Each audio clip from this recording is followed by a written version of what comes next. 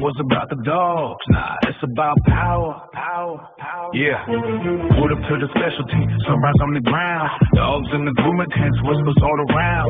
Catalog smiles with the tension in the air. Every handshake got a hidden little snare. Bored in the back room, running quiet little schemes. Bylaws in the pocket like a stack of poker dreams. Slayers for the breed, but they guarding their throne. If you question anything, they coming for your bone. Grievance in the envelope, certified mail. Club justice system, but the deck. Well, welcome back, everybody. Long time no see. Anyway, sorry about last night if I offended anyone. I think next time I'll have to be like, when I say this is spicy, I'll be like drunk and just showing up for this one. Anyway, I thought I would show some funny stuff today, or a little bit of funny stuff today. I thought I would show like some different stuff. One being, look how cute these goats are.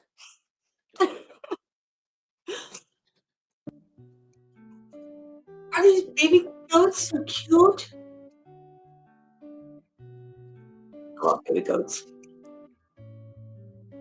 This is Katie Vince Slike. I don't know how to pronounce her last name, but she does a lot of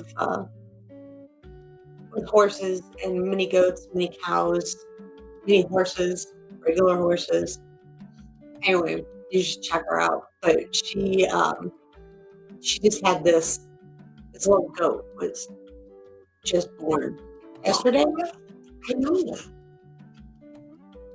And it's the cutest thing ever. I know. Sasha loves everything that is baby. Anyway, I thought that was the cutest. But she has a lot of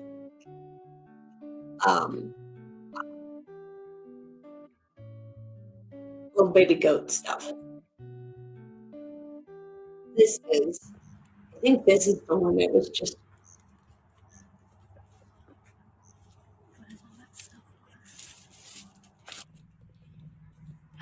Grandma Buttercup's coming.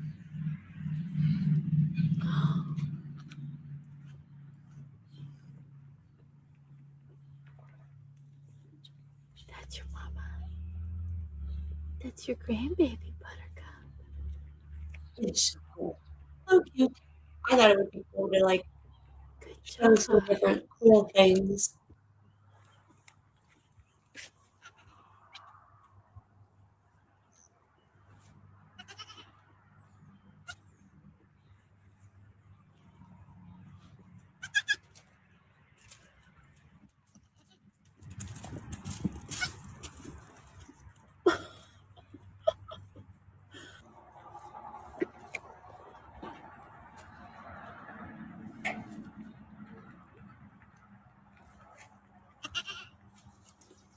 Blanche, were you a midwife? Oh, she's got mini. Did you do so good? How Yeah, they said we went up all day waiting on this thing.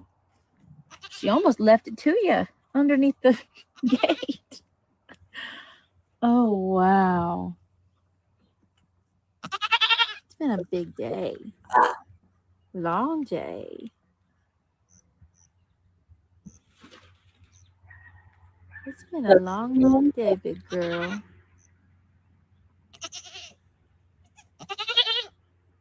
Oh, you're so cute.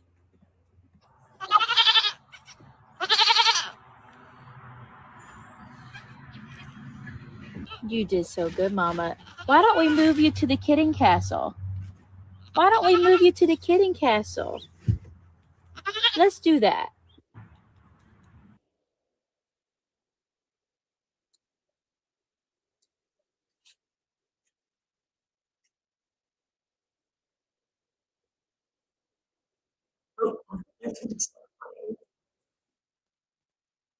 But they're like, she has so many cute, like, I'm gonna see, there's one where it's running around and stuff like that, which I think is so cute.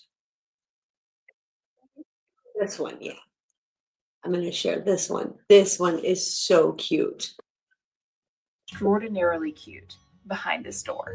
Because yesterday, B had her baby.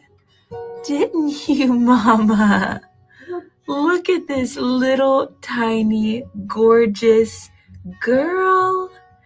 B had a daughter. We're about to open this door up and just see if they'll meander around the kidding castle. We have the doors closed so she doesn't have to worry about her mama or her sisters or anybody trying to bug her. Now, you do have to come out because we got to clean up your stall a little bit. You done pooped and peed and all the things in there. Why don't you venture out? Are you mama's girl? Oh, you're mama's girl. I was so scared about B having only one, but it's so tiny that it doesn't matter. That's perfect. Sometimes only one gets too big. Come on out. Come on out. I got some alfalfa right here for you. Are you going to be brave? Or is your mama going to be brave? Who's going to come out first? That thing is not even real. It's insane. Oh, she's got to get a little snack first. So her tail is just going a million miles an hour. She needed her a little brave snack. You're such a good girl for passing your placenta, having your baby so easy, taking care of her. What a good mama, B. Oh, she's got an itch. Oh, big stretch, mama. Now that baby's got a full belly, why don't we come out here? Why are you hiding under there, huh? I want to squeeze her and hold her. She's got blue eyes like her mama. She did not get her mama's lipstick, though. So we got a little grain for you so that you can eat. I might just plop your baby out here. How about that? I might just go, oh, she's so tiny. I know. I'm sorry. There we go. She does not like that I just did that. She's very upset with me. Oh, no. We got some little grain alfalfa buffet over here. Come get you some. Yeah. Where you go, little girl? We got some chairs so we can sit in here with you. She's just not sure about this, are we? You're very, very fluffy. You're a very pretty girl. Oh my goodness. Look at you. I literally can't handle this. Unfortunately, I have a meeting I have to go to. So I'm going to leave you with Aunt Elena and Aunt Lindsay, and they're going to take pictures and videos of you while I go to this meeting, and then I'll be back. But I had to show y'all this precious little girl and be as her precious mama before then. So stay tuned for more. Is it not? Oh my God. Thing you've ever seen in your life? There is something. Oh my God. Cutest thing in the whole world. Well, not the cutest thing in the whole world, but they're cute. I don't know. I love little baby things. It's just like cute little things, which I think are just adorable.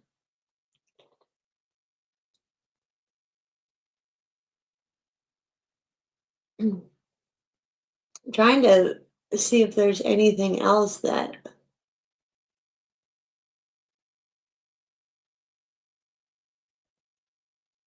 I don't think she had any other babies. They have like little, she has like mini horses and all kinds of mini things. But anyway, I thought I would share that before we did other things, but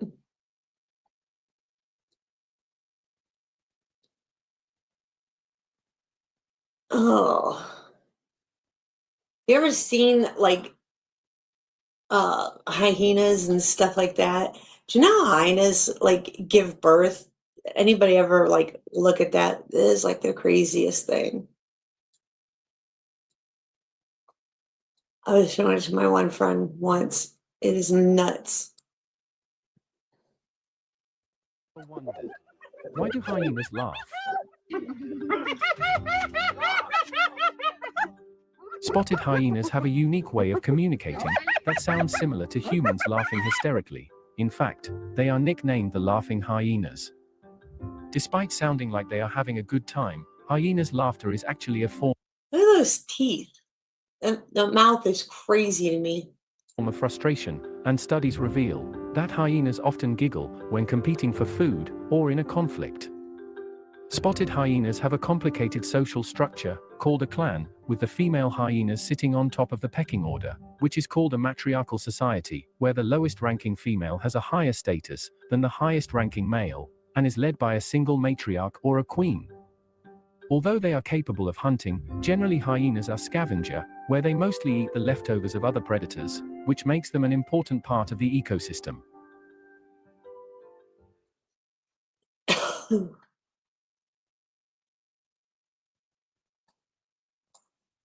The crazy thing about them, though, is that they're the way that they have. Oh, that guy. He put up that his bully puppies are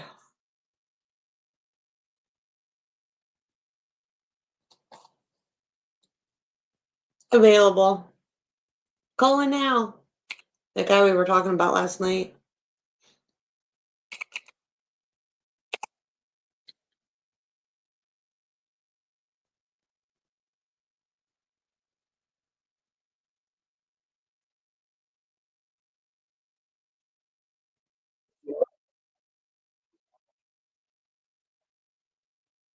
So I think this is the one video. This is crazy to me on how they give birth. It's literally life or death. Did you know that Hyena's birth is one of the most dangerous and difficult in the animal kingdom? Female spotted hyenas are born different. They don't have a typical birth canal. Instead, they give birth through a pseudopenis. Yes, you heard that right. It's a narrow extended clitoris that makes giving birth not only painful, but sometimes deadly. First-time mom have it the worst. Nearly 60% of their cubs don't make it out alive. And sometimes, neither does the mother. That same anatomy gives female hyenas power literally. They are the leaders of the pack, more dominant and aggressive than the males. Like, comment, and subscribe. Is that not nuts? First time I ever seen that, I was like, what?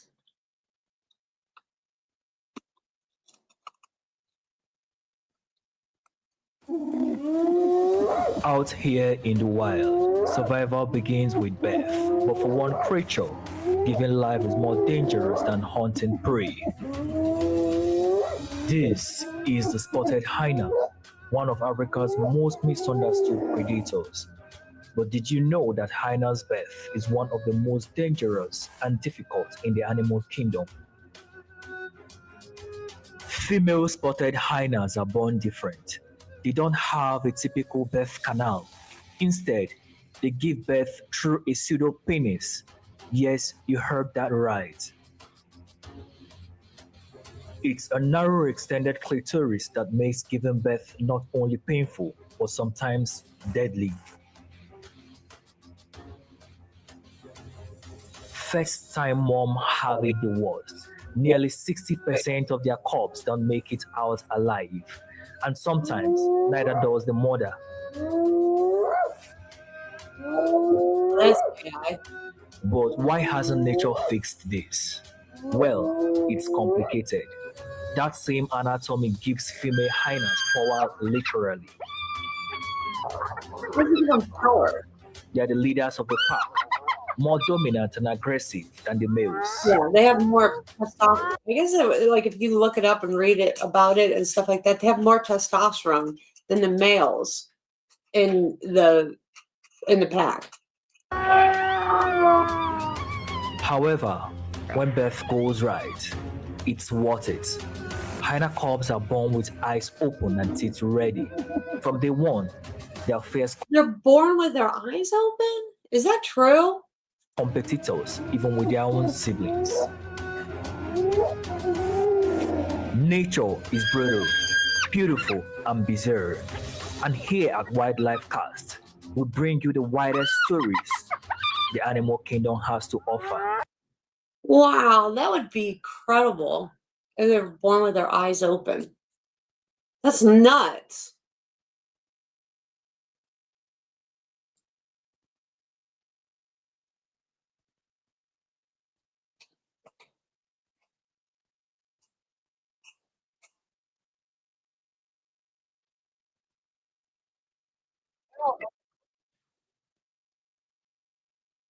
What?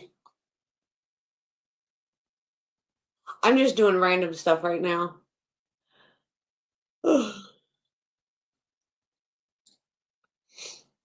Tamer see, he walks in like it's nothing. The caress has it there. The hyena doesn't bite it. I'm touching Is this real? Does this look real? Does that hyena even look real? the hyena. Wow, it's rough. It's a fur no longer. No, I don't want to do it anymore. And it's an extremely intimidating experience to be here. Yeah, I'm pretty scared. I use my magic to touch him and do everyone you want to do with him. Man, it doesn't.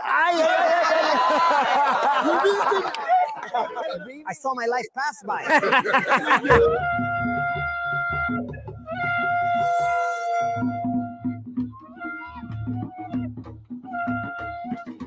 We are currently residing in Nigeria and have made our way to the Kano region, where we have chosen to immerse ourselves in a community of individuals known as the Hyena Man. In this video, we will witness how this tribe successfully tamed one of Africa's deadliest species. Did they know? It doesn't look like successfully tamed. Look closely to understand their incredible achievement. How is it that the children live with poisonous snakes from a very young age? How this subculture, which many estimate to be hundreds of years old, has developed? And how their skins resist sharp knives, to which they give an explanation of powers acquired by black magic. Come on, no doubt that will be extremely interesting, and the Hyena Man community awaits us. Let's hit it.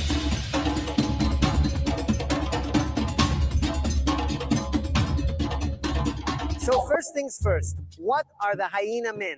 From their simple name, we can intuit that they are tribes that have been dedicated to catching hyenas and breeding them for decades. People have a habit of keeping these creatures as pets, crafting garments from their skins, using their heads as trophies, and exploiting them in circuses for both entertainment and... But if they were truly trained, would they need the muzzles? I mean, because that's truly what those are. They're muzzled. And if they were truly trained or domesticated or whatever, they wouldn't need the muzzles, the get up muzzles, right? Because they would be able to just walk them and profit. From the moment we arrive, it is evident that they have several hyenas chained up with very thick muzzles. Wow, I have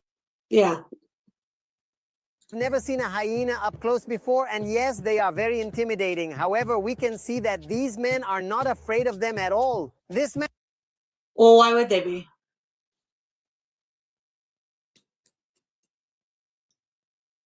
Man is extremely fearless. Look, evidently he has tamed this African hyena. No, he didn't tame him. A demonstration of how when he wants the knife to cut, it cuts, and when it doesn't, it doesn't cut. No one. Cuando no corta. See then? I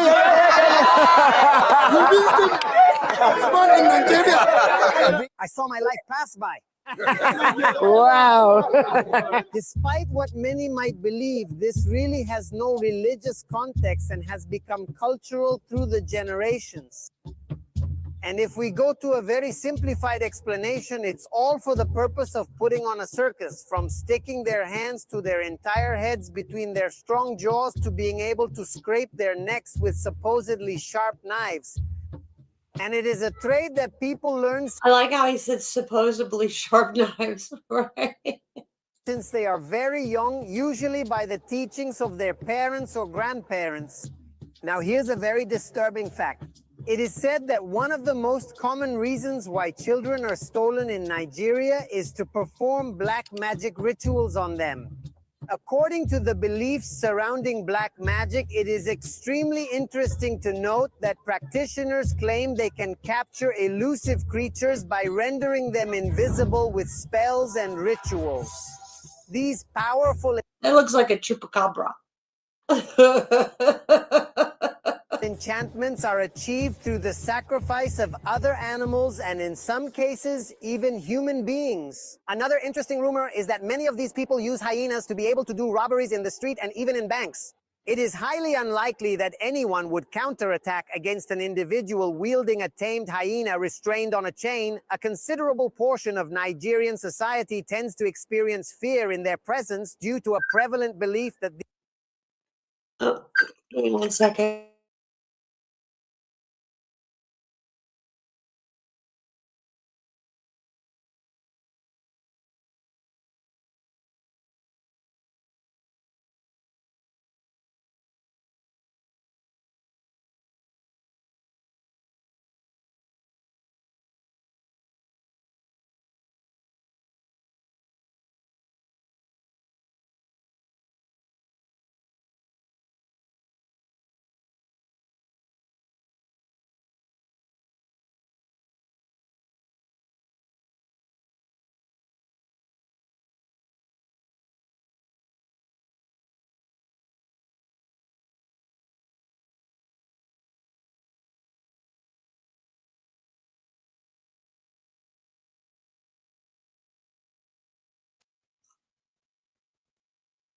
these men are endowed with split personalities. Already the village people are gathering for the show. I see hyenas, I see snakes, I see knives, swords. This is definitely going to be intense.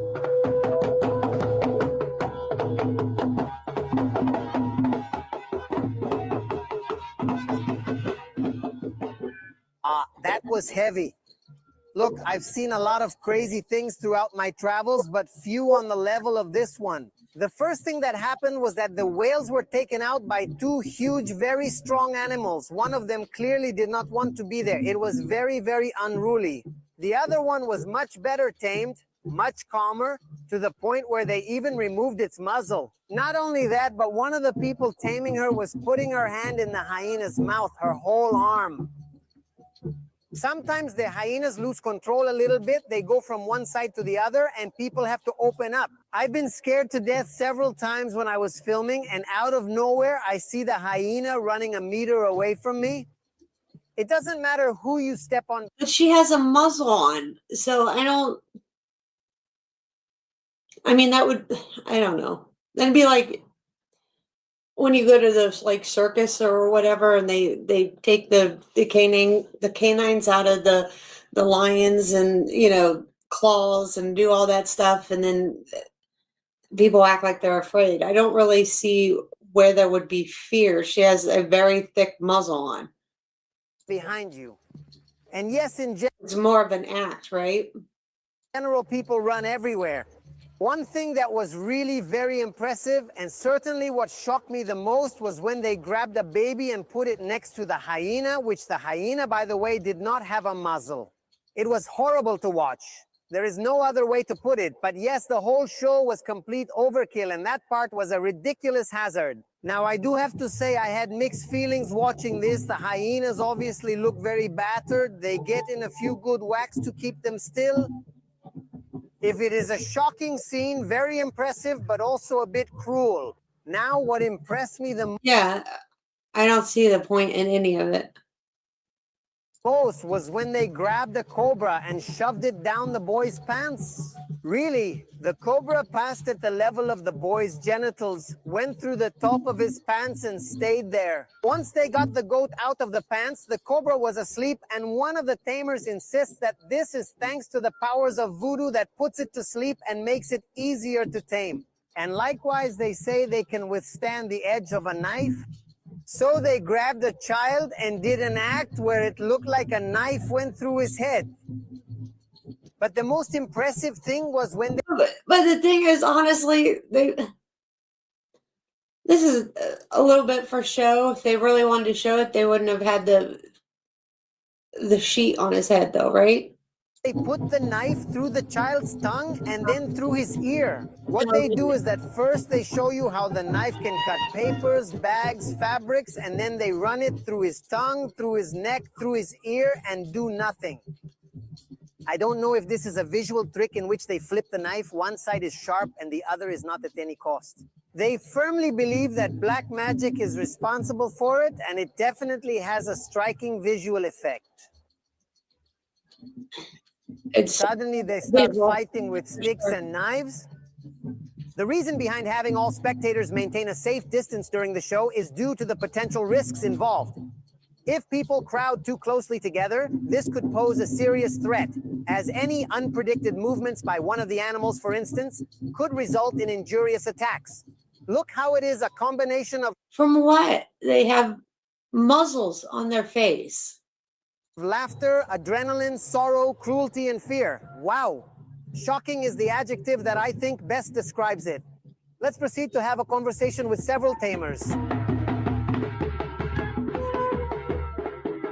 This is for educational purposes only, just so that everybody understands. I don't condone any of this. I don't think that any of this is real. I don't think that any of this should be done. This is their culture. This is whatever they do in these countries, whatever.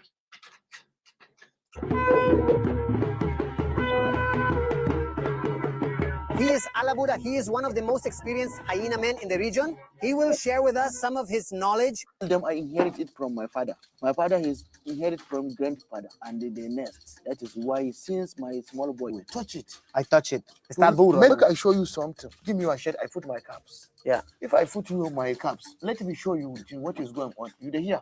You dey hear? What is happening? Who want to eat against? Hurt? Yes, it hurt, but it wasn't fatal. And look at it all broken. I'm hard-headed. What he is telling me is to grab the knife, that it is strong, that is, it is obviously metal. And he says that while he touches me, while his hand is on me, I will be able to bite it and break it with my teeth. So you can do this with like Damascus and stuff like that, where there's like, breaking points or weak points in a knife and stuff like that. This is funny.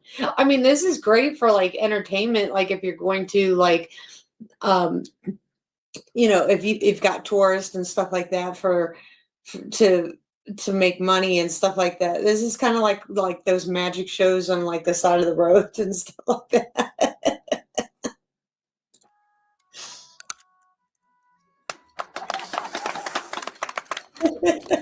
Okay, now, they're giving me a demonstration also of how see, this kernel eats fire. So see how my brother grabs the balls of fire and then he eat it right here. He is literally eating fire. The tribe with which we have just lived is in the villages far from the city. These are practices you would expect to see in rural communities in Nigeria. But now I have been brought to meet a family of hyena men who are in the middle of the city, in the middle of the suburbs. See how these are the streets of the neighborhood, motorcycle cabs passing by, lots of commerce, people on the street and inside their homes, and they raise hyenas for the same purpose. Here at the entrance of the house, they have some heads, they have snake skins. Yes, all animals that these people here have hunted from the wild. Wow. There she is, and they have her without a muzzle. This is very scary. Really? If that chain breaks and you can see that she's furious? No. That chain ain't gonna break. That chain ain't even, look how doubled up it is. This is actually frightening. It felt like they had a better grip on things in the other community. It's concerning considering we're located right in the heart of the city. You saw how crowded the streets are around here. And the carnal tamer comes in as if it were nothing. He touched the hyena and the hyena does not bite him. See how it grabs his mouth? They don't have him as a hunting dog. They have him. He's probably been captured since a baby. Kind of like what they do to like gorillas and stuff like that. Him as like an ill-tempered chihuahua, a rabbit chihuahua. This is, of course, more shocking than anything we have just seen, but it still manages to stun. See how he kisses her? My carnal gets close to her, one-on-one. He is putting his arm in her mouth. What is that? What's wrong with my friend? And why is the hyena so calm? She's letting him smell his neppy. See that? Its huge jaw, bone-shattering carrion, and putrid flesh in its nipe. And now kissing him. Wow! No, this is what they don't even muzzle him is, look, I've seen men with huge balls. I think this guy takes the prize. This brooder is awesome. It's my brother's egg. Hey, and let's be clear that this is our friend's house. Here we are seeing his room, his living room, his flip-flops, his family who is here visiting. This is not a place for hyenas. This is his house. This is literally his pet. Well, they've already muzzled his tail. It is called La Hyena, which means lucky in the local language. And I'm told it's safe to enter so I can see it Look at it drooling. up close. Okay, my friend here is urging me to touch it. Okay, I'm touching the hyena. Wow, it's rough. It's a fur no more. I don't want to do it anymore. The laugh you hear me is a nervous laugh. It's a very rough fur, and it's an extremely intimidating experience to be here. Yes, I am. I'm pretty scared.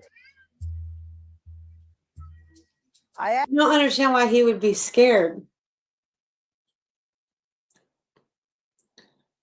Ask about his methods for training a hyena, what techniques he employs. He says it's something you're born with, something you inherit from your family, because he, in fact, considers himself to be from a legion of half hyena men. We were uncertain about the hyena diet. They claim both goat and beef are her food. They don't give her the live animal. Instead is given already dead. He also informs us about the high cost of maintaining a hyena. Well, it would be smart. They are scavengers. Hyena due to the exorbitant prices of goat and cow meat, which adds to the overall expenses. And when we asked him about the legal issue, he told us that not just anyone can keep a hyena. In order to possess and hunt this particular animal, you must possess a special permit as the top-ranked hunter. Similarly, when you take the hyena out of its home, out of its, what do you call it, out of its den, you have to notify the law, take out a special permit, and make sure that you are going to take it through. How does that hyena drink, you think? Since it has like such this special muzzle on it. Or do you think it just has this muzzle on because these people are there filming it? Places where it cannot cause public disturbance, so to speak. So if you look in the eyes of the Nigerian law, this is all under control. I mean, just see out of the house. This is the main gate here, then there's the street, then there's the whole flow. Quite a lot of people here. If all of a sudden the hyena gets out of control and all of a sudden the chain breaks, they get careless, they left the door open, whatever the chaos would be. You have to have a lot of confidence in the hyena men, in the authorities that give them the permits. This is something very surreal. That is the word surreal.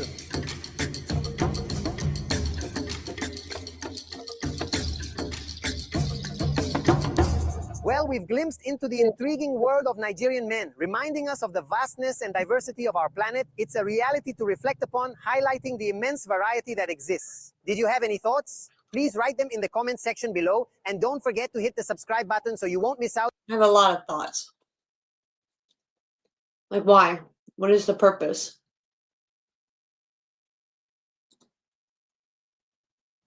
But, you know, everybody has their culture, I guess, so you can't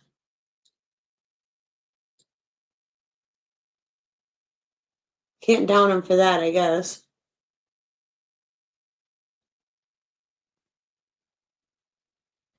I mean, it's kind of like the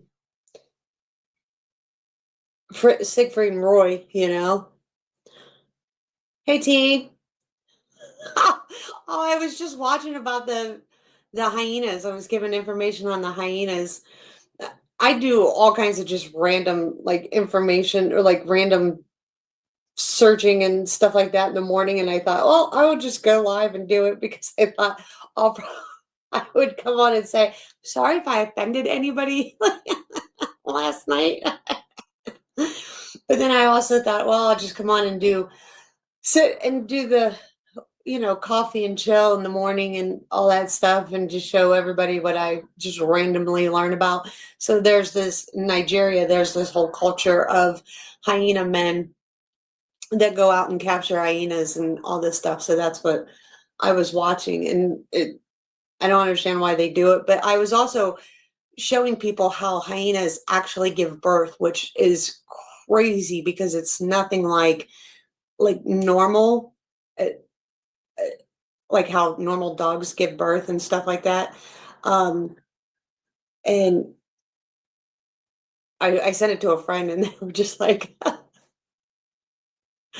very bonded to one person if it's in a pet situation, but you totally to bully them, right? Well, that's what they were like. This whole thing was just like crazy. But here I'll show you. I'll just play this again real quick, just so you don't have to go back and look, because it's just real quick. It's a 2-minute video, but how they give birth, like first time mothers, most like 60% of the babies don't survive. And sometimes even first time mothers don't survive because how they give birth is wild, like wild.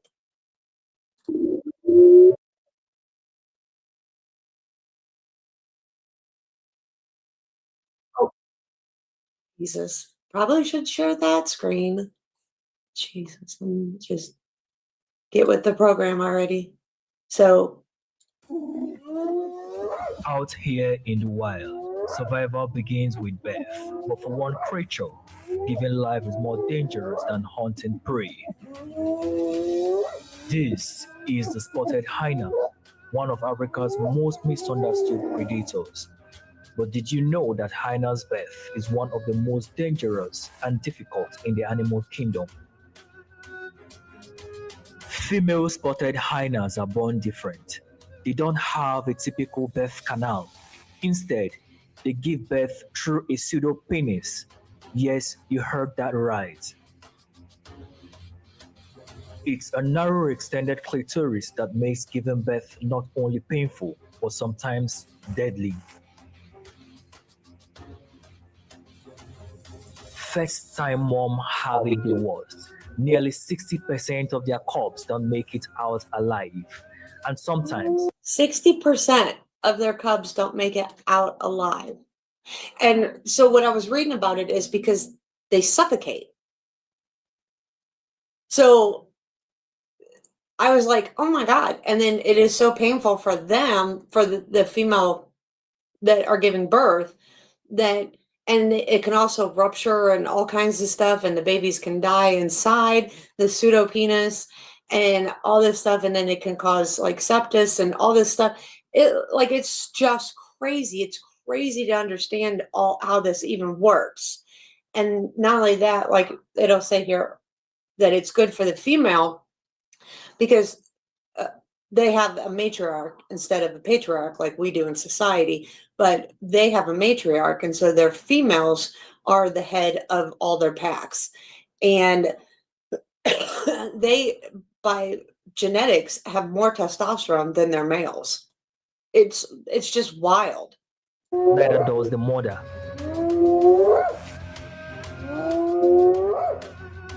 But why hasn't nature fixed this?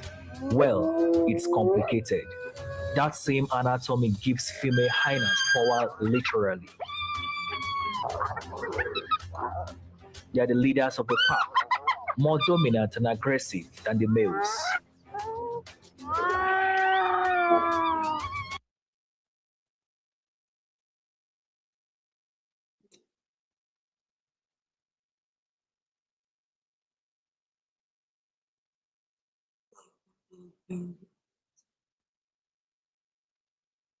The cat guy got into snakes. I had a red-tailed boa. My husband hates snakes, though. He's like, yeah, no. I had a red-tailed boa, and that was the only snake I had. I had it for a long time other than that. Right.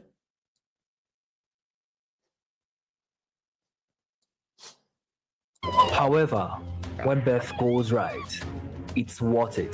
This is Hyena cubs are born with eyes open and teeth ready. From day one, they are they're born with their eyes open.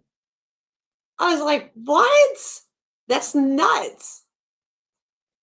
I've had all kinds of animals though, but yeah, the only snake I ever got into was a red-tailed boa. That was That was my extent of snakes because my husband's like, yeah, no, no, you can have a lot of animals. I don't care. Snakes and spiders is where he draws the line. Fierce competitors, even with their own siblings. Nature is brutal, beautiful, and bizarre. And here at Wildlife Cast, we bring you the widest stories the animal kingdom has to offer. Want more shocking animal facts? Hit that like button, drop a comment with your favorite wild animal, and don't forget to subscribe. Yeah, so that stuff is that to me is just wild. Like I love learning all kinds of weird things and new things, and like who would have just thought that you just think and that they're more closely related to cats than they are dogs.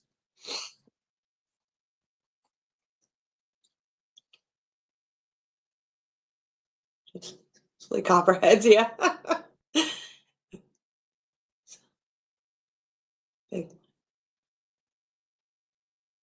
Oh, and what we got. I still put time under. Wow, that's great. Well, we need venom catchers. You don't make anti-venom without some venom. So, the only thing I ever caught around the house is gardener snakes and stuff like that. We have copperheads here because, of course, I live in Ohio, but and water moccasins and stuff like that. But the only thing I ever caught was, gardener snakes and shit like that. I used to chase my sister around all the time. She used to get so pissed. But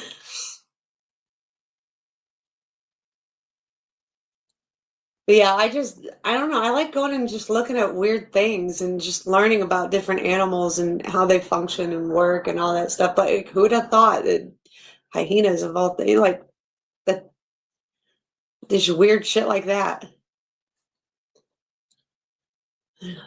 Animals have easy terrain, snakes are subtle to the time. Very subtle, right?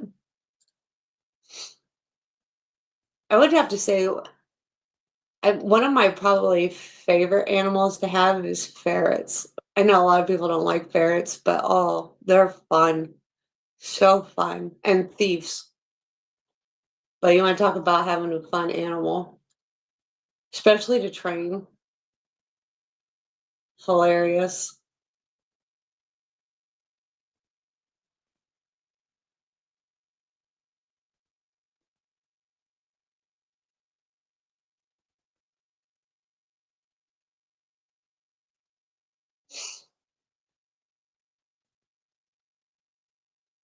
So right now I'm just looking through.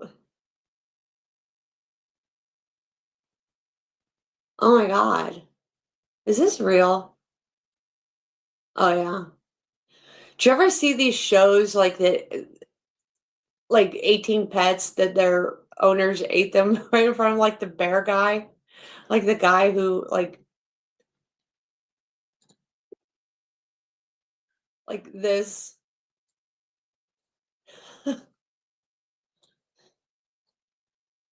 It appeared that an attack was taking place right then. Are pets our best friends or just a... I don't have any experience, but one of the ladies I work with, she had two. Oh, you have to have two. You have to have two. If you're going to get a ferret, you have to have two. Really? Oh my God. You have to come on and talk about that.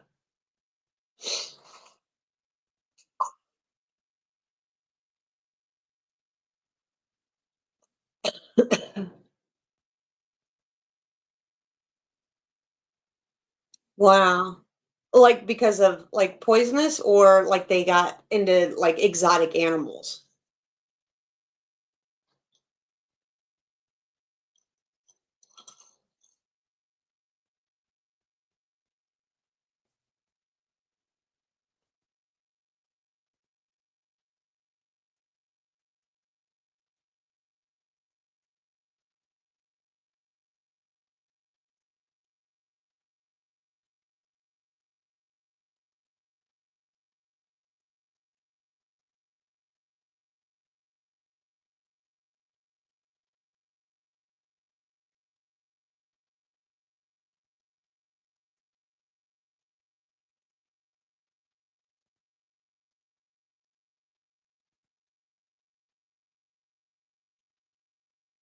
beast in disguise, waiting to turn into uncontrollable savages?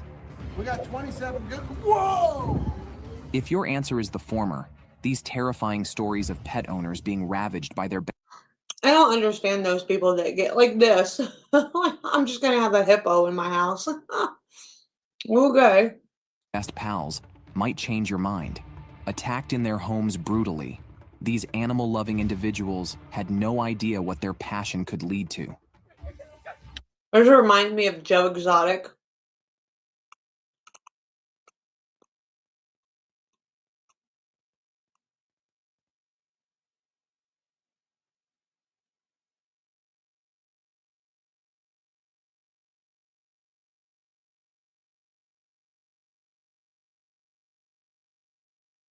Oh.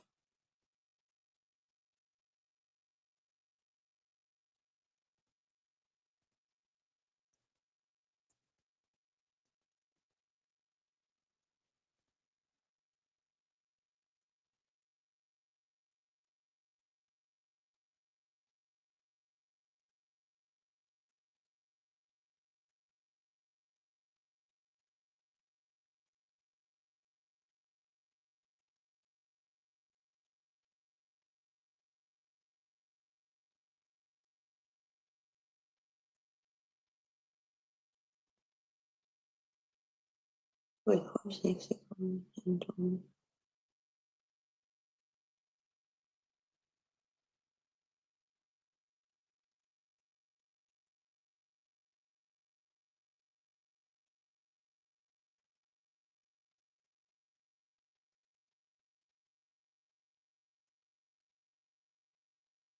Oh wow.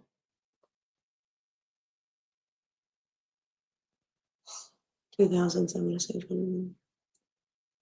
Okay, Christina.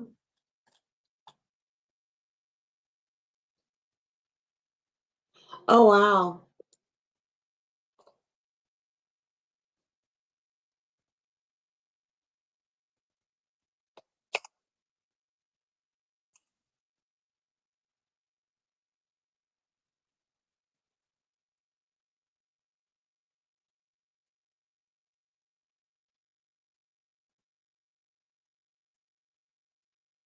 Christina Hendricks.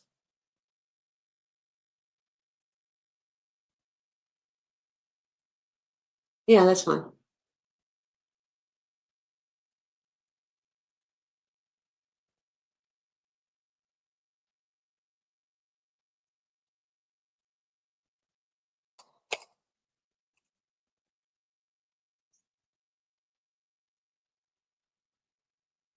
Okay.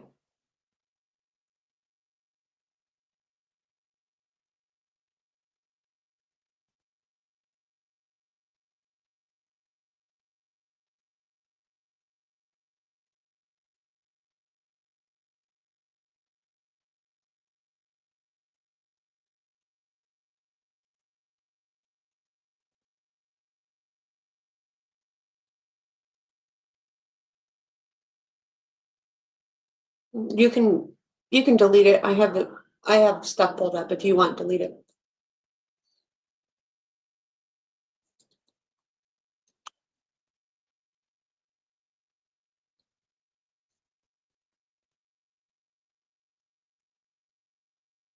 It's just you and me on here anyway, but yeah, if you want, just delete it. The comment.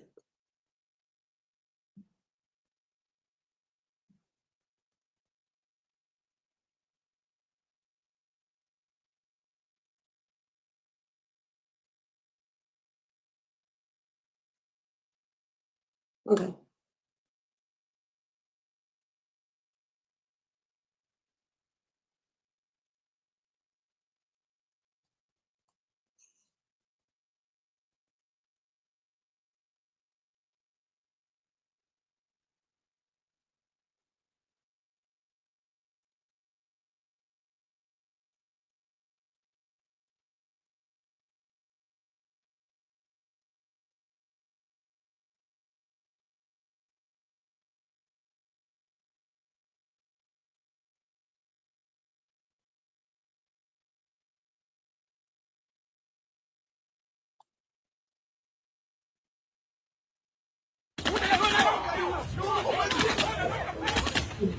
Join us as we reveal unbelievable pets who ate their owners right in front of everyone.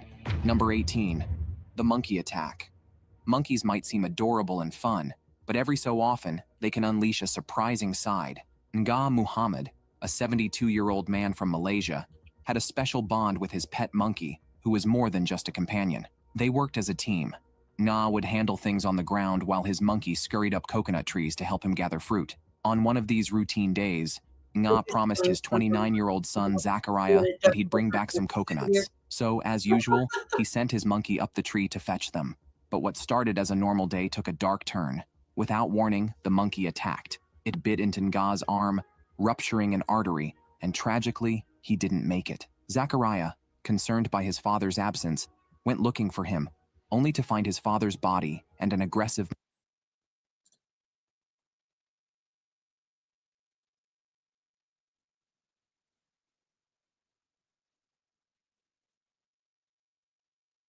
Okay, hang on. I think I found it. Oh, oh.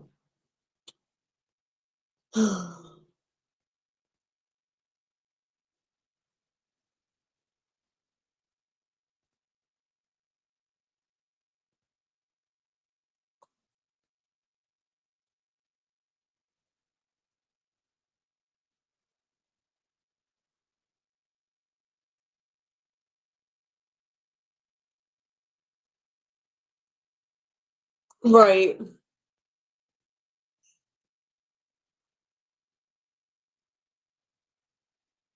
Well, that's how I don't understand people getting the tigers and stuff like that for the same, right. Yeah. Well, I mean, you look at, I used to live in Vegas, right? So I got married out in Vegas. We lived there. It was only 4 months or whatever, but Siegfried and Roy was out there when we were out there, of course. And so you look at all that to think that, he thought his life was just okay around those cats. And that the thing is that people don't understand is that animals are unpredictable. No matter how much you have them tamed, they're unpredictable. They're wild. And no matter how much you domesticate them and they lived in their house and they had cubs with them and they did all this stuff, they're wild. So,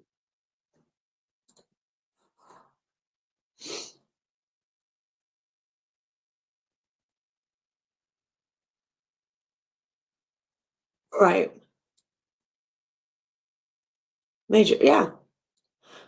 Well, I mean, yeah, I mean, look at Joe Exotic, look at all these people, but there's still a wildness to them. You know what I'm saying? Their genetics they're still this unpredictability, and not that you have to go back to their ancestors, right? Everything derives from something, right? And so there's still an unpredictability about them, no matter how much you trust them. It's no different than I tell people all the time. If you say, I 100% wholeheartedly trust my dog to never do anything wrong, you're a fool. monkey that nearly turned on him as well. Zachariah shared with local news And it's worse for the people that buy these exotic animals. You know what I'm saying? You can't. I mean, if you trust people to never do anything, you're a fool. Why would you trust an animal to never do anything?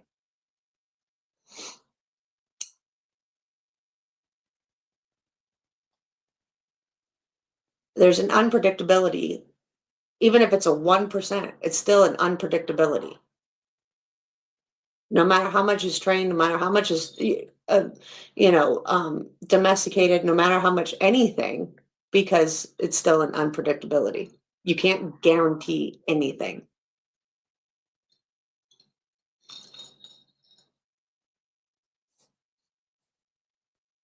Right. If you ever want to come on and just talk, you don't have to show your face or whatever. I know people have a hard time with that. Just let me know. I'll send you a link.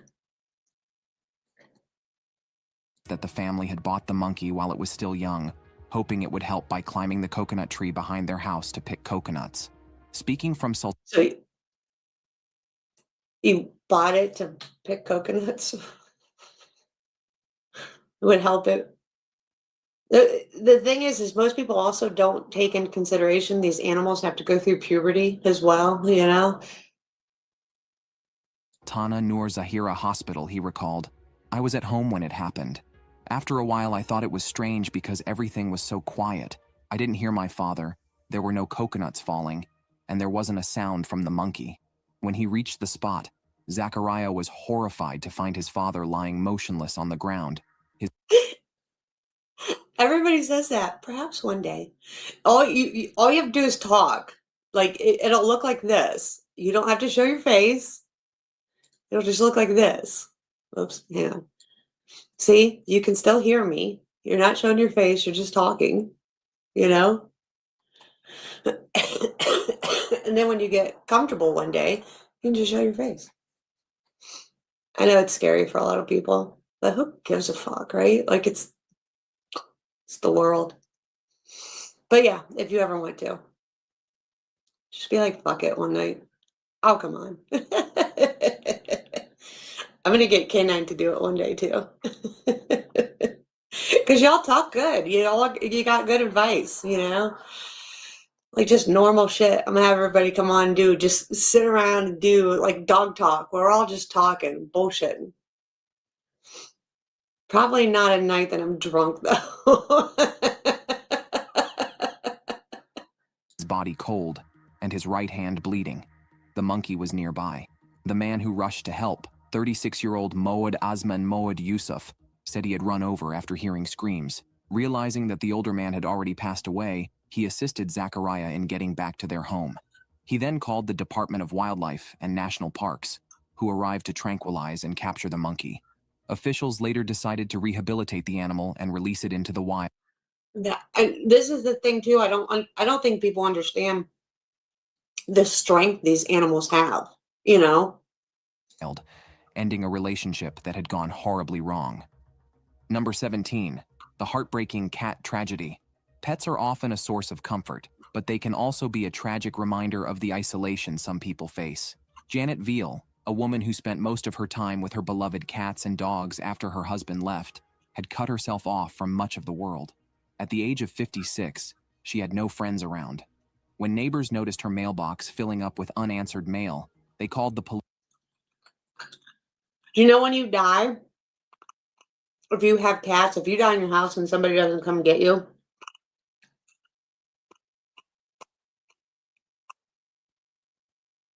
or doesn't know that you have died, and you have cats, I tell my mother-in-law this all the time, if somebody doesn't know that you've passed away and it's been a couple days or whatever, and your cats have, yep, they will, the first thing they eat is your nose and your lips.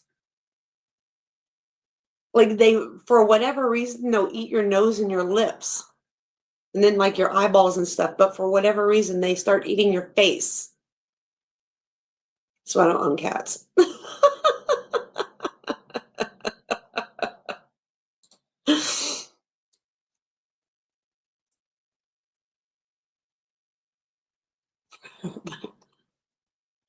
Right. This is the truth. And the thing is like, even like chimps and gorillas, well, especially gorillas, but chimps, once they hit full maturity, they're as strong as a man, like a full grown man.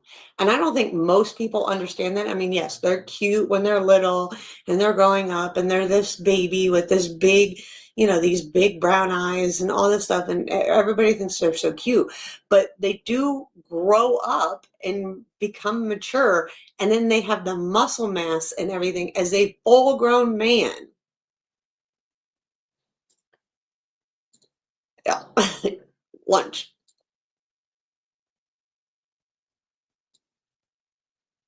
You see the recent study on chimps?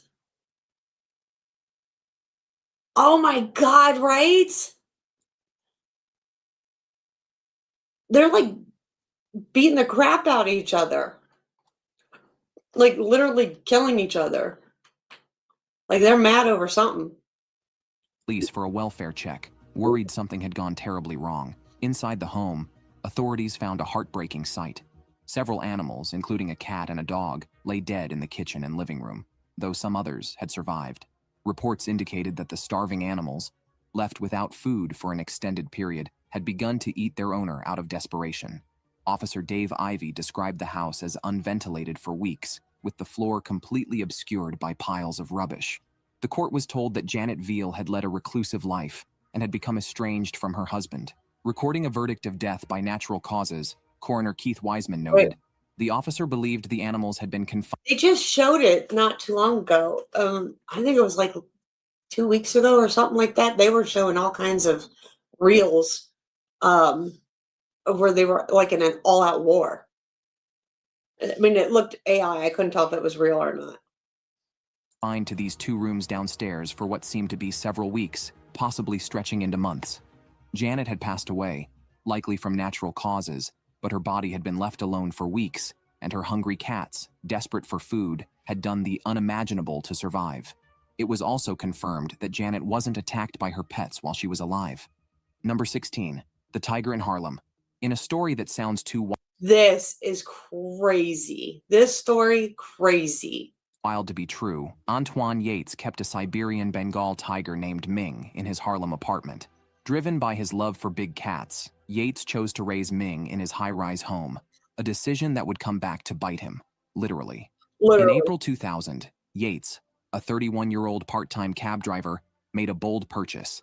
He acquired an 8-week-old Siberian Bengal tiger hybrid named Ming from Bearcat Hollow Animal Park in Racine, Minnesota. Records showed Bearcat Hollow had previously sold him a lion cub, which Yates later rehomed. For 5 years, he and his animals lived together in Apartment 5E of the Drew Hamilton Houses, a public housing complex. During that time, Yates would only leave his apartment once daily for about an hour to buy food.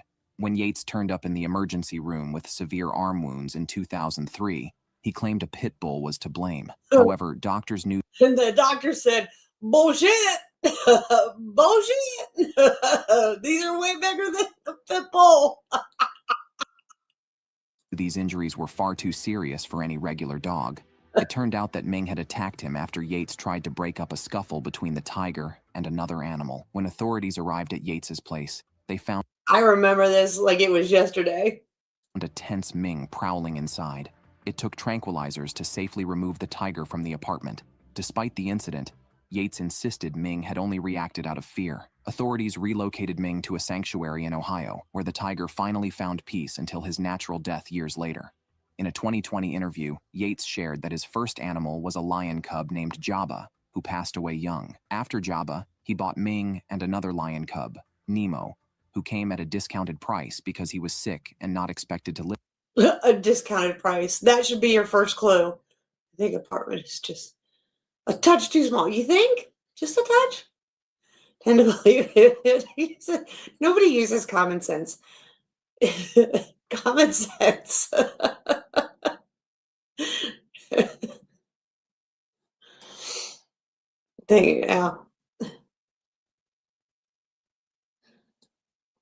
Common sense is like, I mean, think about it. We have to put, information on Tide Pods now that you should not eat this. Long. At the time, Yates also owned an alligator named Al, which he had legally obtained in New Jersey.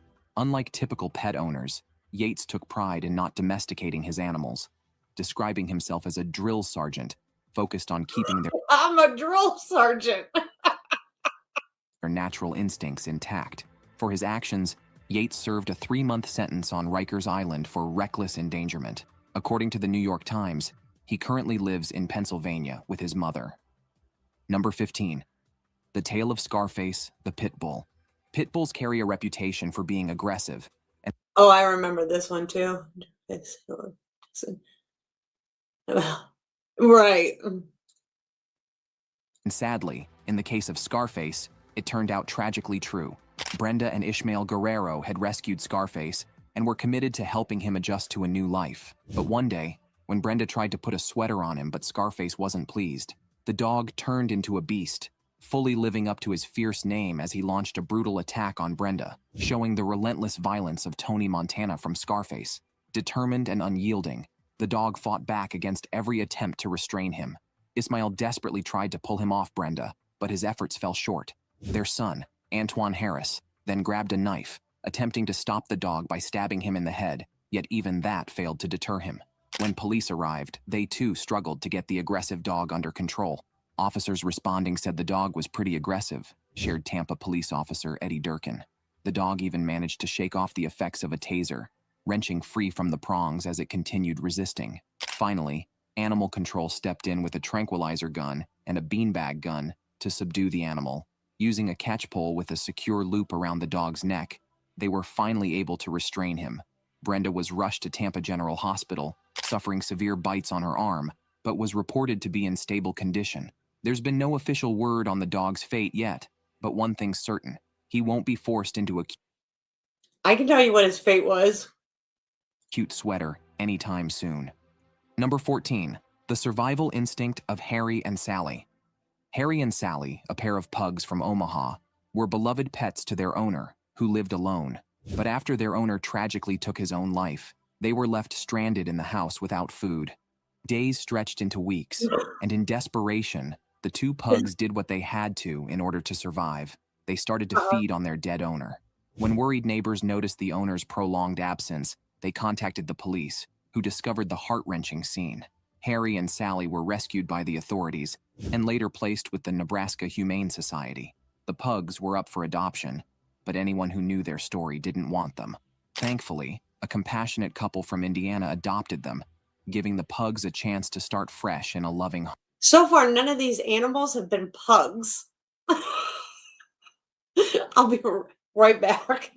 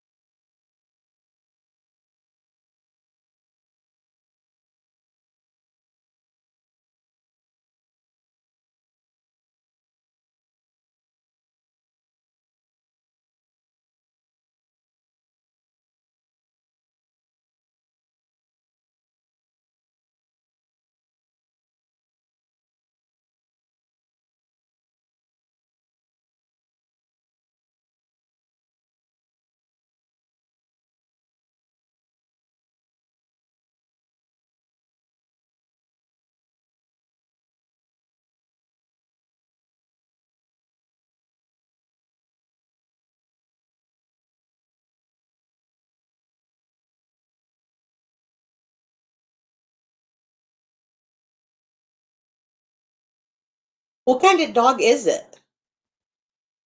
One serious, like predatory behavior and thankful. It's smallish. Which one? What kind of dog is it that you got? Bull Terrier. I used to love them. Utterly deadly. Pugs are?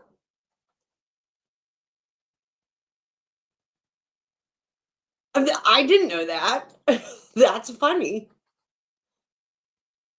Home. The police also confirmed that Harry and Sally are perfectly not. Well, there's a pug.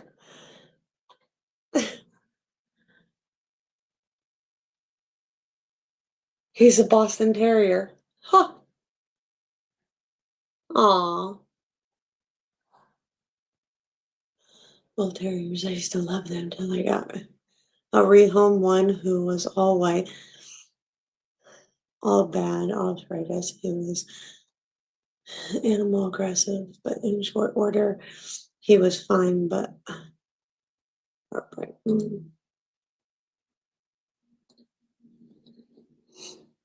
And canine nuts. And flying bears and tigers. I have never On heard violent pubs, that pugs are hunting bears and tigers. How are they hunting bears and tigers? and they only fed on their former owner to survive. Number 13. The Black Widow's Bite. Mark Vogel, a 30-year-old from Germany, had an unusual hobby. He was captivated by arachnids. He had amassed over 200 spiders and insects, including a deadly black widow. For years, Mark's friends and family had warned him against his dangerous habit, yet he was relentless. Eventually, his loved ones drifted away, and Mark was left alone with his dangerous pet. Yeah, I wouldn't go to his house if he had that many spiders crawling all around. I don't have a fear of spiders, but if they're just crawling around, stuff like that, no. Claiming that they don't do him any harm, until one day, his passion turned lethal. A black widow bit Mark, and with no one around to help, the venom eventually claimed his life. Months later, neighbors raised the alarm, leading authorities to his home. Inside, they found his decomposed body, along with his many insects and spiders, which had started to feed on him in their desperation. The spiders were eventually moved to a conservation area, but the grim news left everyone terrified and unsettled. Nope, just burn the house down. Just burn it down. That's about 20 bugs they challenged to his right, so no to oversleep. They call it hibernation. What the shit?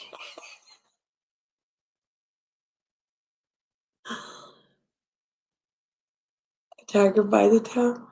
Oh my god, you're fucked up. In particular, I thought you were policemen who discovered Mark's body couldn't believe their eyes. Spiders were crawling all over his body, said a police spokesperson, describing the unsettling scene. They were emerging from his nose and mouth.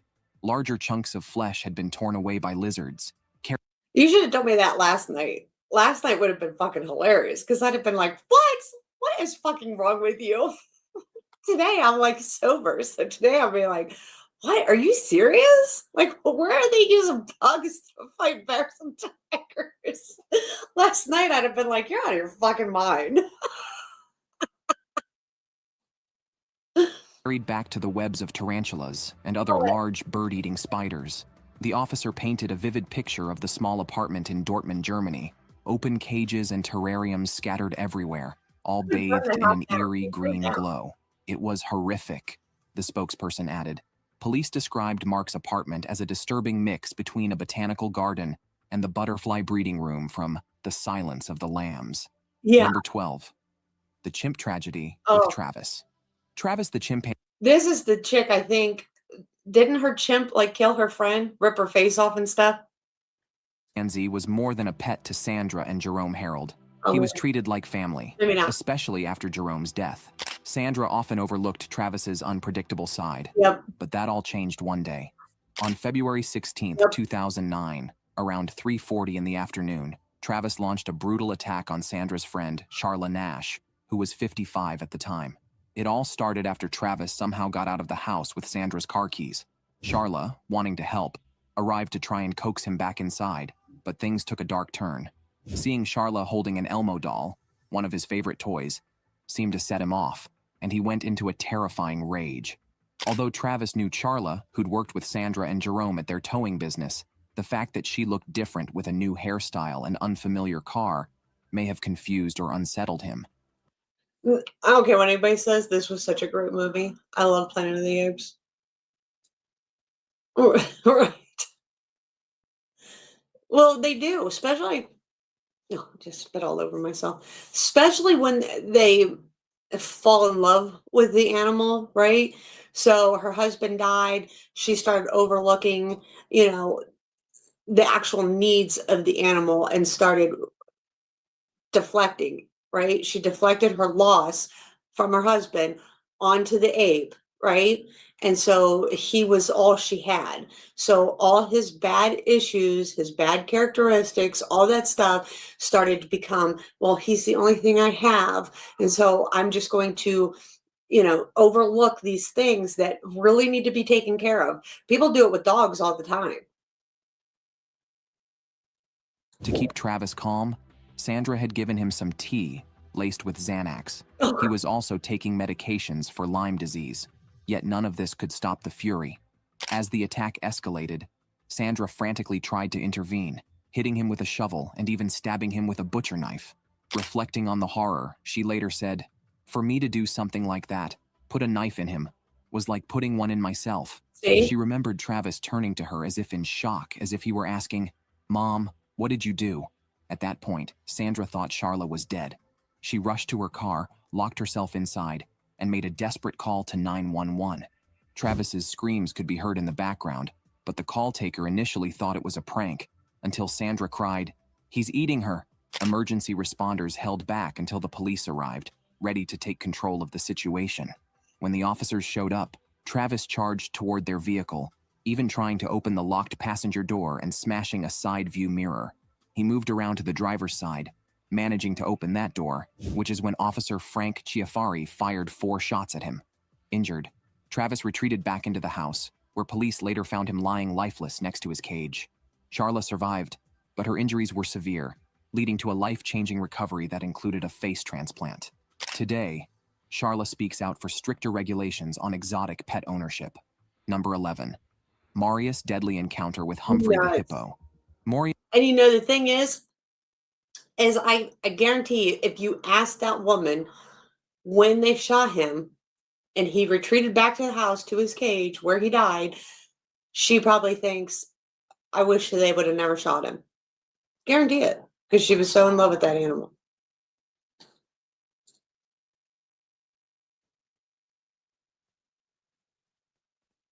Right. To thinking, yeah, my little dog is not serious.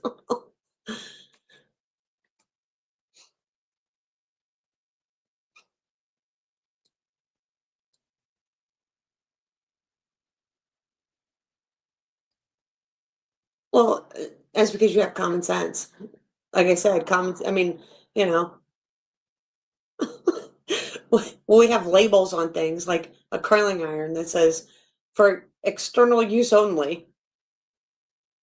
You have to think about, or, you know, open the pizza box, you know, and eat the pizza inside. When you have things like that, you have to think like, why did they have to put this on there? Like, where did the common sense come?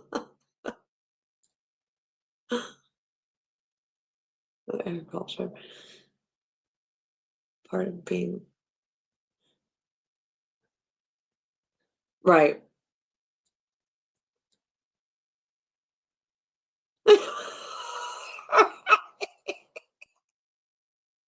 I mean, literally, on the box it says, open box pizza inside.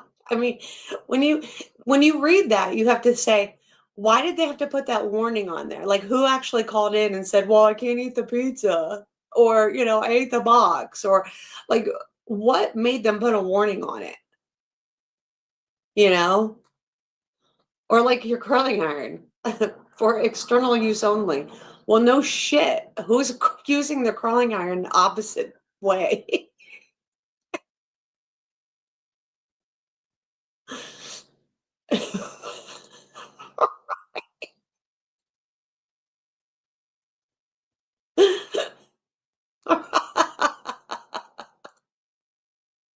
Oh, fiber's supposed to be from the vegetables that you put on the pizza, if you do.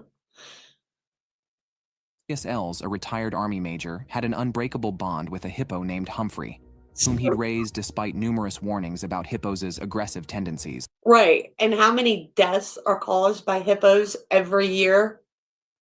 I mean, do people not look up these statistics before they decide that I'm going to buy this exotic animal? Humphrey's temper showed itself on occasion, but Marius trusted his tame hippo completely. Sadly, one day, Humphrey's aggression And there's the problem. Completely. You should never trust an animal completely. flared up without warning.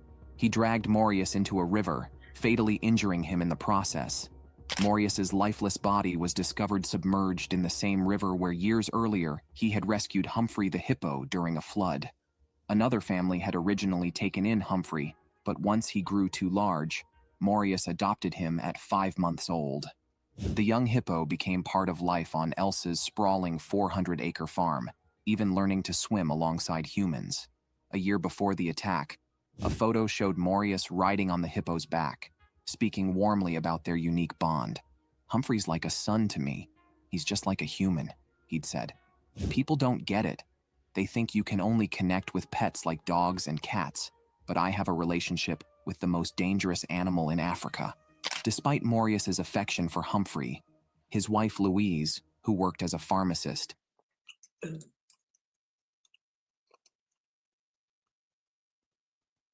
Right?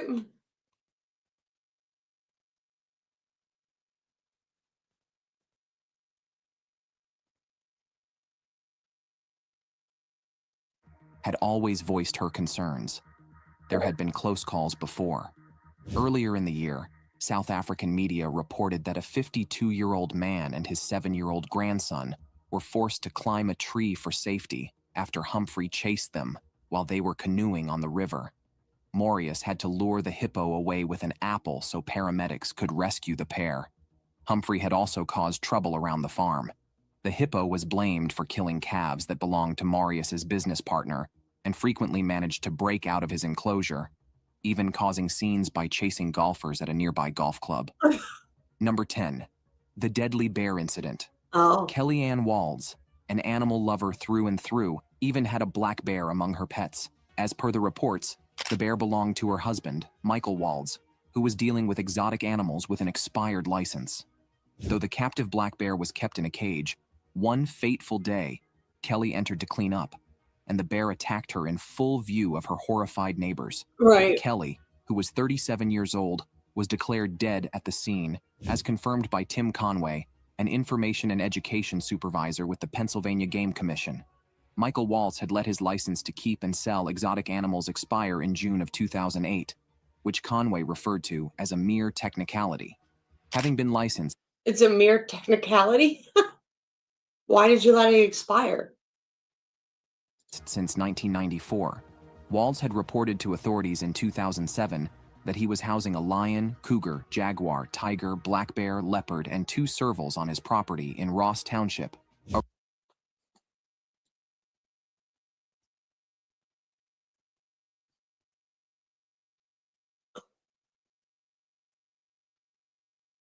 I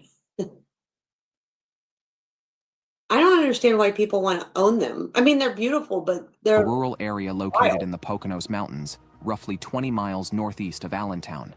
On that fateful Sunday, Kellyanne Walds entered the bear's steel and concrete cage, which measured 15 by 15 feet, around 5 in the evening. She attempted to distract the bear by throwing a shovelful of dog food to one side while she cleaned the opposite side. Unfortunately, Why? Why wouldn't you just put the bear on the outside of the enclosure so you can clean the enclosure? Like, things like this don't make sense to me. Try to distract it by throwing food on one side. At some point during this process, the bear turned on her and launched an attack. Later, the culprit was confiscated by the authorities. Number 9. The fatal... This guy.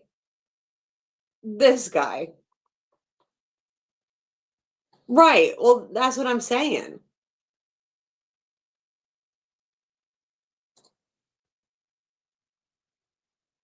Right. encounter of Timothy Treadwell with a grizzly. Timothy Treadwell was known for his unusual dedication to living alongside grizzly bears in Alaska's Katmai National Park. In 2003, he and his girlfriend Arnie Huguenard camped in the park to study the bears up close. But the story took a deadly turn when a bear attacked, leaving no survivors. Around noon on Sunday, October 5, 2003, Timothy Treadwell spoke with an associate in Malibu, California, by satellite phone. Treadwell mentioned no problems with any bears. The next day, October 6th, Willie Fulton, a Kodiak air taxi pilot, arrived at Treadwell and Huguenard's campsite to pick them up, but found the area abandoned, except for a bear, and contacted the local park rangers. The couple's mangled remains were discovered quickly upon investigation.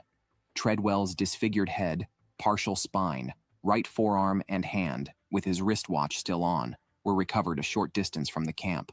Huguenard's partial remains were found next to the torn and collapsed tents, partially buried in a mound of twigs and soil.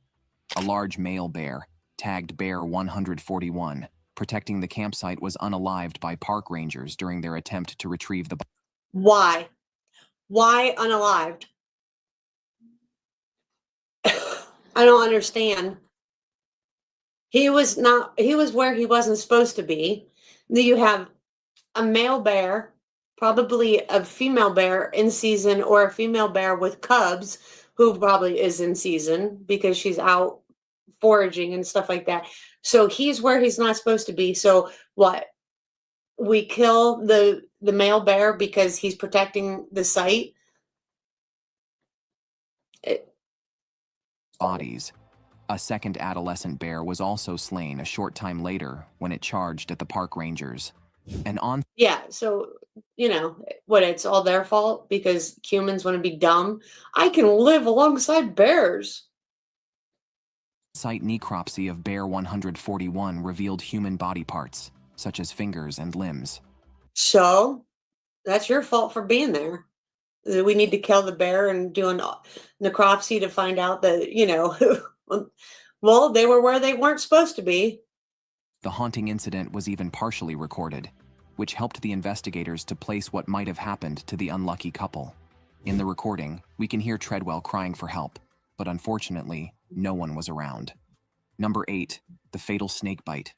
Keeping a venomous snake as a pet, particularly a black mamba, is a risk very few are willing to take. Black mambas are infamous for their potent venom and aggressive nature, ranking among the world's deadliest snakes. A single bite can kill within hours if untreated, making it incredibly dangerous even for experienced owners. Alita Stacy from Putnam Lake, New York, however, had a deep fascination with reptiles and collected over 70 snakes, including a black mamba. Canine. Bears for 3 years and bring my girlfriend along and the bear eats me. Please remember to not shoot the bears. Right? I mean, that's all I'm saying. Like, it's not the bear's fault that you were all over their territory. And it was an adolescent bear, a regular bear, and probably at this season, I mean, if you look at some of the video he was taken prior to, there was baby cubs all around. So, so we're just going to kill everybody just because we need to do a necropsy to find out if these bears ate them and while they're protecting the camp. Oh, well. Yeah.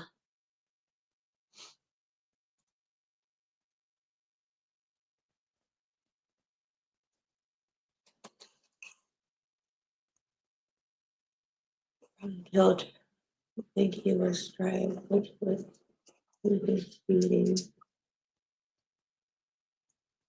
Yeah, well, if that's the case, then he probably acted like an idiot.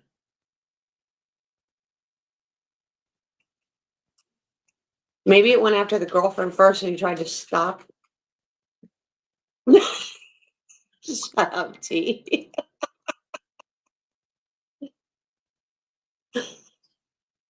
I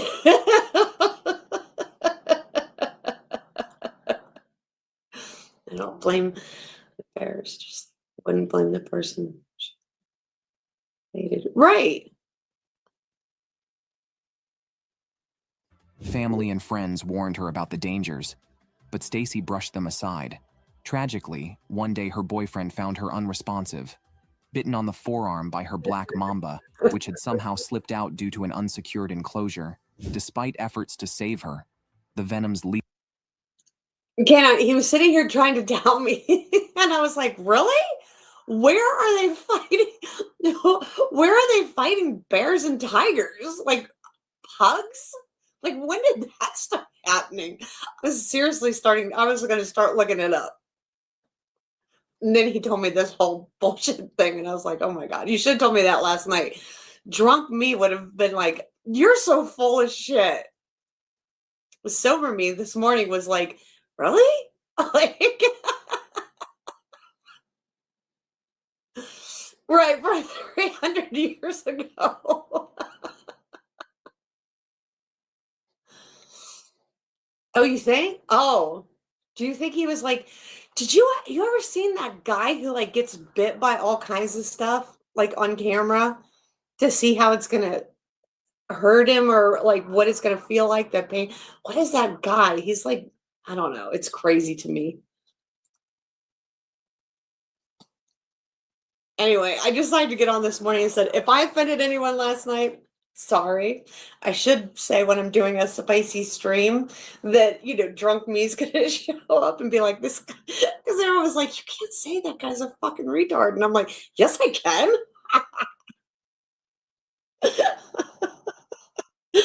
But anyway, so I was like, if I offended anyone, I'm sorry. Not that I called any of you, but I was like, I say that about Gerald all the time. But anyway, but then I was like looking through stuff and I was looking about hyenas and all that stuff. And so I was just like, I'm just going to go through some shit this morning and just do a wake up and like a coffee and chill stream. But they all make claims that the Boston Terrier is a fighting dog because its ancestors were pit dogs. Oh, okay. So this guy, T, you think this is the guy who's self-inflicted? Lethal effects were unstoppable. Later, all of Aleda's snakes were placed. Oh. Tragically, one day her experienced owners. Alida Stacy from Putnam Lake, New York, however, had a deep fascination with reptiles and collected over 70 snakes, including a black mamba. Oh. Family and friends warned her about the dangers, but Stacy brushed them aside. Tragically, one day her boyfriend found her unresponsive, bitten on the forearm by her. Is this the chick that lived in that trailer or something with a bunch of snakes? I'm trying to remember this. And she lived with a bunch of snakes, and like when they went and got her, or like whatever, it was like under the cabinet of something. I can't remember. I'll have to look. Her black mamba, which had somehow slipped out due to an unsecured enclosure. Despite efforts to save her, the venom's lethal effects were unstoppable. Later, all of Aleda's snakes were placed in the Bronx Zoo, including the killer black mamba. Number 7. Yeah, is she the chick that like lived up on a hill somewhere, like in a trailer, and she had all the aquariums and stuff, and she said it slipped, or somebody said it slipped out? Or is that a different chick? She kept like getting more and more dangerous venomous snakes.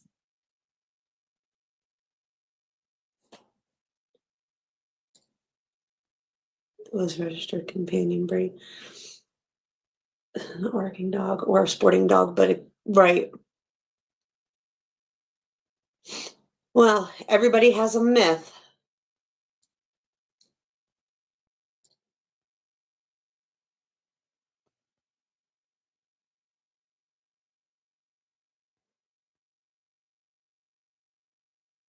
Oh, wow.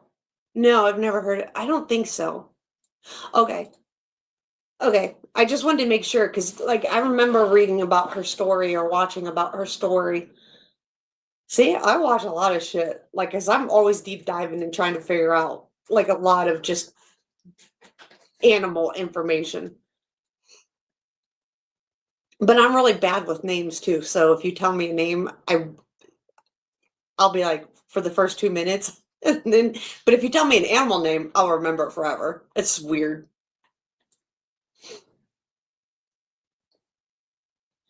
Yeah, what is that guy's name who films, or that guy who films? Like he's always like getting bit by stuff.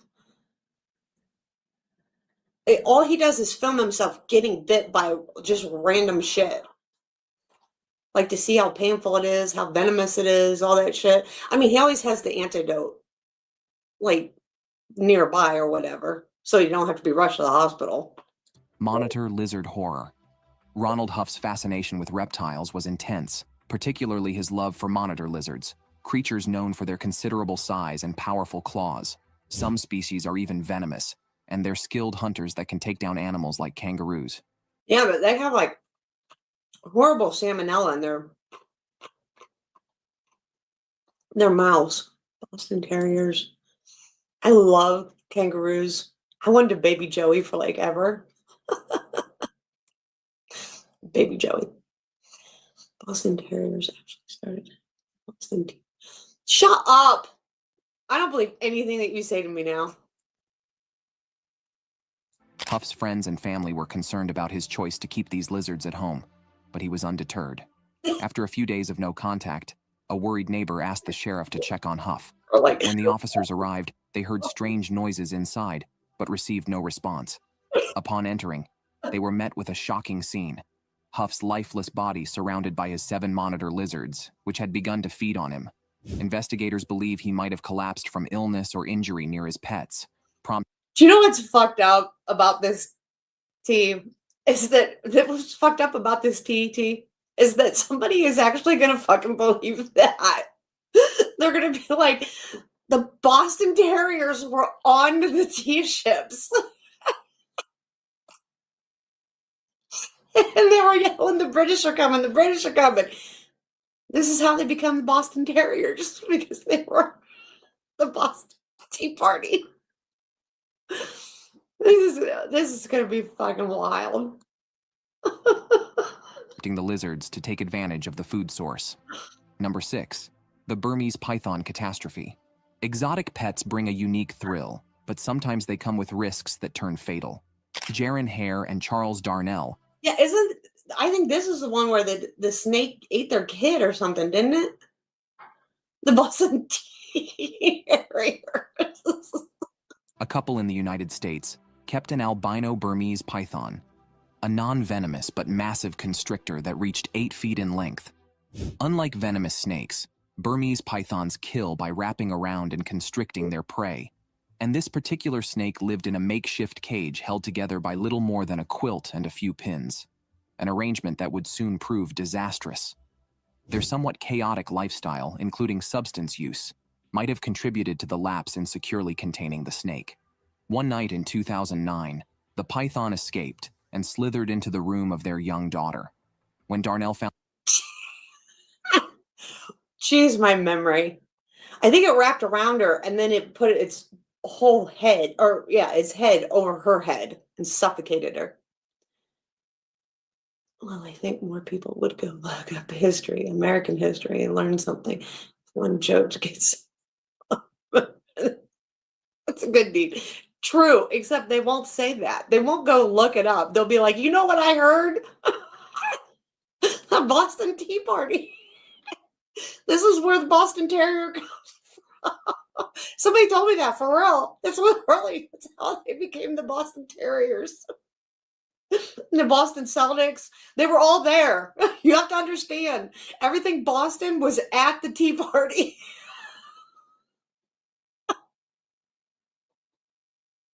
A pawn.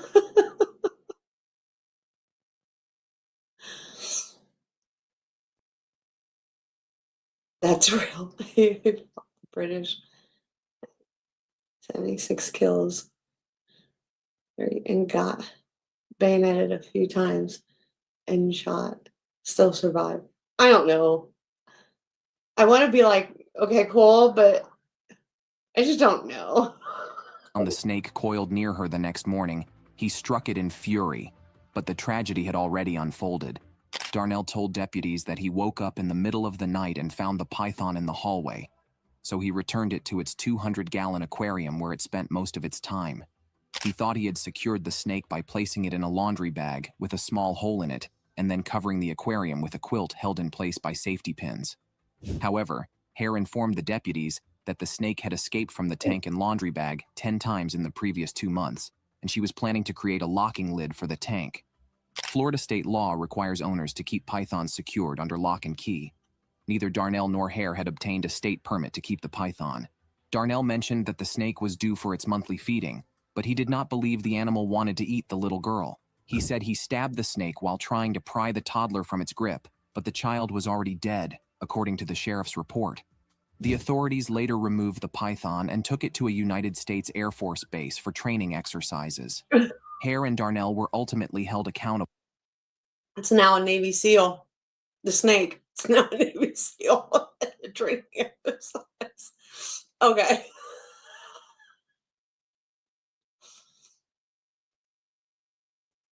Okay, I mean...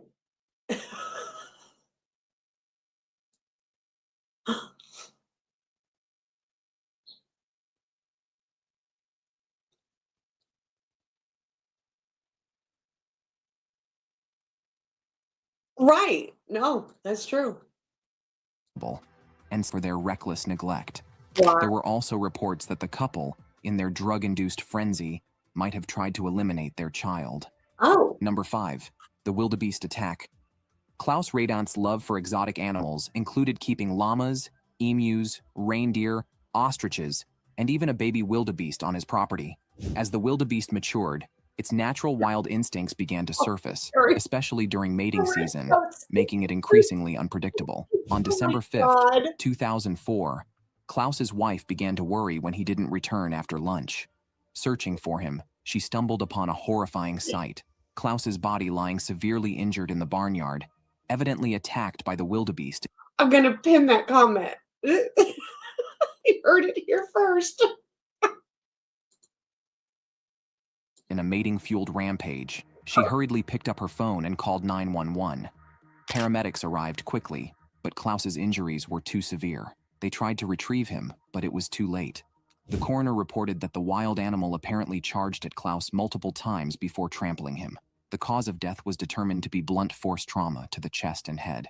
According to the police, the wildebeest... I'm going to clip it. Yeah, clip it and put it up as a reel. Be like, you heard it here first, everyone.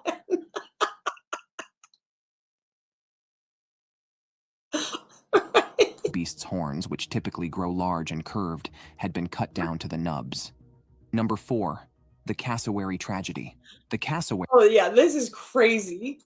Native to northern Australia and surrounding islands, is often dubbed the world's most dangerous bird due to its strong legs and razor-sharp talons.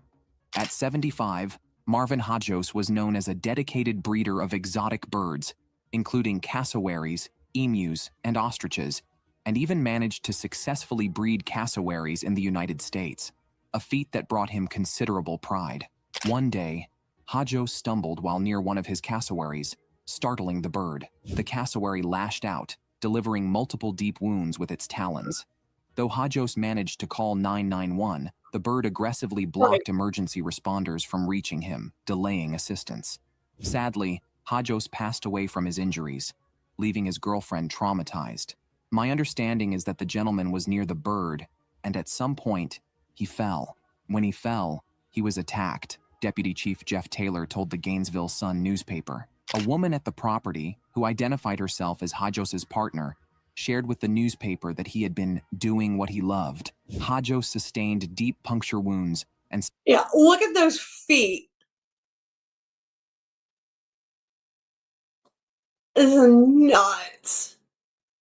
I mean, ostriches and emus, like, kick worse than horses. Could you imagine these things? Wow. Slashing cuts from the animal's sharp talons, which severed a major artery in his arm, according to a recently released autopsy report. Diagrams detailing Hajos's injuries revealed more than a dozen lacerations across his face, neck, back, abdomen, thighs, legs, and right arm, including significant damage to his brachial artery, the primary blood vessel in the upper arm. Following the attack, the cassowary was sold at the Gulf Coast livestock auction.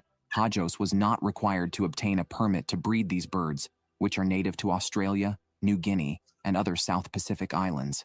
Even after this tragic incident, the Florida Fish and Wildlife Conservation Commission has not implemented any new rules or restrictions concerning the ownership of cassowaries.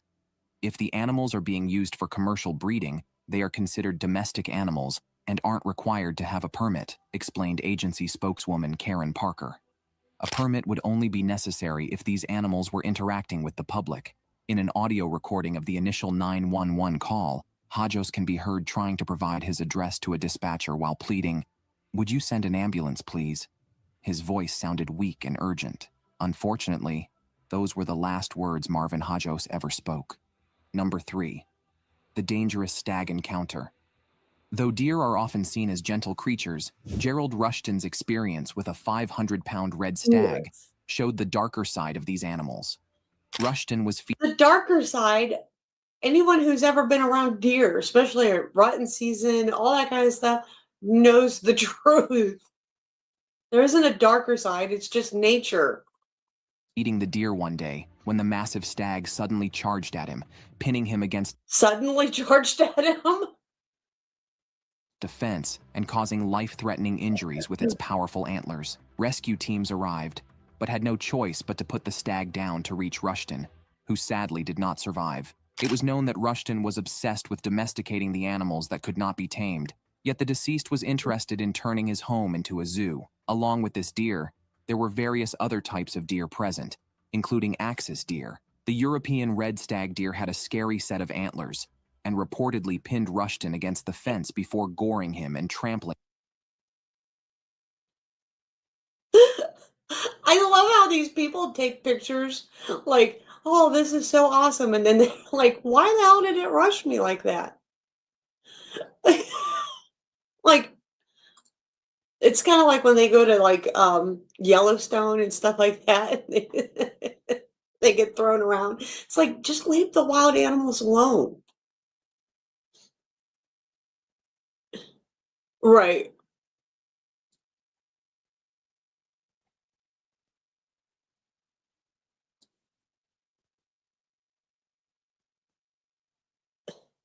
Is it? Him when he fell to the ground. Due to the aggressive behavior of the animal, it had to be shot before deputies and It had to be shot again because someone was feeding it. It had to be shot.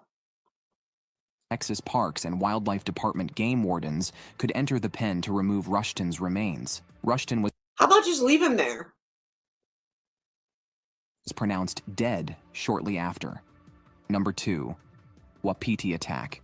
Australian resident Pat McDonald kept a wapiti, a rare cross between a red deer and an elk, on his property. One day, while McDonald was feeding it, his family heard him screaming. Rushing outside, his wife found him under attack by the aggressive animal. An ambulance worker nearby assisted, but McDonald's injuries were extensive. The wapiti had to be eliminated. Again, had to be eliminated.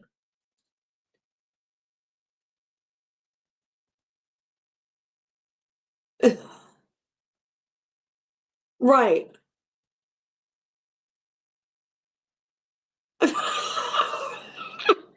Right? 2. Number 1. The mountain lion crisis.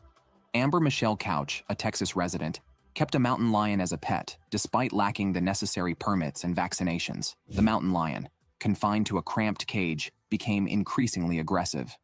Tragically, Amber's nephew wandered too close to It's Aaron's. Davis is Aaron's last name. Obviously. the cage one day, and the mountain lion lashed out, causing severe facial injuries. Fortunately, he survived the attack. Authorities ultimately removed the mountain lion, I remember that. Remove the mountain lion. Why? citing Couch's failure to meet safety standards for exotic pet ownership. Thanks for watching, and we'll It was his pet? I thought he was just on a hill. Hang on. to the cage one day, and the mountain lion lashed out, causing severe facial injuries. Fortunately, he survived the attack. I thought Authorities ultimately removed the mountain lion, citing Couch's failure to meet safety standards for exotic pet ownership. Thanks for watching, and we'll see you in the next one. I thought it was the one where he was jogging and the mountain lion came down the hill.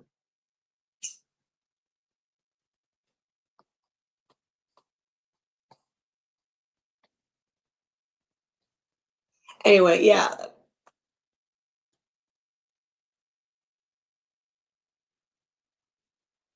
Just wait till they get attacked. Get attacked button. Tomcat.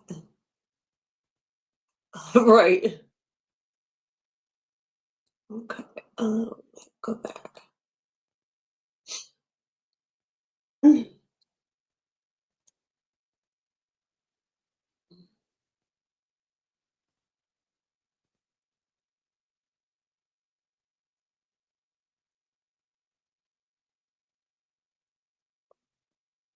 Oh my God, did you see this guy? This guy here drives me nuts. I'm only gonna play him for a minute because he drives me nuts, but he has this whole channel. I can't stand him. Oh, literally, his whole channel is this. Oops.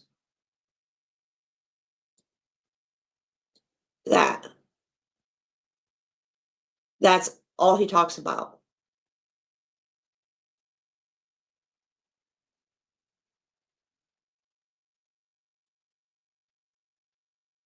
I know. I responded to your thing. Isn't that retarded? Or I gotta quit saying that word. Isn't that ridiculous?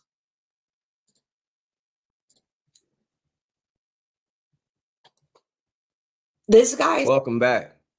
Look, this guy's whole channel is about how we should literally euthanize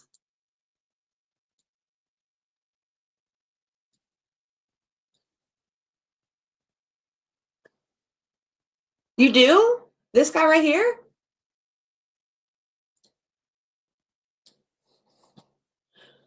Because all he talks about, yeah.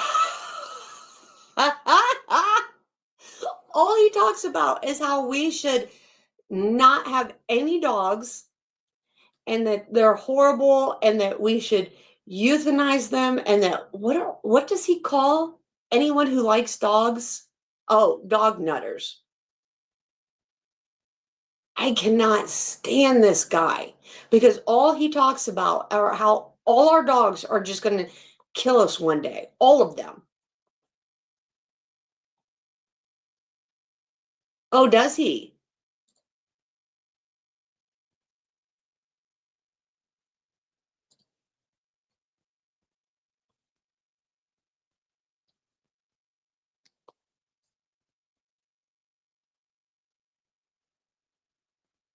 Do you see how many people he has? Like, I don't even understand like how people can hate dogs all the time. And all he talks about is how, dogs, no matter what they are, they're just going to kill you. And that there should be people out there like advocating to have no dogs. at this lady. Look at this photo and look at this lady. She looks evil. But this lady is wanted.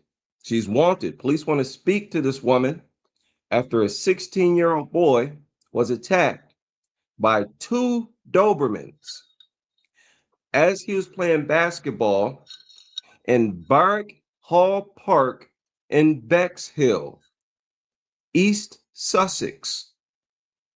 Okay, right here, Barrack Hall Park in Bexhill, East Sussex. If you live in this area and you recognize this woman, please contact the authorities. She is a wanted criminal. A wanted criminal. Hopefully they find and detain this lady. This surfaced 8 hours ago. Police want to speak to this.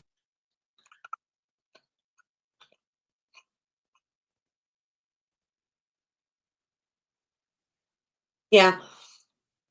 My husband doesn't like to be confrontational either, but he can't stand people like this either because it's people who make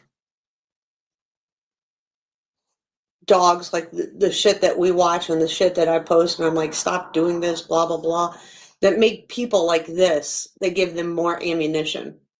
This woman, this boy's playing basketball, minding his own business as always. All of these dog attacks on our youth are unprovoked, each and every one of them. Well, and that's the thing. They don't know the whole story. They've only seen like, whatever the news put up. And of course they sensationalize it, not the whole story. Bit the 16-year-old boy in his arms and his legs before members of the public intervened and pulled the beasts off of him. Good choice of words. When the journalists get it right, I'll acknowledge it. Police say that they have been told that the owners of the dogs were verbally abusive towards witnesses before they left the park. Of course, I believe that. I believe that. The boy was taken to the hospital by his dad and treated for his injuries. Has since been released. A police spokesman asked for help in identifying the woman in the picture. They want to talk to her. Here's a quote. Say, we are pursuing a number of lines of inquiry and appealing for witnesses and anyone with relevant information, such as mobile phone or CCTV footage, to come forward. Dog tag took place at Barrack Hall Park in Bexhill, East Sussex on Saturday, June 7th, about 7:30 p.m. So this East Sussex isn't even, that's a UK article. It's got to be a UK article because East Sussex, right? It's got to be in the UK. So it's not even the United States. And so he's reporting on this like it's happening like right now. And like everybody, in the United States, get on your phone and report this person. You don't even know the story. You don't know what happened. You're just reporting that this happened. You don't know the whole situation of why these dogs did this. Information can be reported to Sussex Police online or by dialing 101, quoting serial 368 of 7/06. Let me go ahead and share this. Shout out to everybody. What's today? It's Thursday. It's Thursday. We'll get this out to everyone by dialing 101. Well, that's not the United States.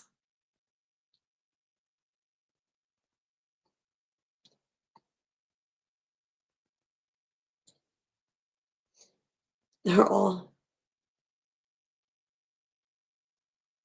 should help get, yeah, and the UK bans a lot of shit to begin with.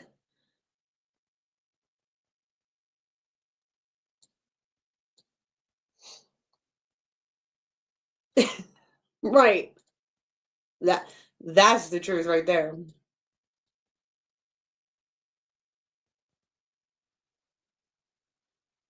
Well, yeah, I mean, look how many things he has up at the top up here, right? So he's going to, show all these things because all he's looking for is, he probably puts in like every dog attack in the entire world.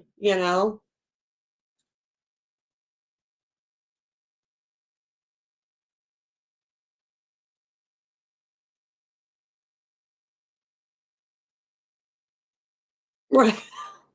Right. Same thing. I mean, Aaron at his work on Fridays, he hates Fridays because like people will leave the dumpster lid open and stuff like that when they have to take the trash out and all kinds of stuff. And he's just like, I know that there's going to be raccoons in there and stuff like that.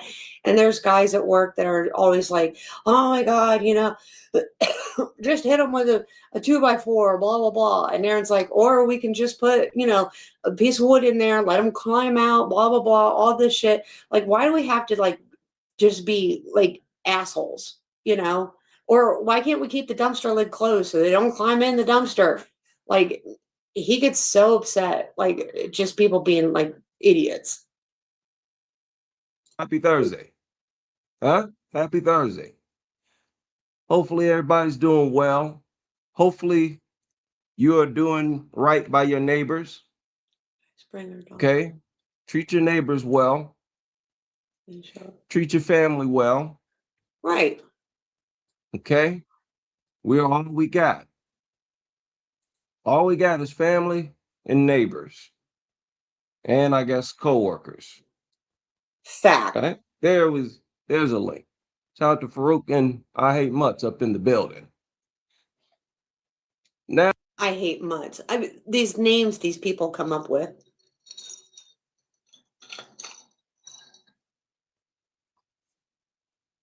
Now, let's move on. I actually want to I want to deal with a few things on this stream. There was another dog attack.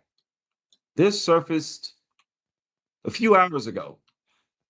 Dog attack on a child in Sonita Heights. Sonita? Yeah, Sonita. Don't know where this is. Where is this? Let's find out. Okay. Why am I getting... What is this? Is that a city? Jeez. Arizona. Really? Okay. Arizona. Why did you say Arizona? Big goofies. Says it highlights the dangers of unrestrained pets. Nope. Wrong. Wrong. Wrong. That's a lie. It highlights the dangers of dogs, restrained or not. Look at this thing. Euthanize that thing. I hate when he says that too. Every dog he sees, he just wants to euthanize. There's a fake movement called End a Pit Bull. It was fake, but I wonder if the dumb mofos and dumb people out there will believe. Oh, probably. I don't know. There's a lot of pit bull things that I see too that are on like YouTube and stuff like that where they show pit bulls bites like every day. And I'm like, and then you have the people on there that says, pit bulls aren't bad, no bad dog, just bad owners and stuff like that. And it's constantly fighting on it all the time. And I just wish that people would understand that, it's breeding, training, rescues that put bad dogs out there and also good dogs in bad situations. There's a lot that goes into why a dog reacts the way that it does.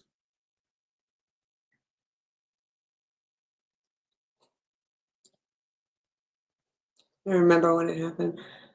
I connected the Twitter account before it was Russian account. They didn't talk about Russia choosing. That's just from the Black I don't know. I have a Twitter account, but I'm not on Twitter. I'm X. I'm not on it a lot. I post once in a while.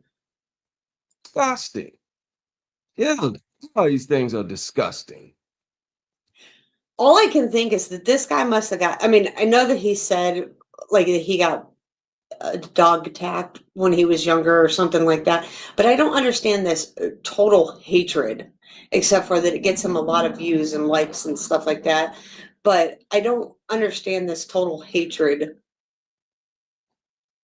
that he has. My eyes are offended.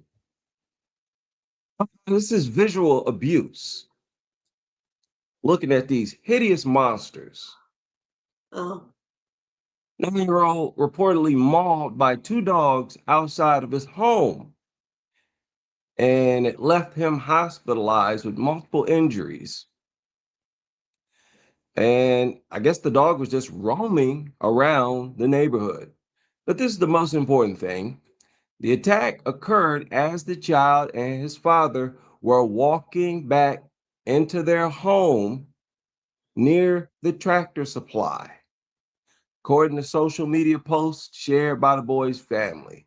So this, yet again, an unprovoked attack. They're all unprovoked. All unprovoked. Why don't you ever hear dog trainers, these so-called experts, why don't you ever hear them say that? Oh, yeah. Oh, I get what you're saying, T, because it's no different than that one dude who has those presses. I can't hardly ever, I can't watch but maybe 10, 15 minutes at most of him because his dogs attacking each other and doing all kinds of stuff. It's like watching people like let their dogs just attack each other to me is like, why do you think that this is a cohesive lifestyle for your dog? And their whole thing is, well, they got to learn. Nope, that's not how cohesive lifestyle lives or works.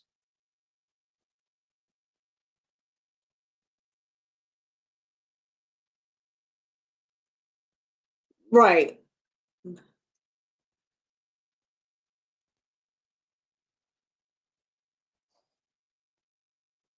I agree. I don't understand why people like, yeah, I mean, there's way other shit to bitch about that's way more prominent in the world.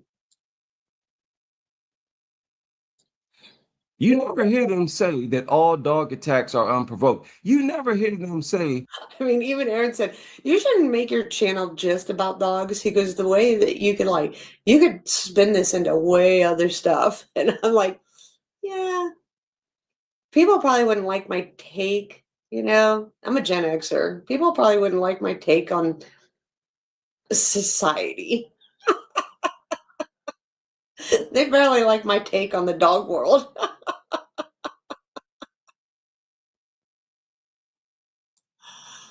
I had a coworker who just let his dog sort it out.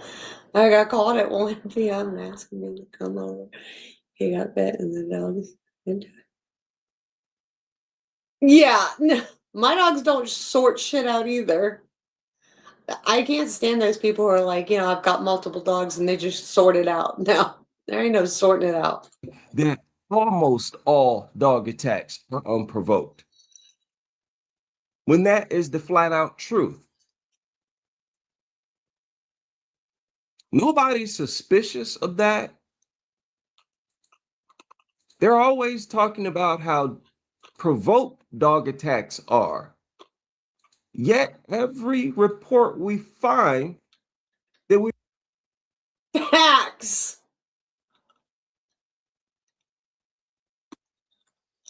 People make comments about that. And he's like, I'm not even gonna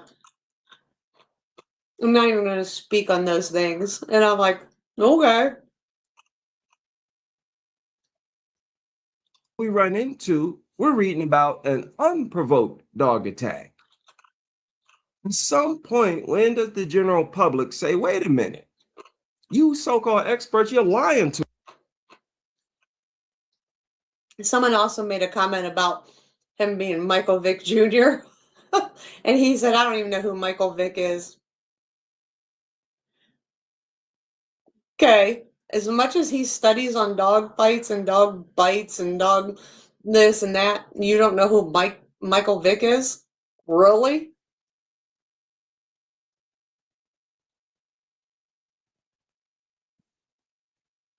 Right. To us. Yeah, somebody made a comment in one of his sections about that too. He did a live on the comment section and how people who were dog nutters, which I don't even know what the hell that means, but people who love dogs came in and was talking shit about him and all that stuff. So he did a whole live where he was just going over the comments and stuff like that. And so there was a lot of comments made about shit like that. And he was like, I won't address those comments. Well, then why did you do a live on it? These are bloodthirsty beasts that attack unprovoked. Yes, all our dogs are bloodthirsty beasts.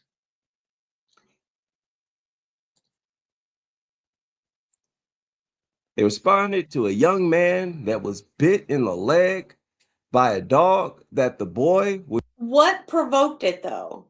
Like, this is the thing that kills me about all of these, the news will report it in such a hysteria way because that drives them likes and views and everything, right? Because it's a dog attack. So we've got to, do it in such the hysterics way.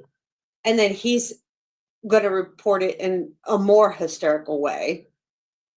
But what were the true facts of the case, right?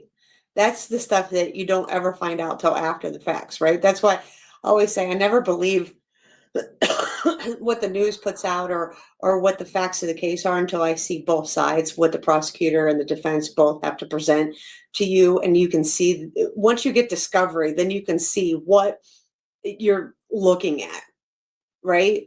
Until you see those facts laid in front of you, then you can make a decision. When you're only hearing one side of the case, you can't base your decision on that. Everybody who wants to right away, it's like those people who want to right away jump and make a decision and say, oh, this cop is bad, or this person that stole from this restaurant is bad, because they only seen a 5-second clip of a body cam or a cell phone or whatever. And right away, this is such a, well, of course, they're going to put it in the worst light possible because they want the reaction. So we don't know what the whole scenario is. I mean, did this 9-year-old kid walk up and kick the dog and that's why the dog reacted? Or were they running and playing, or did they throw a ball? Like, who knows? Because we didn't see the whole clip. We don't know the whole scenario. And I'm not saying that the kid's at fault. I'm not saying that the dog's at fault. I don't know the whole scenario to give my honest opinion on what happened with this specific dog fight or dog bite, right? I mean, we do know, like, and I will call a dog out if the dog's bad. I will call a kid out if the kid's bad or the person's bad. Like, there's the information's not there. We just know this is what the news is reporting, but we don't know the whole scenario of what it is, right? I mean, I've called cops out for killing dogs that should have, like, the dog didn't do anything. So why did you shoot the dog? Like, there's scenarios where I'm like, whoa, hold up. That dog wasn't acting aggressive. You were just scared because it was, quote unquote, an aggressive dog breed. And so you right away unalive that dog. And I will say, like, with all honesty, when you're looking at something, you have to take the whole body cam or the whole information before you make a decision. He's not doing that. What he's doing is going, oh, this is the case. And because I don't like dogs, I'm going to lean this way. And I'm going to say, oh, well, this is an ugly thing. And right away it should be euthanized. Why? Do you even know what happened? Right. Well, no, not anymore. You're guilty until proven innocent now. You can see a 5-second clip and right away everybody's going to have, their opinion. And depending on which way you lean, you're definitely going to be, executed. That's the truth. Right. It's for clicks and likes and all this stuff, That's why I don't have very many followers. That's why I don't get very many likes and shares and all that stuff, is because I don't have popular opinion. When you tell the truth or you give real opinion, people don't like that. They're like, no, you've got to vote this way. You got to like this opinion. You got to go this way. You got to lean this way. No, you got to tell the truth.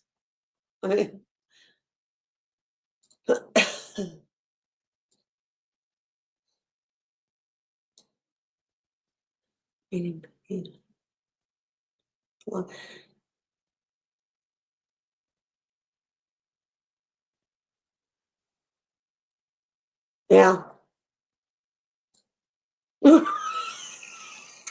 Right. Well, that's the thing, Canine. I mean, I'd rather tell the truth and be honest and be blunt and be who I am and not be fake. And I tell people that all the time. One thing I can't stand about people is that they're fake today. You never know what mask you're getting when you're talking to people, because you're this way with me, but you're this way with this person, or you'll say this to me. And then when you go talk to somebody else, you'll say something else and you'll agree with them and you'll act this way with this person. And you agree with their opinion on this, but wait a minute, you just agreed with me on this. So which is it? Do you agree this way or do you agree that way? Well, I don't like them, I don't want to rock the boat, or I don't want to this, or I don't want to that. Well, no, you have an opinion. Stand on your opinion. And if you don't agree with me, that's cool. Nobody has to agree with me. I'm just saying, if you're going to say, yeah, this is this, this is this, well, that's cool. And if you don't agree, I mean, I'm always willing to come to the table and have my mind changed.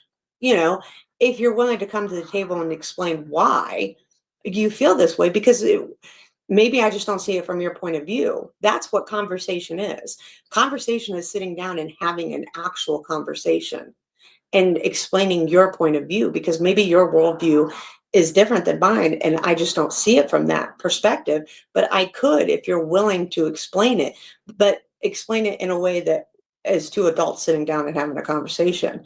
When you start throwing ad hominem attacks and doing all kinds of weird shit, then I'm just like, yeah, I'm not down for that. But that's how the world works today, is, you know, they can't actually have a debate without having personal attacks. You know what I mean?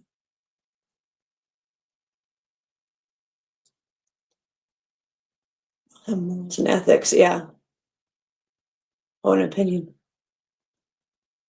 Yeah, there's no conviction. It's, you know, it's hide your opinion. That's why I always say that people love the idea of me, but hate the reality. They love the idea when it's everybody else that I'm talking to, until it's them that I'm talking to. Because then it's like, ooh, I didn't think you'd act that way with me. Well, no, I act that way with everybody. I'm not fake. I'm this way with everybody across the board, because that's just who I am. But I expect you to be that way too. You know, it's just how I think everybody should work. We're all adults. I don't see the reason to lie. I don't understand. Like, you're an adult, you know, I've been married 32 years. Like, who are you lying to? Like, who's going to get you in trouble? Like, as a kid, you used to lie because you didn't want to get grounded, whatever, you know, maybe you would tell a fib or whatever, but you did it because you didn't want to get grounded, or you didn't want to get in trouble, or you would hide things or whatever, right? You're an adult now. Who's going to ground you? Who's going to get you in trouble? So just be honest and just tell your truth. Like, people lying now, to me, is just kind of like weird.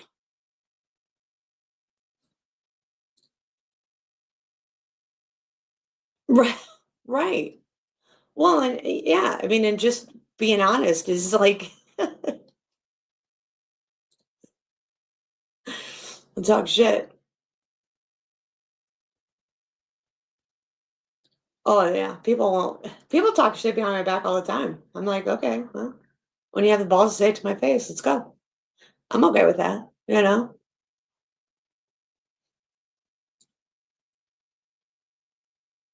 That's more true than not. They're worried about the sales, you know, so they fake it.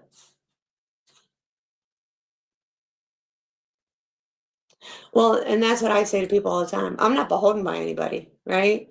So that's the biggest thing too. People that buy dogs from other people that have connections to other people, owe somebody something.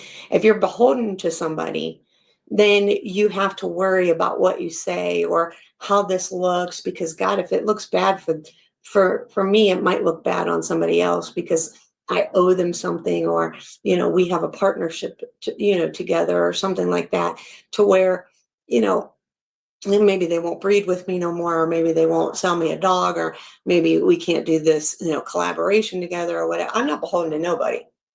So, and I can say what I want to say. The only person that's going to look bad on is me, right? But it's my truth. You know, it's how I feel. It's what I'm doing, whatever, you know.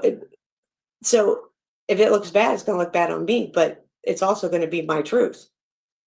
I'm not making somebody else look bad. I'm not worried about if I make somebody else look bad. I'm also not controlled by somebody else. Maybe you shouldn't say that. Maybe you this, maybe you that, blah, blah, blah. Or, you know, I don't know if we can do that collaboration, or, you know, don't have that person on your page, or don't do this, don't do that. Oh, fuck all that. If you have somebody else controlling you, then are you really an adult? Are you really your own person? You have to think about that too. You know?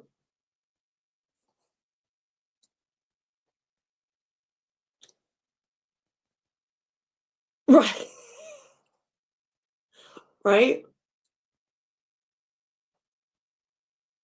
Exactly.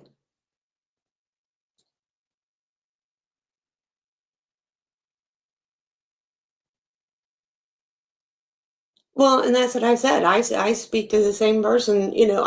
I speak to a, person who sweeps the floor or the custodian the same way I speak to a CEO. We all put our pants on one leg at a time, right? We're all the same people. Just some have a little bit more knowledge, some have a little less knowledge, but we're all people, right? I don't think anybody's better than me, and I don't think anybody's below me. We all just have, we're all fighting a fight. Just some of us are at the different stages of that fight, right? So nobody's, and if somebody thinks that they're better than you, that's their own ego talking. And if you think you're better than somebody else, you have the ego problem. That's how I feel.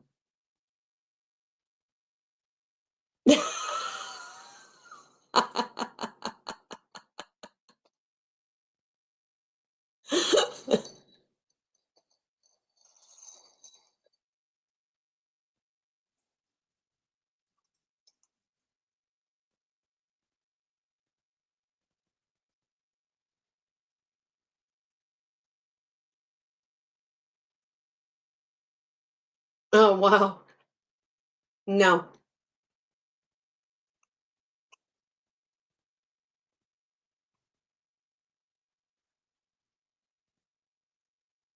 Joke's on you. I don't wear pants either. Why do you think I only show myself from the waist up or from here up?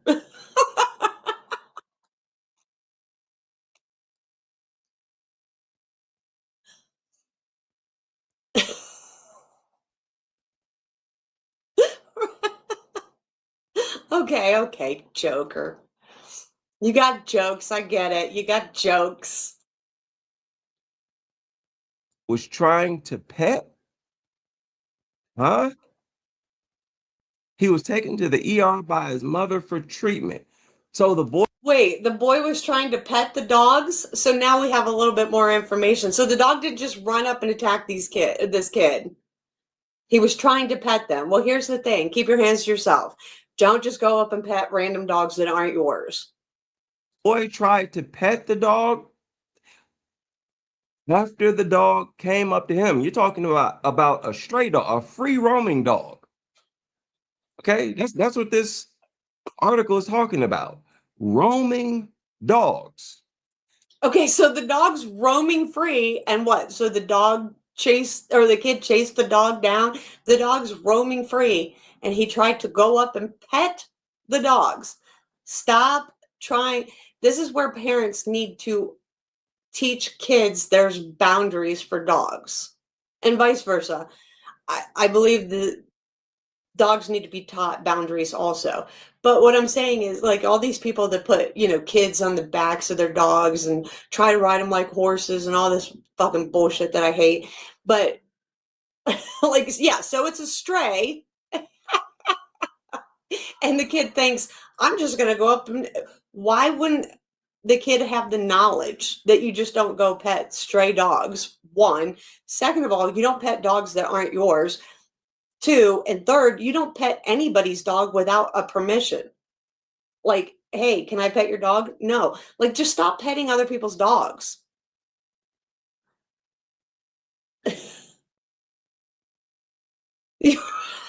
Right? Yeah, right? I mean, yeah, well, that's the truth. Parents don't parent anymore. Yeah. And government schooling, way worse. Like, I don't even think they teach anything at government schooling except, stuff that's never going to matter to anything. Indoctrination, that's it. So the dog came up to him, went up to the boy and attacked him. That's not what all that you read. Don't try to make it sound like the boy went up to the dog and violated the dog, trespassed into the dog's space. Don't do that.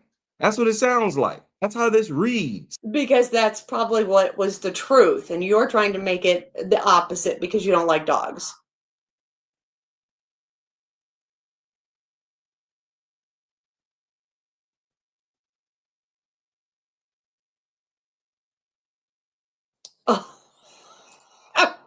Trust me. So my husband trains all the new guys that come in, and he says the same thing. He says they can't stop doing this. And he'll be like, okay, did you get what I was telling you? Yeah, got it. And this, their vape pen. This and this. And he's like, how do you function? How do you function? Like, you know? And he's like trying to teach them like serious shit that they have to know. Like some of the stuff that he works on like could kill you if you're not paying attention. And he's like, yeah, I got it. And he's like, no, do you really? And then he'll be doing something a couple days later or whatever. And he'll be like, how was I supposed to do that again? And he's like, well, you should have learned it, but you were busy with your nose and your phone.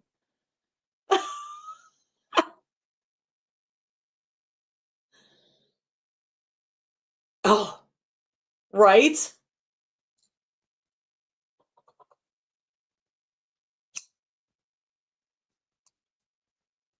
So is my husband's job. But he's government, so they all have unions.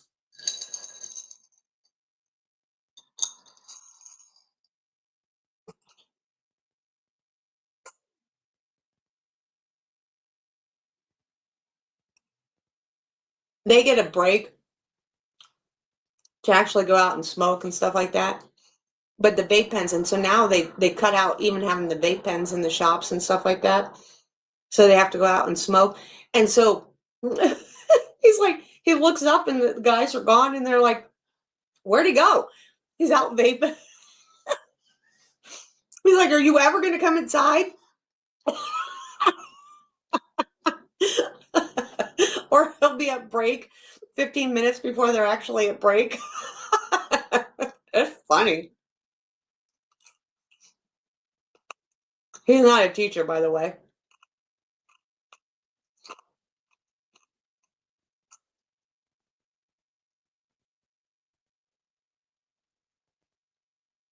I mean, he just teaches the new guys that come in on how to do everything. Because he's the only one that has the patience to do anything. And he's a really good teacher at the job that he does.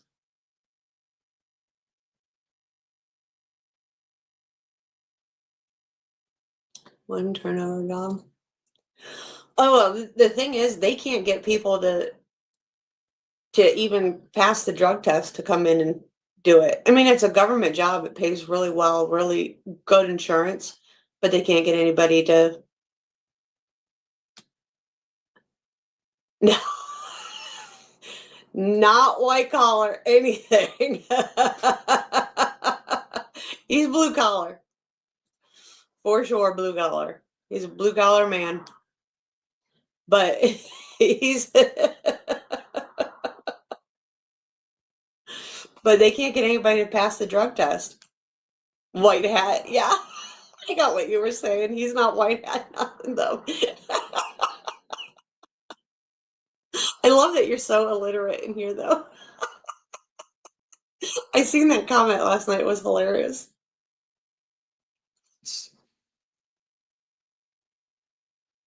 It's right here. Hitting the leg. I'm 46. If a war broke out, I may have almost like an American enemies thing over a week or something. Dude, I'm 48. We're too old, though. They wouldn't take us. By a dog that he was trying to pet. That's deceptive right there. He put that in there to make the readers believe that the boy provoked this attack. This is what I'm talking about. This is why I don't like these people. That's why I hate dog culture. They're always doing stuff like this. Dog culture. Always doing stuff like this. Making it look like it's the human's fault. Who's the journalist? Elias, slap yourself, whoever you are.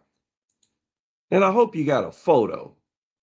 You, dude.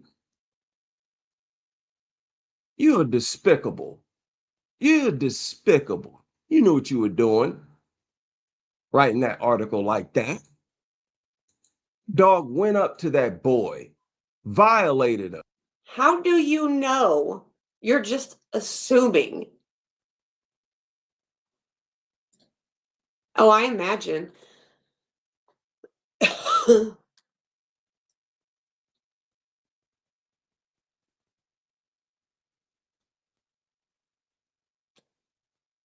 Nice. See, that's the thing. It's same with my husband. He does work 10 guys do. The kids today, they can't keep up. They're constantly sitting down. They're constantly like, "Are we done yet?" It's like, no.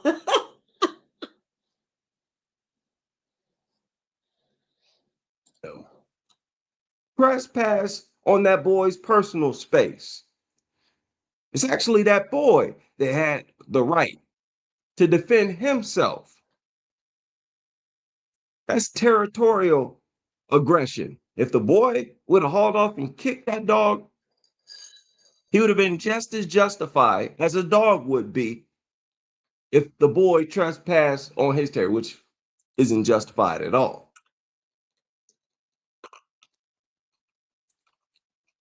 The boy's family described the dogs as English bulldogs, and the dogs remain at large. Wow. Ridiculous. What is going on out here, people?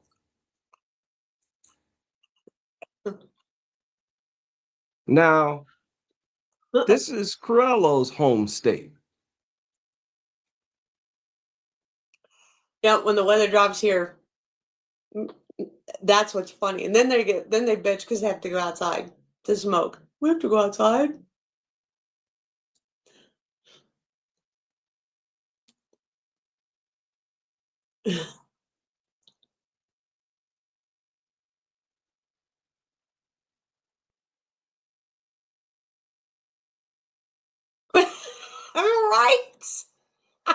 Right. See, I grew up on a farm. That's how it was too. You need help? Help for what? Utah. The Utah post office officials report that dog bites on postal workers increased over 180% within 1 year.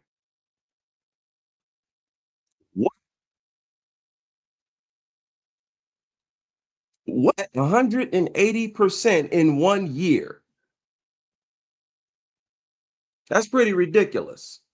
Is it? Now, in Salt Lake City, I think it's Salt Lake City alone is what they're talking about. Oh, wait a minute. I don't know what's going on here. Get that out of here. Wait, what do you mean unresponsive? You have too many tabs open. And your internet can't keep up.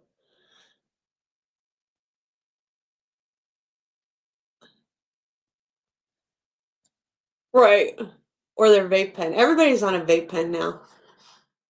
They don't smoke cigarettes no more. Just us old folks smoke cigarettes. It's now vape pen everything.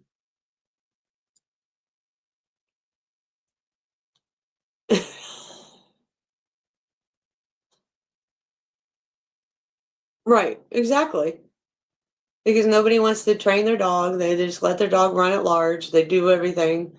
And so, yeah, you're going to see an increase. I mean, just like we see an increase in crime.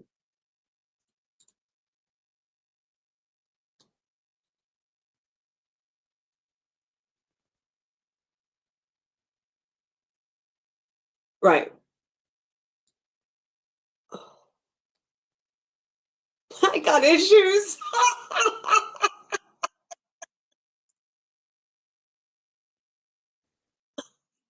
Okay. I don't know why this thing is tweaking out. Because it doesn't want to show it. Here it is right here. 80%. There were 55 postal employees attacked by dogs in 2024, compared to 2023's numbers when only 43 carriers were attacked. So 43 in 2023, 55 in 2024. And we all knew this. They're getting worse. And in Salt Lake City, I was right, Salt Lake City, just one city. And we're talking about one demographic, postal workers, rose from 6 in 2023 to 17 in 2024. Yes.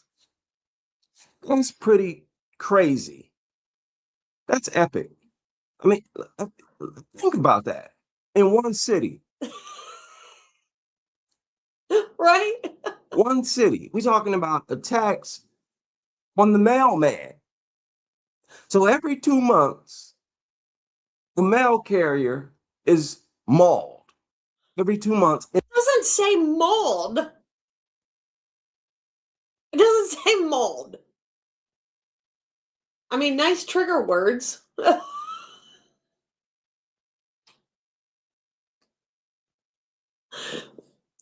Right. Where does it say mauled? In one city. We're not talking about the country. We're not talking about the entire state. We're not talking about the county. We're talking about one little old city. And one demographic, postal workers. Every 2 months, the mailman is mauled. And then that was in 2023. Right. And then the next year, 17. The thing is, yeah, he's not pulling up any of the statistics on how many mail workers, how many are in that city, whatever. I mean, yes, it's going from 6 to 17, but how many incidents per week, blah, blah, blah. And what are the bites? What are they considering a bite? He's saying mauled because he wants it to be a trigger word, but is it grabbing the pants? Is it them when they go to get back in their car? Is it like all this stuff? Like, what are they considering a bite? What are the statistics? That's more, that's like twice a month. Exactly. And what dog? What breed of dog? Is it a Chihuahua? I mean, I'm sorry. Let's face it, though.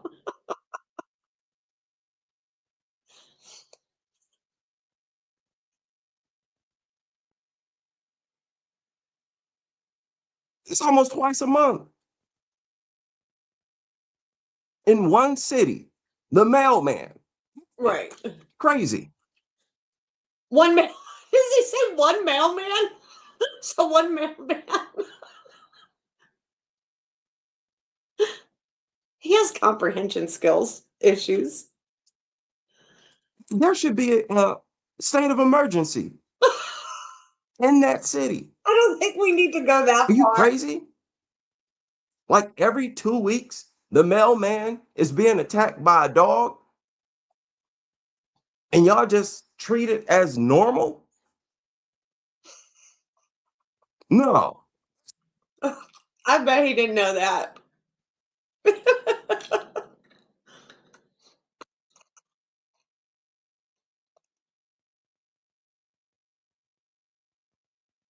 It's crazy.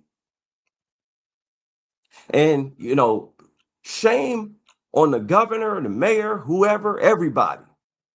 Now let's put those statistics up against stabbings, shootings, robberies, grape, all kinds of stuff. Let's see how those statistics lay out in the same city. Let's see what's more of an emergency.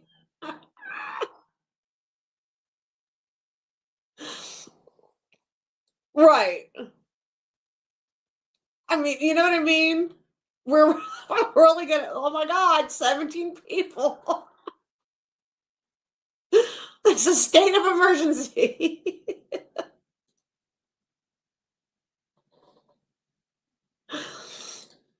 Shame on y'all. Right. Shame on y'all. Just shame on everybody who owns a dog.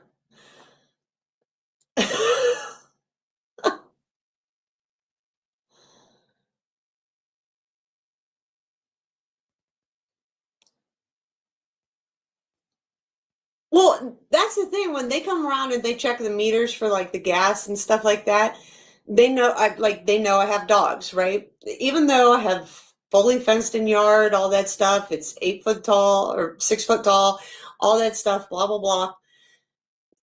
They still call me, literally call me and say, hey, we're going to be checking the meters, blah blah blah, make sure the dogs are enclosed, there's no way for the gates to pop open, all this shit, blah blah blah. Like, I don't understand the whole idea of, if they know that you have dogs, why they can't just, I don't know, deliver your mail like to the mailbox and not fuck with your dogs. Or people can't be irresponsible and keep your dogs in an enclosed area. Like, fencing your yard is not that difficult.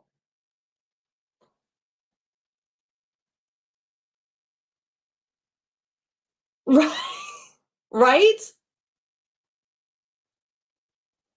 It's not a state of emergency.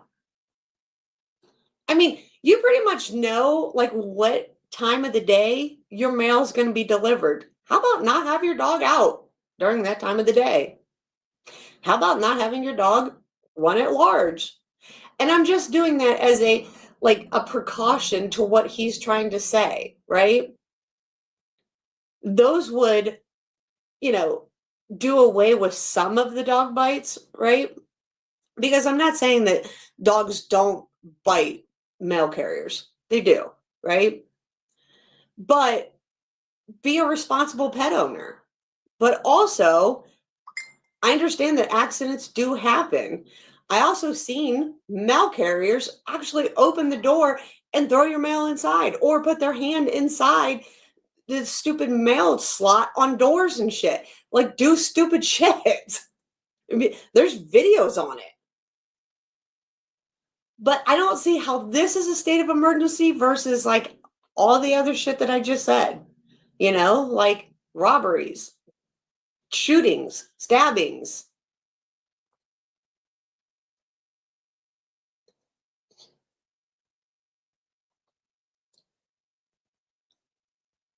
Right. Yeah, like little dummy dogs.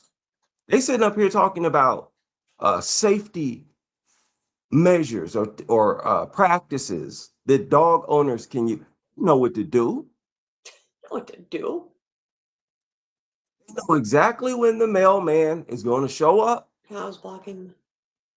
And they know, put the dog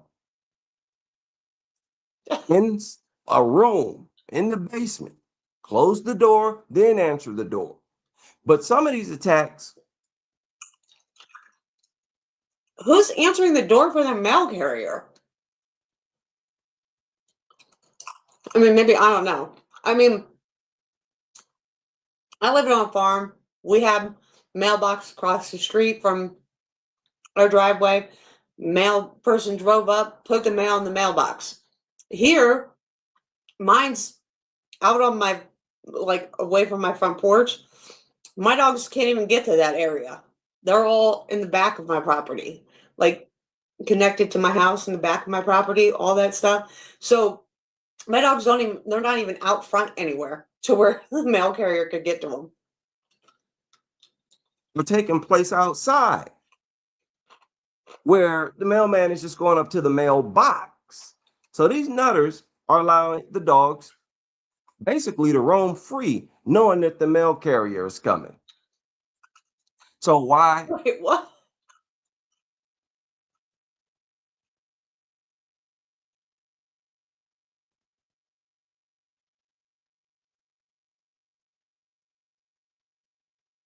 Okay.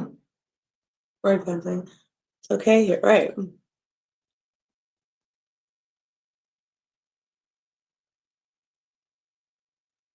You're right.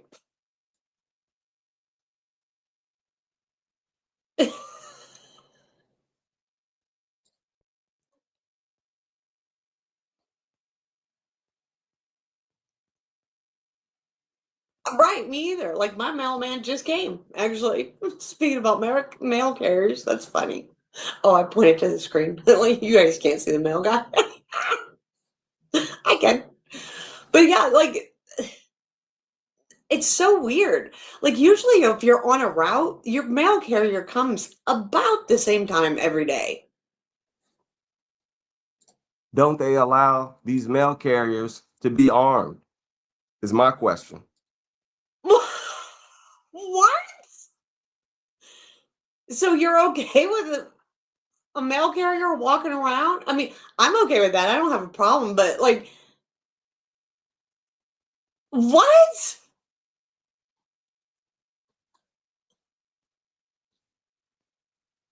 He does. You've all seen the video of the parent letting their toddler run around his neighborhood. And Cody tried to grab the kid. No, maybe. I don't think so, though.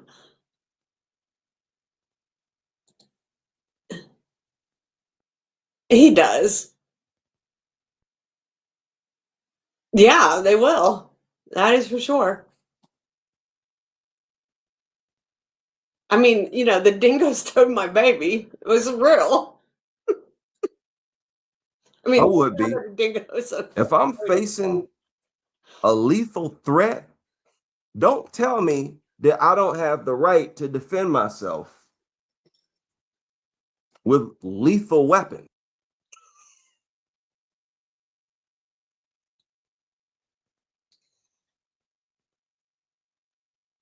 Does that go for everything or just dogs? With weapons efficient enough to neutralize the threat. I'm dealing with a lethal threat. So just being a mail carrier, it sounds like a job that's like, it's immoral. Why would you even want to be a mail carrier when you have to? Why would you want to be a police officer? Why would you want to be a firefighter? Why would you want to be an EMT? Right. It's immoral to be a mail carrier. Why would you want to be a doctor? Why would you want to be a nurse? Why would you want to be a vet? Why would you want like, is this guy an idiot? Like straight up. And I'm not saying that to be facetious. Like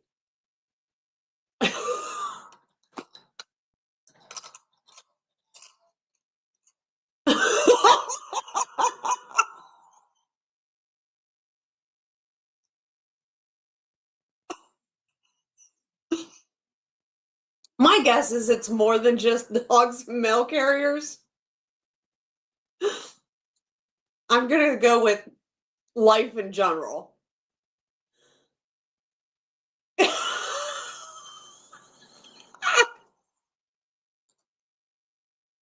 I don't even come to the correlation of mail carriers getting bit once in a while by a dog is now immoral to be a mail carrier.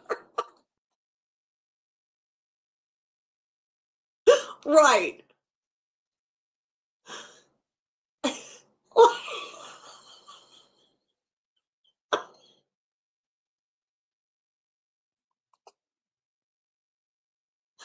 Like, what is wrong with people?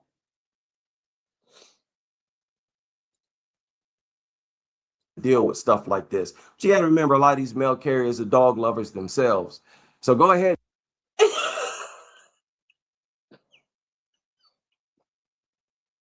So there's the correlation. They love to get bit by dogs because they love dogs. So this makes their job immoral. So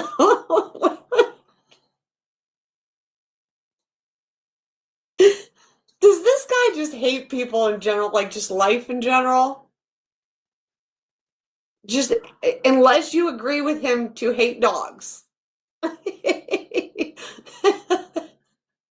What I mean, well, my husband loves dogs, so his job must be immoral too. Although he don't get bit at work.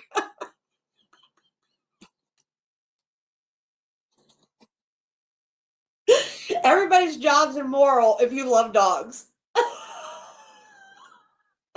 And knock yourself out, get mauled. These mail carriers who are dog lovers themselves. It is a job. If you want to get mauled, just knock yourself out. Like, take that job. I don't think that they're. Hang on. I'm going to fill out this application today because I just want to get mauled. Fuck it. Want to get mauled? So I'm going to go ahead. I'm going to be a mail carrier. What the fuck? What are we watching? Like, this guy can't be real. The mail carrier isn't like a dog warden. It's a mail carrier. So I'm guessing that, UPS, or not UPS, but so Amazon, like all the trucks that bring stuff to your house, DoorDash, anything that's going to bring stuff to your house that potentially has a dog there, they're all immoral jobs. Is that what he's saying?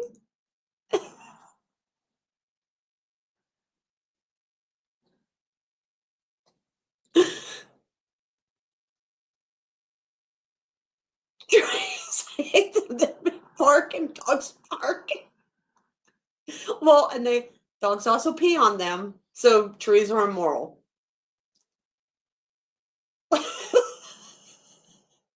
It's like, he has to be, right?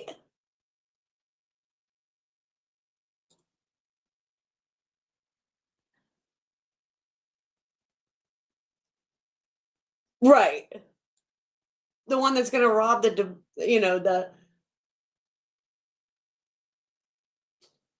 whatever, the gas station, he's good. He's got morals. Whatever. So I don't have any sympathy for you. None at all. I hope you get mauled. That's pretty crazy. That's what you An increase like that is crazy in 1 year.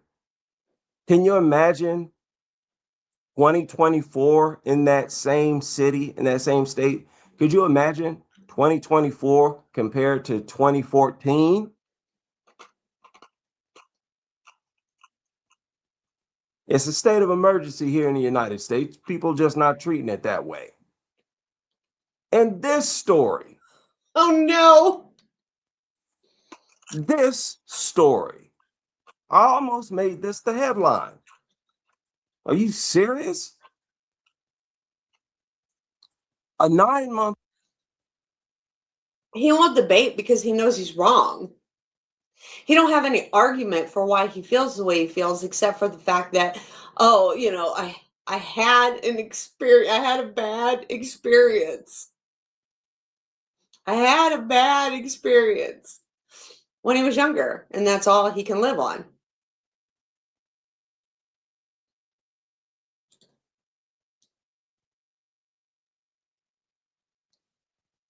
Right. In lives where you can't talk, because I noticed that he deletes everybody's comment that says anything bad, and then he blocks you that says anything against what he's saying. Old was hospitalized after a drug overdose.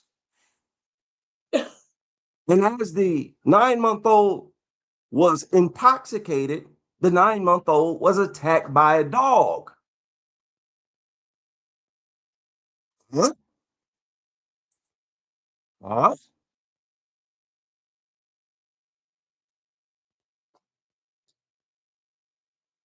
How does a 9-month-old get intoxicated at all?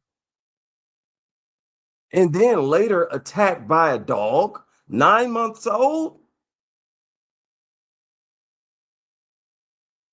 Now that's so disturbing. I don't even want to.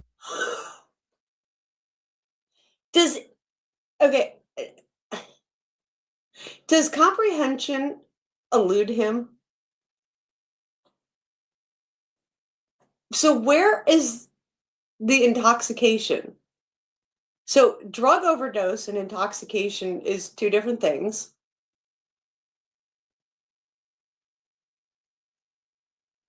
Drug overdose was drugs.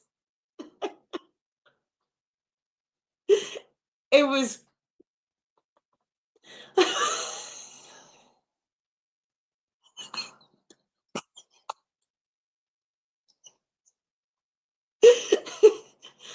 I mean, do you like you have to spell this out? Probably got into mommy's stash. And being that it's 9 months old, needed way less. Could have been on a straw, piece of paper, on the hands, like, and put it in its mouth. It's 9 months old. So I imagine, I don't know, I've never had kids, so I imagine that it's like crawling around or whatever, maybe at 9 months old, putting things in its mouth. I don't know what drugs or whatever, but toddlers are immoral. Okay.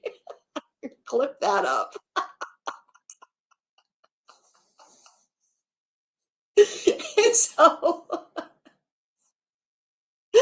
And so my guess is it was overdosing and they had to use what is that shit that they use to, like, if you're overdosing, the doctors come and, like, or not the doctors, the police come and EMS comes and gives you shit. I don't know. People get it for free if you're a drug addict. They'll give you Narcan. Thank you.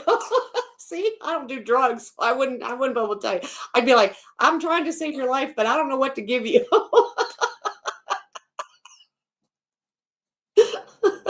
So they give you Narcan. They would probably had to give the baby Narcan or something. I don't know. Or yeah. So, and then I don't know, maybe the mom was like freaking out because the baby started having a seizure or some shit. So the dog attacked the baby. But also it says 9-month-old hospitalized after drug overdose and a dog attack. But the way that these headlines read sometimes, you don't know if the dog attacked the 9-month-old or if there was just a dog attack along with a drug overdose. So, you kind of have to read the article.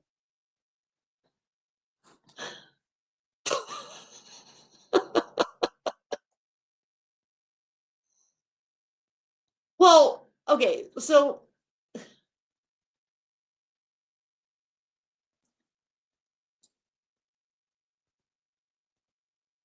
your real mom did this stuff. Okay, but this is the thing too, like, you're also around my age. Back then, they did all kinds of crazy shit. I have pictures where I'm blowing out a birthday cake and there's beer and cigarettes sitting on the table. You can't even do that shit anymore. Like, you can't even smoke in the car with your kids anymore. That's why I didn't have kids.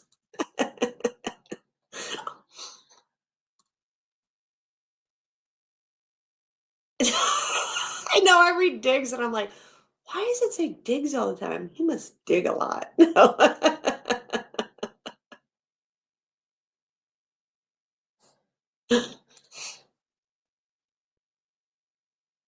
Right. Women are immoral. Toddlers, women, mail carriers, they're all immoral. And get into it. That information alone is enough. Really more than enough.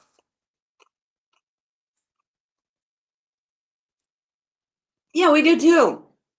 We also government gives clean needles now. You just stop by and get some clean needles. God forbid, you have some dirty needles as a drug addict.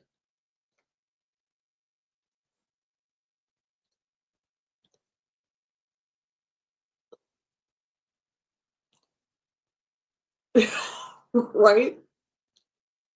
You cannot make this up. Oh, you can. Yet these people still want to push these dogs and push these Oh, he's not worried about the baby, just pushing the dogs. dangerous narratives. I think yesterday this video was uploaded. Yesterday.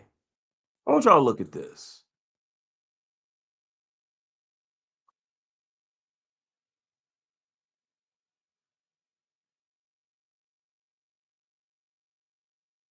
Okay, what's going on here? Am I having computer problems? What's going on here?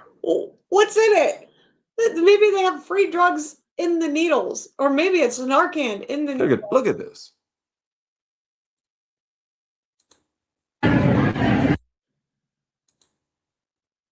Now you see the title. A kid touched my service dog? Yeah, they're not supposed to. A service dog isn't supposed to be petted. This is one of those people who made a whole channel about their service dog. Okay. A kid pet my service dog. Okay. Okay. First of all, this is supposed to be a service dog. I don't believe it. This chick got, what is this, a bow tie on the dog's head, trying to make it look kid friendly. And then you complain when kids try to walk up and pet it. When you're trying to literally make it look appealing to kids, you bozo.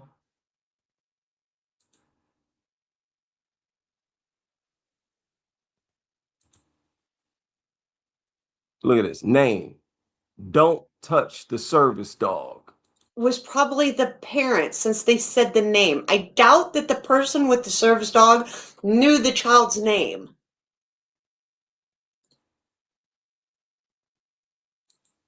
Another kid told him the right thing to do. So as he pat the dog, I guess some other kid said, don't touch the Okay.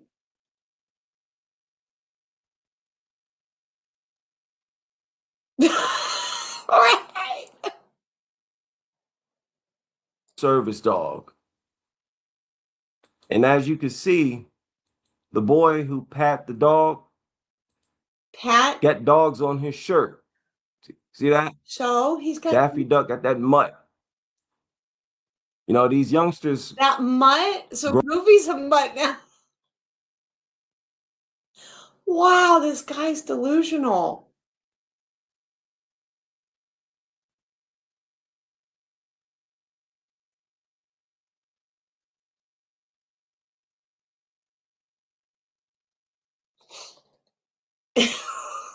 All right.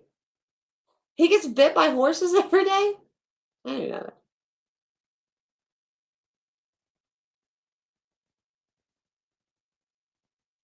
Grow up being brainwashed by these cartoons to look at dogs as harmless. And then you have these nutter adults in the real world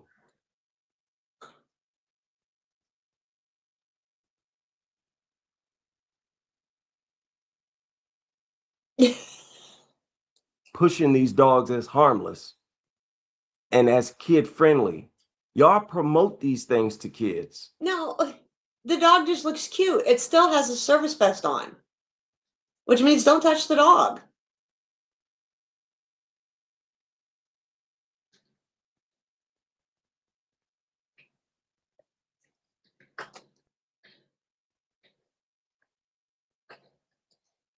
Does he really work with horses? Are you shitting me?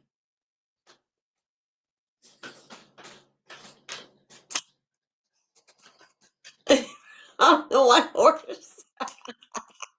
These dogs being on cartoons, you're promoting them to kids. Then you want to complain, and this broad actually goes out and intentionally makes this dog look kid friendly. Then they want to turn around and complain when Well, it's better than the dog looking aggressive. kids pet the dogs. Y'all are despicable people. Oh. Despicable. They hate kids so much. It's disturbing. That's part of the reason why they love dogs so much. What is wrong with these lunatics? And look at how the boy pets it. He didn't even pet the dog. He's so afraid of this dog that he doesn't even pet it. He's so afraid?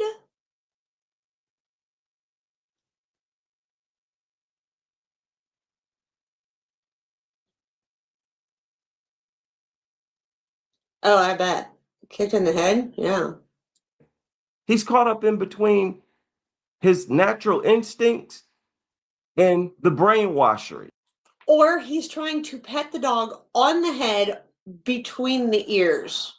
You see the ears? This guy is so delusional. That's not a pet.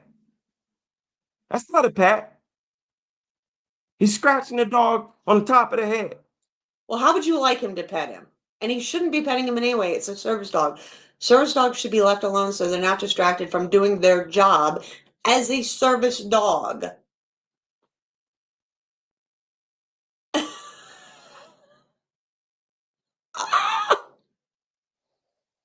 Oh my God, that's hilarious.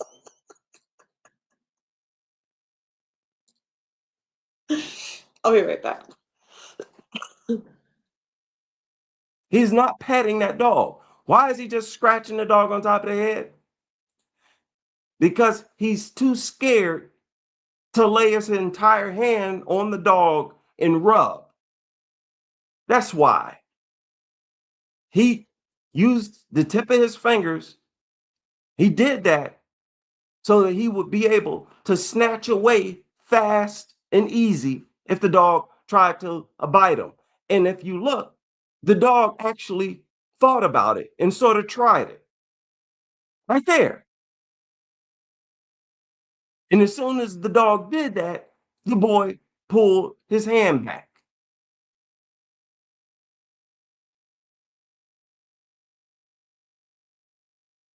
Yeah, a day in the life of a nutter. What a twisted culture. It's so immoral. You brainwash the number one attacked demographic, youngsters. They are attacked more than anybody else. Most dog attacks are on heads. And you brain dead imbeciles, you promote them to kids.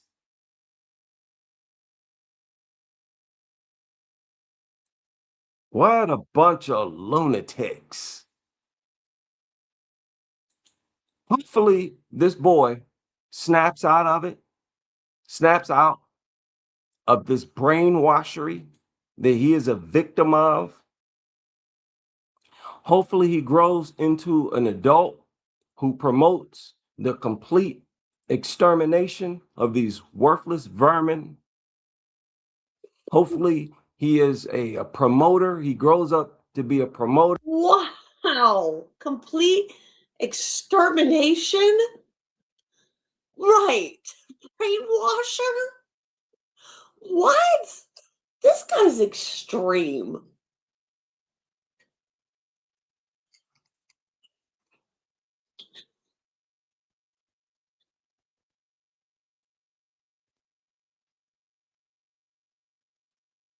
Right. Yeah, he must have. I mean, like, I don't understand. I'd like to know how traumatic. I hate to even use that word because it's a buzzword, but how traumatic his dog bite was. Right? He's self-radicalized.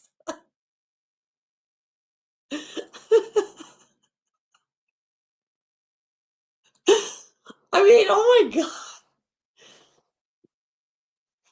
I mean, I just think he needs to understand boundaries and respect and all that stuff. The other kid saying don't touch the service dog taught him correctly as a service dog.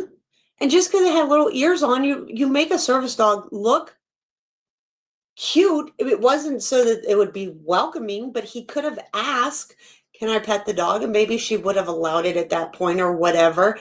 But it's you don't make the if the dog would have looked aggressive, then he'd have said, "Oh, look, she's trying to make the dog look." She wouldn't have won in any scenario.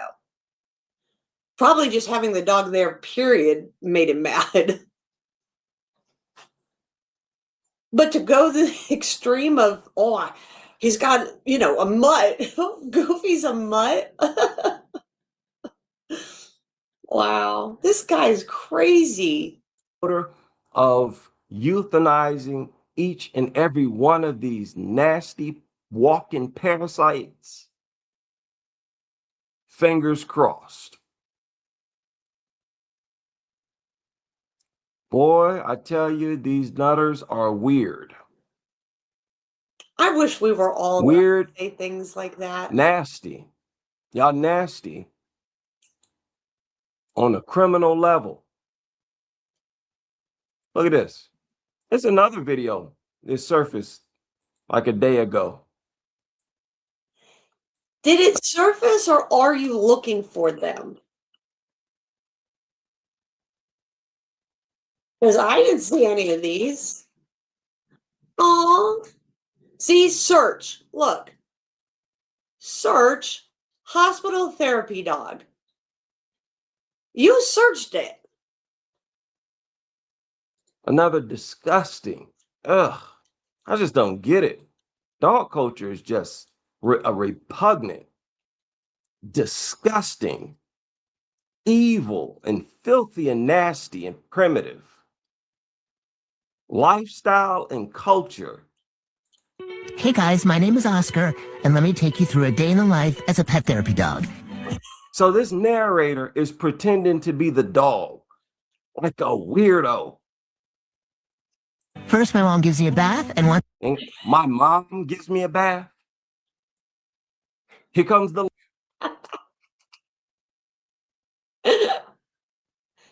Well, put your boots out.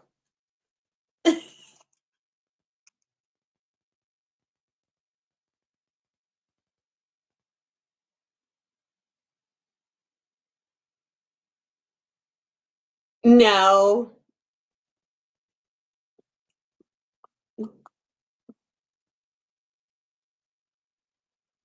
Oh, no. Why do these people give themselves names? All right, I'll watch. Hang on, I want to see this real quick. Play the distance between two telephone poles is a quarter mile? No.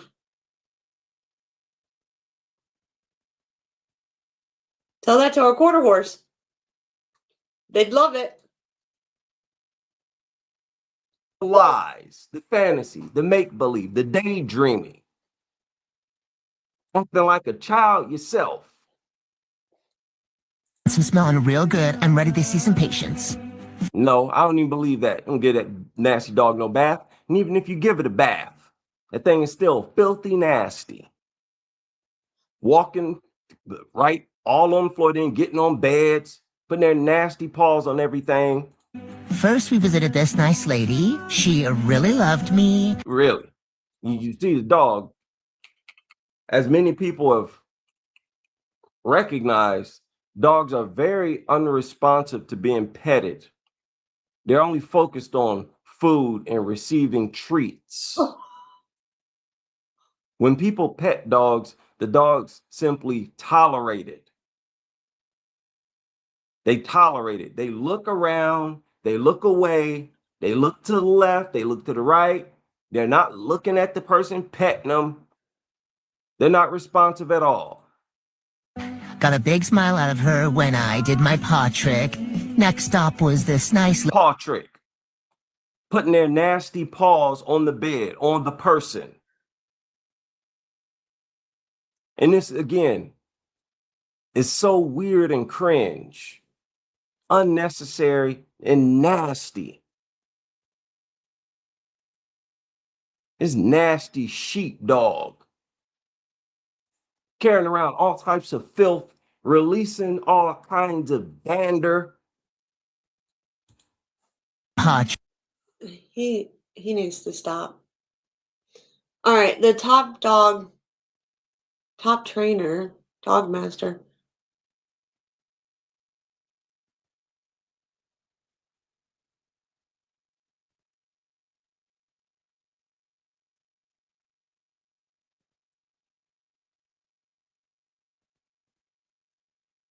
Nah. Is this true?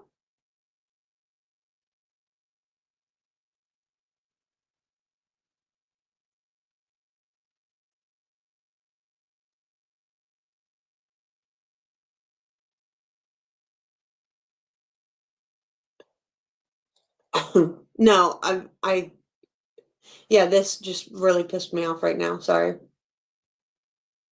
I can't believe that he would say anything about this.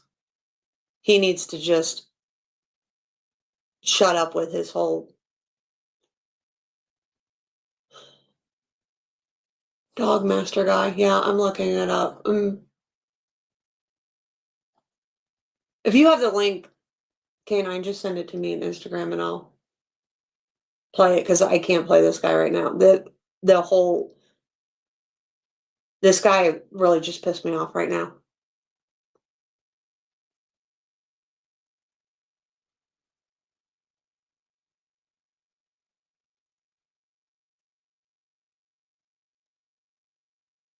Okay. Sorry.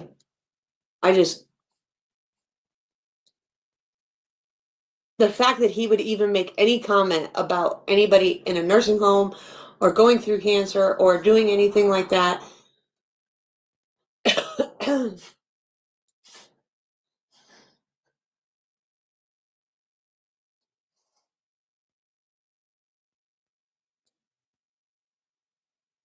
don't care what his beliefs are.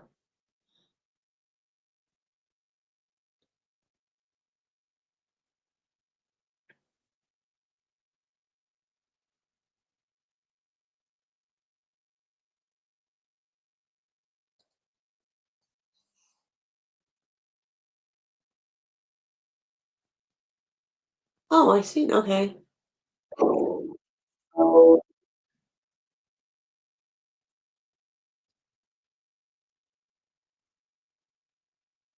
Oh.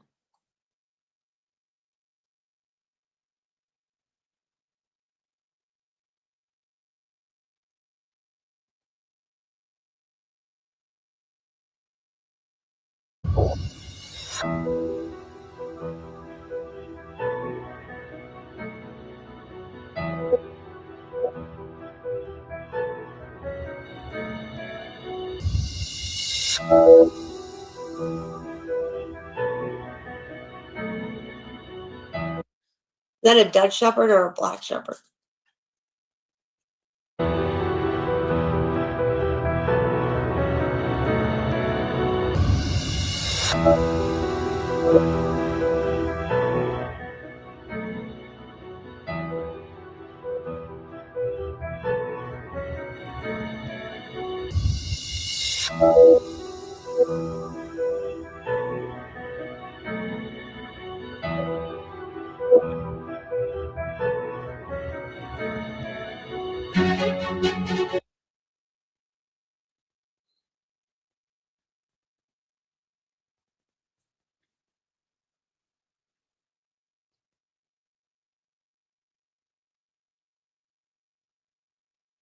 Mm. Mm. What kind of dog is that? Does he say?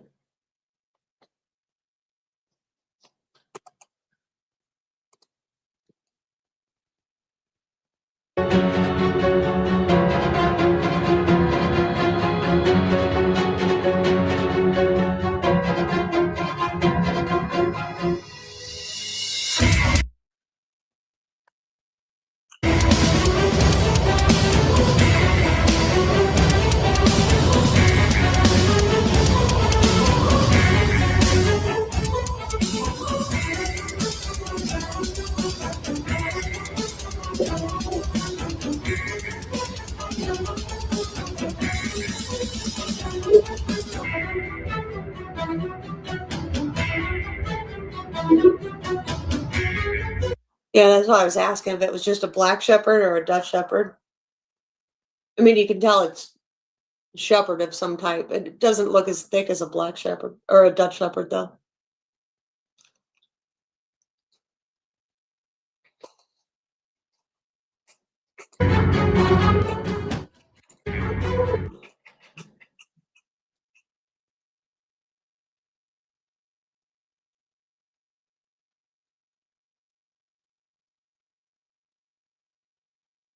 What?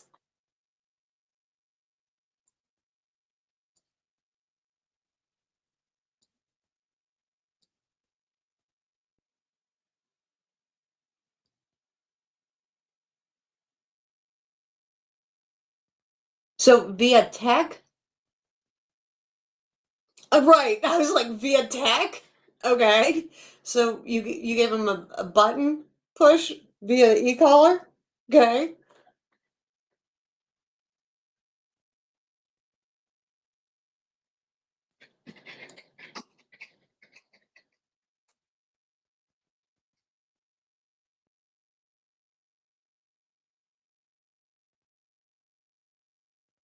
Via tag and also hand signal on which location I want.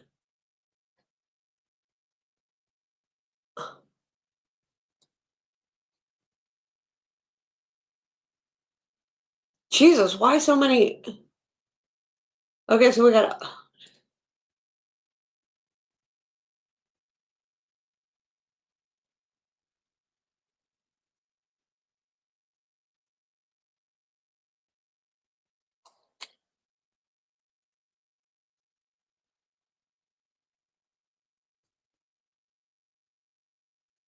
the dog seems confused at the stop.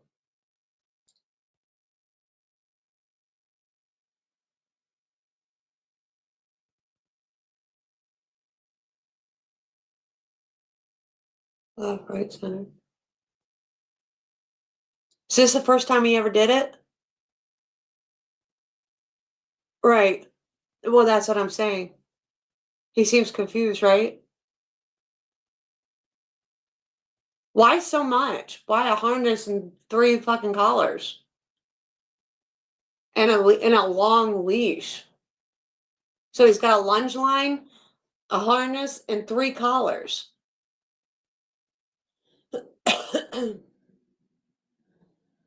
On this dog?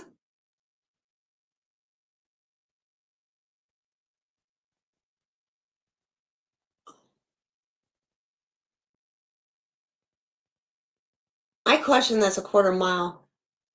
I used to have quarter horses. I question that's a quarter mile. What really do you need quarter mile for? I gave him 1% out to get someone sleep.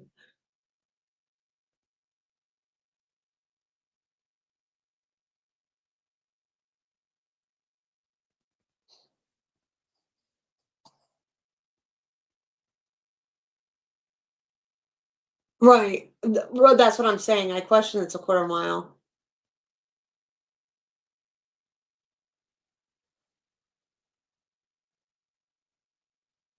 The last Lassie dog in the 90s for a movie? Okay.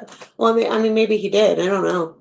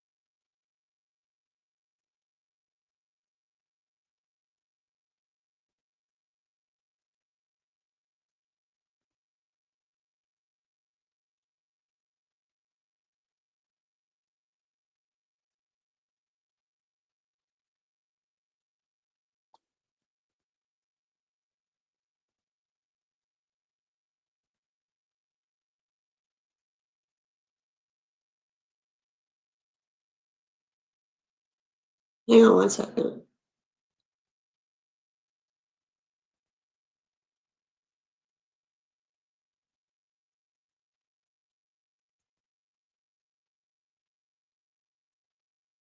Right. Well, that's what I'm pulling it up to just look.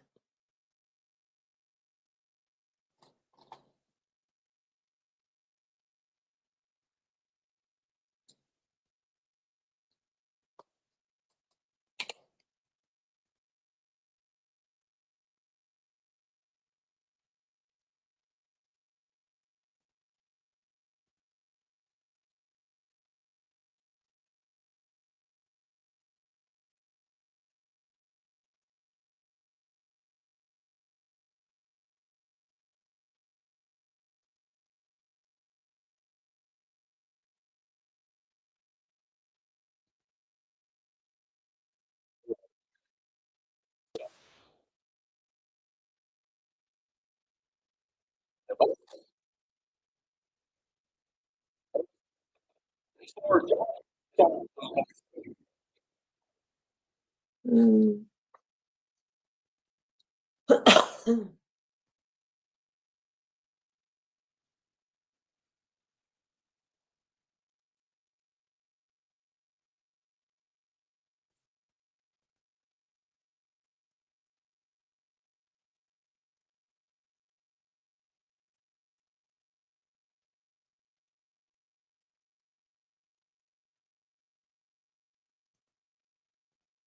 Oh. I was trying to pull up a video of it. I still have a hard time.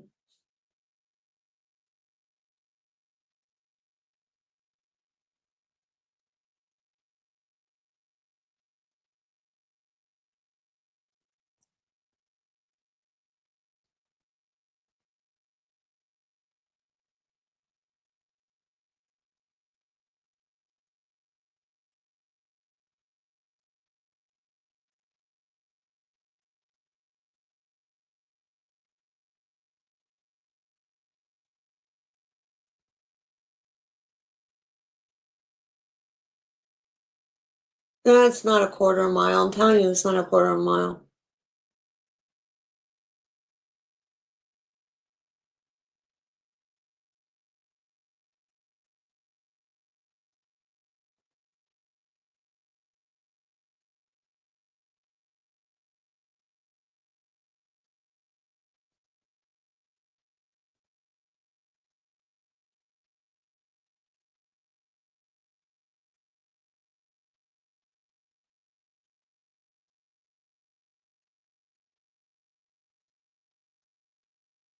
So this dude has. Okay, hang on. Mm.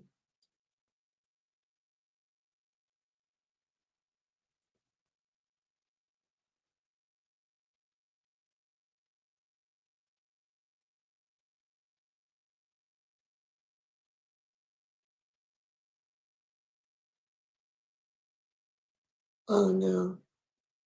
Dogs, I still sleep with those dogs. I always had dogs sleeping in my bed. Robert's thrashing around, he's having flashbacks. You know, who was more inspired by Lassie than me, right? You whore, you. There were ticks crawling on the ceiling, right? Some say these two trainers were quietly in the shadows. Robert Weatherwax, last of the legendary Lassie trainers, from the world's greatest movie dog training family, was quietly hidden in his TV work. And Christoph Klugston, elite action K9 trainer, was traveling from the sub-zero Arctic to the... Well, is this him talking? Like, did he AI this?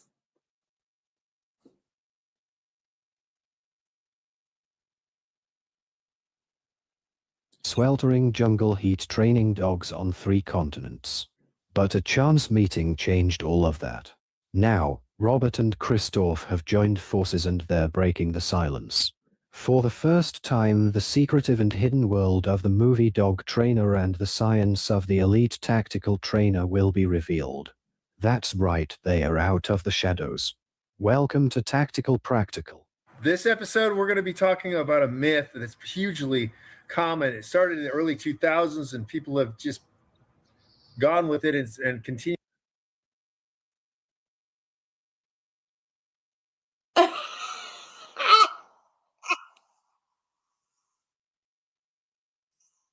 He's the only quarter mile sit, stay, quarter mile recall. Okay.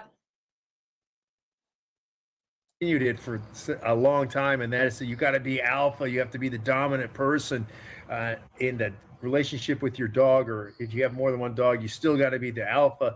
This really started with the monks of New Skeet. They had a few books. They started in the 70s. They came out in the 70s with one of their first books, and it was pretty popular. And they, since that time, became hugely popular with a lot of people in the United States, and that's where it started. A lot of people will identify Cesar Millan. He grabbed onto that idea and used it, and still does. And there are a lot of people who still do. It's been refuted because they want to try to incorrectly say that wolves do this. No, captive wolves do a certain thing. Wolves in the wild don't act the same way.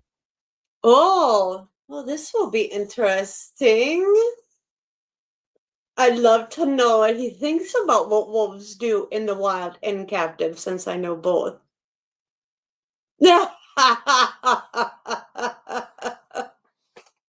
What do they do, Mr. Quarter Mile? Number one. Number two, dogs and wolves are not the same, just like you and a chimp. Okay, well, they derive from wolves. Humans don't derive from chimps. Chimpanzees share a lot of DNA, but you're not the same. Some similarities. Okay, mister, let's get into this. Let's see your knowledge. You're bipedal. You got the way you walk and stuff. Okay, well, if you want to talk about forensic, if you want to talk about anthropology, Lucy was the first bipedal. I mean, we can literally get into this, Mr. Quarter Mile. Are the same, but it's not the same creature completely. And that's a big difference. One of the biggest things that we're going to get into, one of the ones that I'm going to tackle right away, is that you cannot sleep with your dog. If you sleep with your dog, you're allowing them to be on the same level as you are. You can't do that. You'll have problems. They won't listen to you. You're not in control. They won't be able to function with you. This is completely nonsense, number one. I've done things with my dogs that demonstrate that I know what I'm doing. And again, I got to say it. Look on YouTube. I'm the only one who's got a quarter mile sit stay. So what? We should bow down to you? You said something that was asinine. I took forensic anthropology in college. And so you said, well, humans are bipedal. Okay, well, so was Lucy. She was a chimp. So now what? Quarter mile recall, and that's nothing. I also the only one with a 110-pound American Bulldog that can limp, and he's working on some new stuff. That's also going to blow you away when we get to it. So you have a Bulldog that can limp that's working on some stuff? Okay. The point is, how did that happen? I slept with those dogs. I slept with those dogs. I still sleep with those dogs. The big guy, the big monster Akuma, was not 110 pounds. He was like gargoyle, about 40-something pounds originally when he was a puppy. He's now a monster. But the super dog, I've been with the super dog. Super dog sleeps with me every night, along with a bunch of my other dogs sleep with me. And that. What the fuck does any of this prove? Kamala Harris? What are you saying?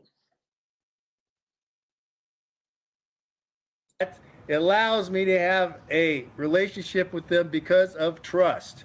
They trust that I won't roll over and kill them in the bed, and they also have trust that I'm not going to abuse them. It's a symbiotic relationship. Let me tell you something, Mr. Quarter Mile. You can share a bed with your dog and still get up in the morning and beat the fuck out of them. Do you think that your trust in sleeping with them is going to make them feel any different? I can play you a video that I played you last night of the dude who feeds his dogs but yet won't feed them if he feels that they don't listen to him. Do you think his dogs still trust him because he feeds them food? He could take them to bed at night and wake up in the morning and still treat them the same way. Do you think that his dogs trust him any different than your dogs do because you sleep with them?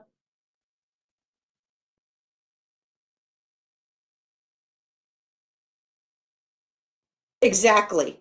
You know, there's a movie called Sleeping with the Enemy.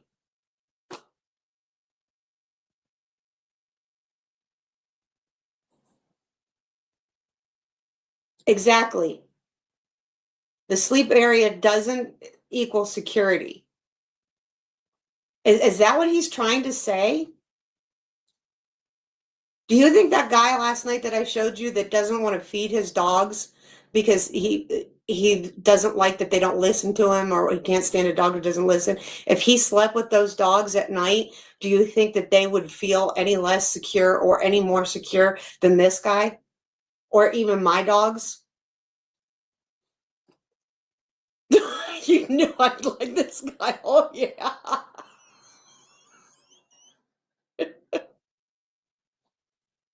What the fuck is he saying? Like, But I'm going to say this a lot. If Are you? you sleep with your dog, it's going to increase the bond that you have with your dog.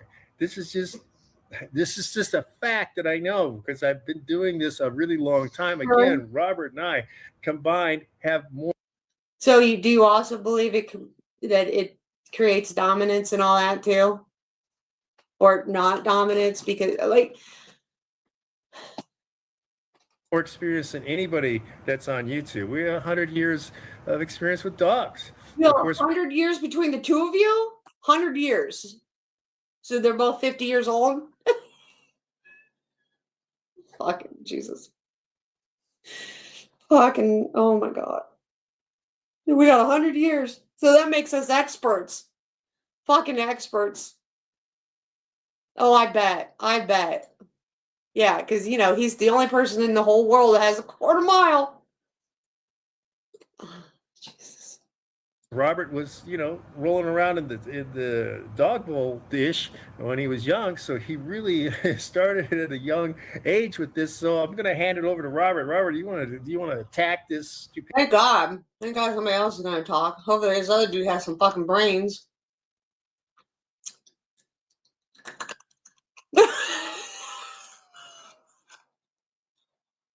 Right.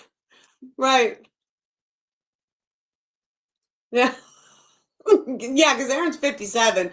So add that in. 57, 48, 62. I mean, we're fucking racking them years up. I mean, we're just fuck, man.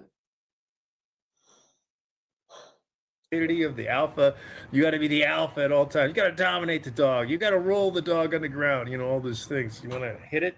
Yeah, no, I hear that all the time. Roll the dog on his back, and so he'll submit to you, and different. Does this guy look like an old Eddie Monster?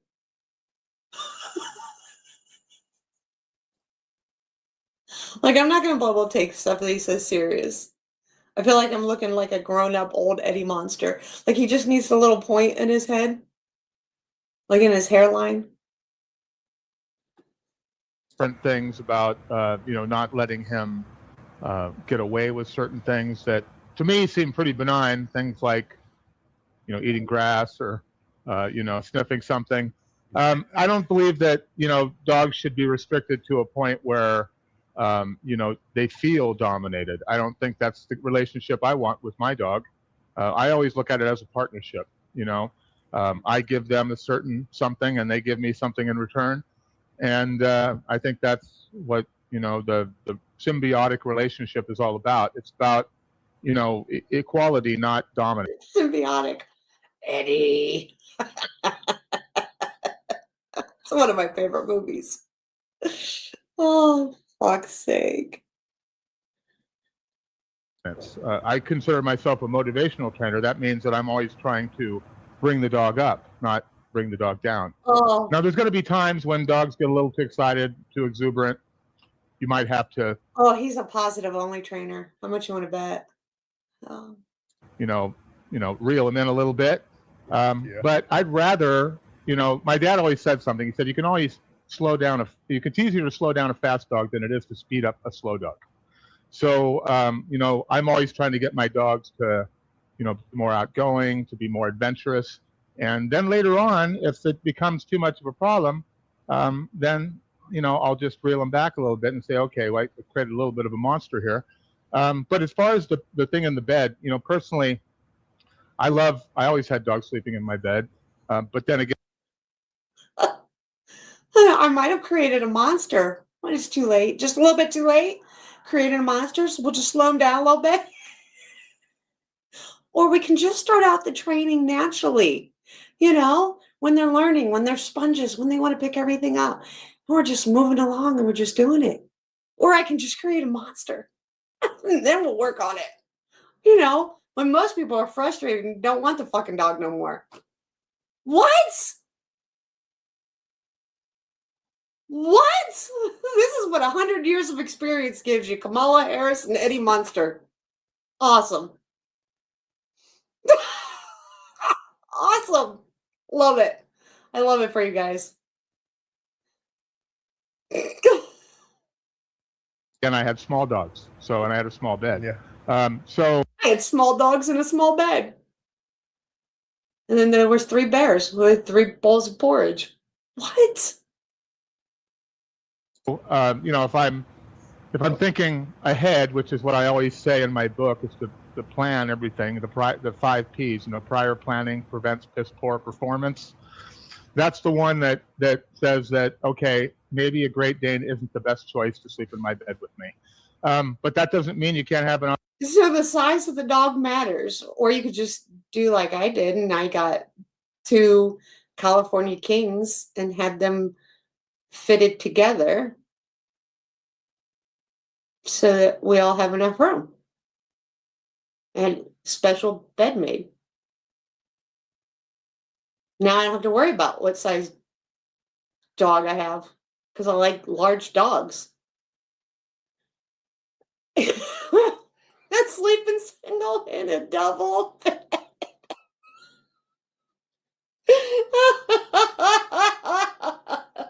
Maybe he'll make his brown eyes turn blue.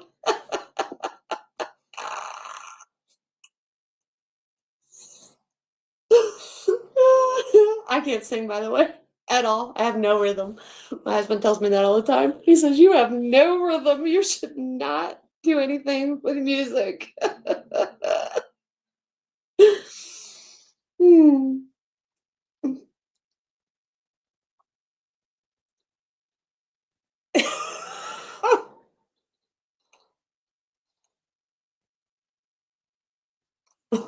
Besides that, it doesn't matter how big your bed gets, trust me. I have a huge ass bed. Your dogs still want to sleep on top of you. I don't understand that whole part either.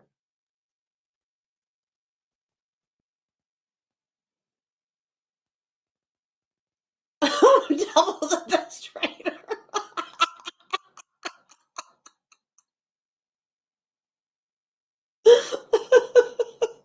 Right? Aaron thought we'll get 2 beds, have them made together, do all this, so we'll have plenty of room. Because Aaron's like, I'm not sleeping like on this tiny fucking bed, all this shit. He still don't have no fucking room. Ask him. He'll tell you. The next time I'm live and he's on, ask him about how much room he has in that big ass fucking bed. He'll be like, I still get pushed off the bed. Australian Shepherd or something smaller than that in your bed, maybe even a Sheltie or... Oh, I can see him walking fucking chihuahuas. Pull daddy like a chariot. But yeah, there's certain, I've seen people who barely have any room in their beds. They're a couple, and then they have a cat, and they have 2 dogs, and then it's like there's no room, there's no extra room on the bed.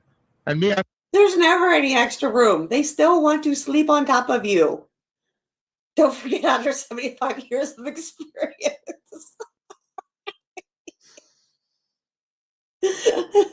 That could be 47 square miles, and the dogs will try to push you off the edge. Exactly.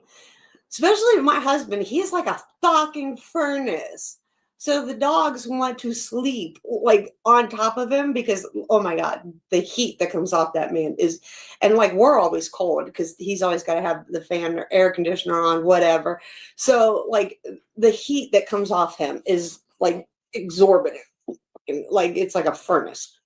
So everybody always wants to lay close to him. I swear. I don't know why we have like 2 fucking huge ass beds. Right? we just talk about sleeping with dogs. I'm kind of a thrasher when I sleep, so I kind of feel like the dog might be put in jeopardy, if he's crowding me too much while I'm sleeping. So does he sleep with dogs or don't he sleep with dogs? I'm not really sure at this point. So yeah, I mean, it's just a judgment call, but there's no such thing as, I have to be the alpha. I consider dogs to have an alpha, but Well, I can tell you this. My dogs sleep in my bed, sleep on my furniture. They live in my house. They are part of my family, but I guarantee you there's an alpha within my pack, but I am the alpha over this pack. And there is a difference. The fact that he doesn't understand that, well, that's wolf mentality. And, well, they're not wolves, so. alpha amongst themselves when you have multiple dogs. Right. I don't consider myself the alpha. That's pure and simple. What? Yeah, I agree. Right. I don't consider dogs. No such thing as, I have to be the alpha. I consider dogs to have an alpha, but an alpha amongst themselves when you have multiple dogs. Right. I don't consider myself the alpha. How can you have that mentality and not have the follow through? So there's an alpha within my pack, but I don't consider myself. So your dogs are above you? You don't rule the roost of your own home? They're not teaching me fucking shit, dude. They're not teaching me shit. How do you have the ladder but not the follow through? I don't understand that.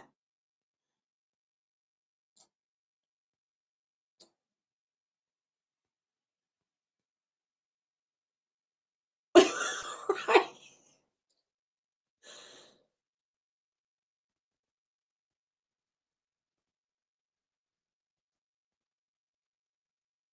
Well, he has to. If he thinks there's an alpha within his pack, there's an alpha.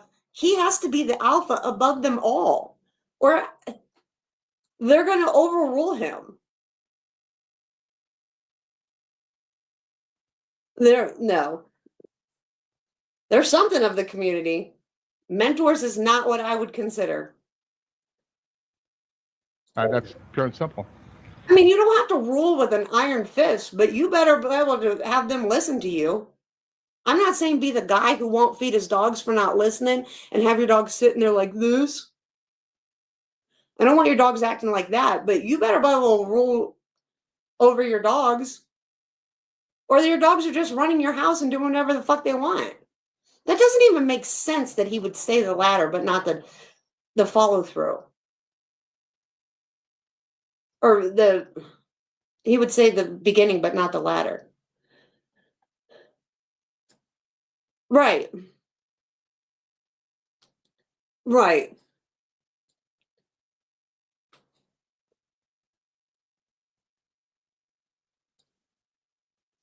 I mean, as you see, I don't go running through my house like, beating the shit out of my dogs and yelling at them and screaming, and they don't go running off and cowering and whatever. I mean, I'm sitting here like going, what the fuck, and yelling at this guy. You don't see my dogs like getting up and running and cowering. They're laying on the fucking couch like, whatever, Right.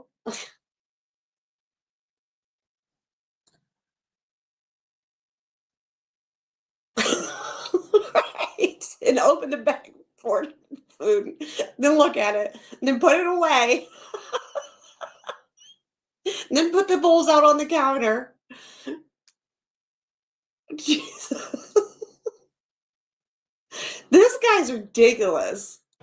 Yeah, I agree with that. A few things I want to say. So yeah, so Robert's thrashing around, he's having flashbacks to something. He's no, not gonna do this, not gonna do that. But that's what I was talking about. The dogs trusting you. I mean, it's true. It may sound weird, but it's really true. The dogs trust you that they're not gonna get hurt in their sleep.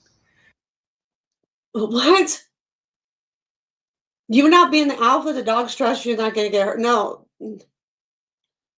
Because if you did do so, if you did thrash around and whack them in your sleep, they're not going to get on the bed with you because they're not going to.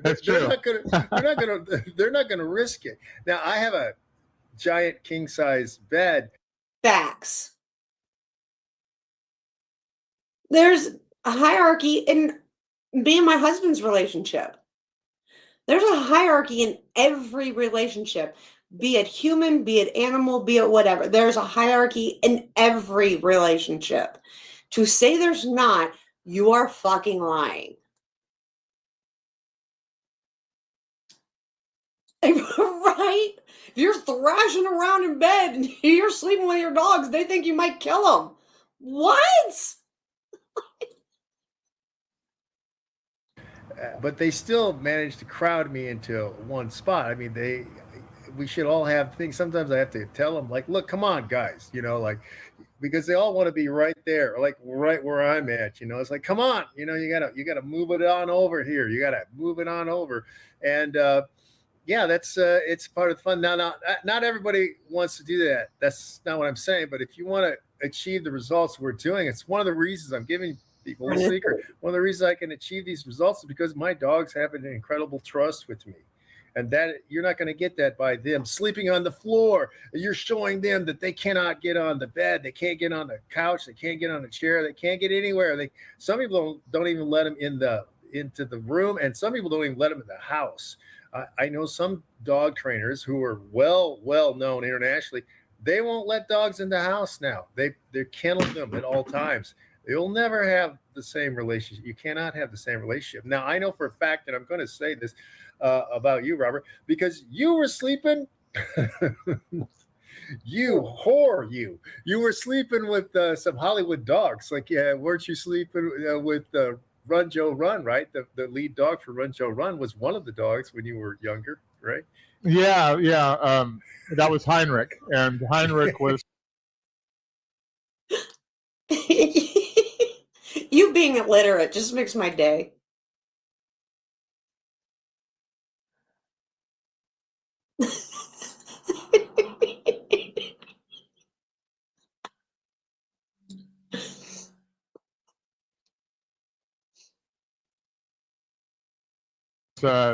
Bill D'Angelo, the producer of Run Joe Run's dog.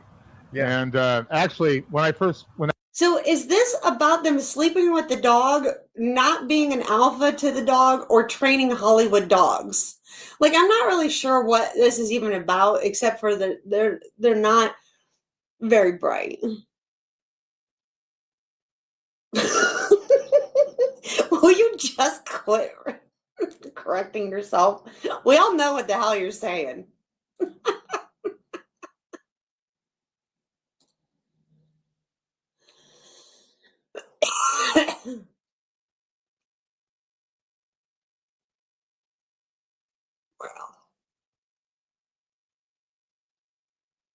Right.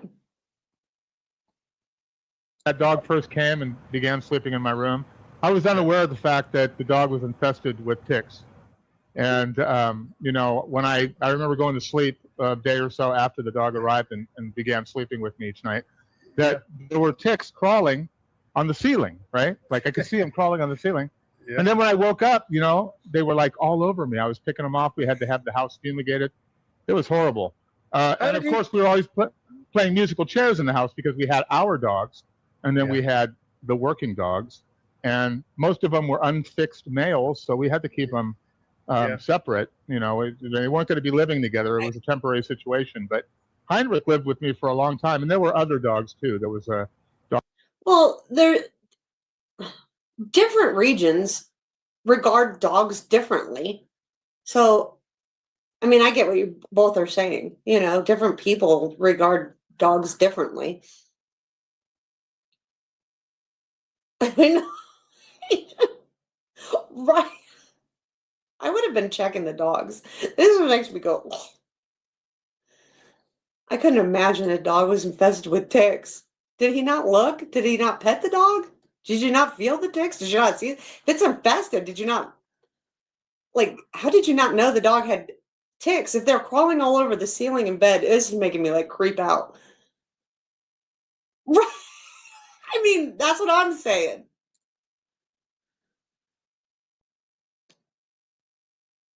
Right. I agree. Man, all dogs, that's immoral. Dogs from like Cop and the Kid and different Yeah. shows that my dad was doing, and they always stayed with me. But I was happy to have that because at the time I didn't have my own dog, so I always had a rent-a-dog. And of course when I went to Rudd's, Yeah. one of my first memories was sleeping next to Lassie as a toddler, and those were times that kind of formed my whole mentality about dogs, because I grew up looking up to dogs, considering them equals, that productive contributors to the household, the income, everything. Dogs were an integral part of our lifestyle. So for me, I can't even imagine people who keep their dogs locked up or keep them outside, because I have to have a bond with dogs. When I was going on jobs, on location, I built a tremendous bond with the dogs. As a matter of fact, I was so bonded with some of these dogs after the job that I didn't even want to take them back. So is he a dog trainer, a movie star? I don't even know who this dude is at all. Like, I've never even heard of him. So who is this guy? The Eddie Monster looking. Is that Eddie Monster, like, all grown up? I don't know who he is.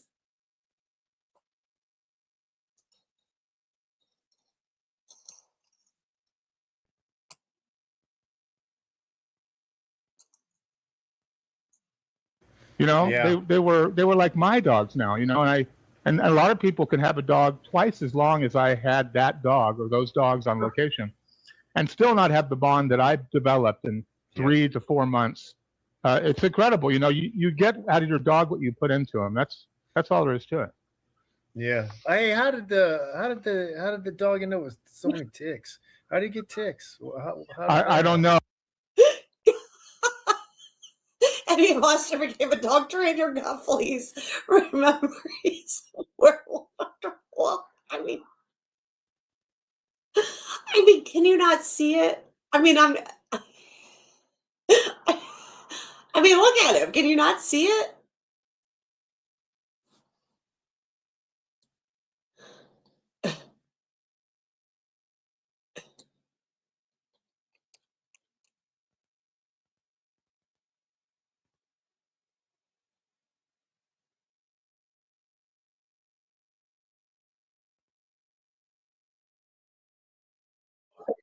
No.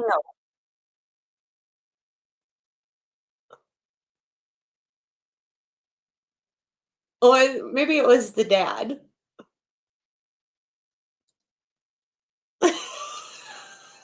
Or whatever.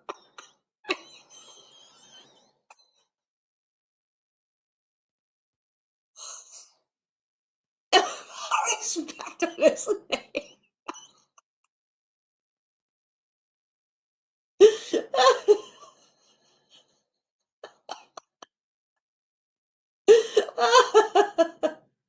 I mean,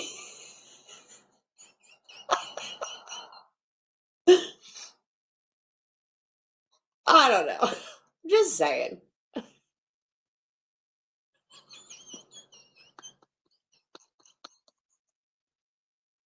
It's the best, though.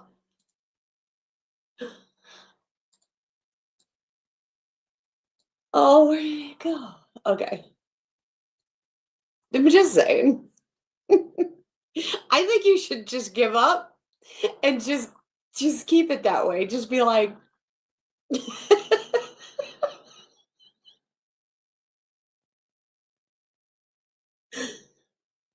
It's all it says is I trained Lassie? Right. So I mean, don't he look like that though? I mean, come on. He looks like, okay, so he looks more like the dad.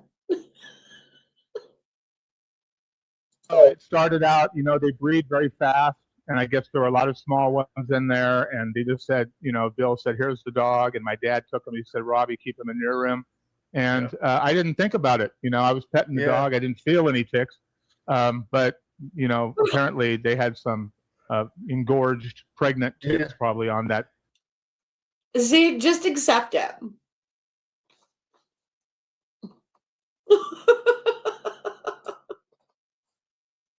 And the dog, in places that I didn't feel, right?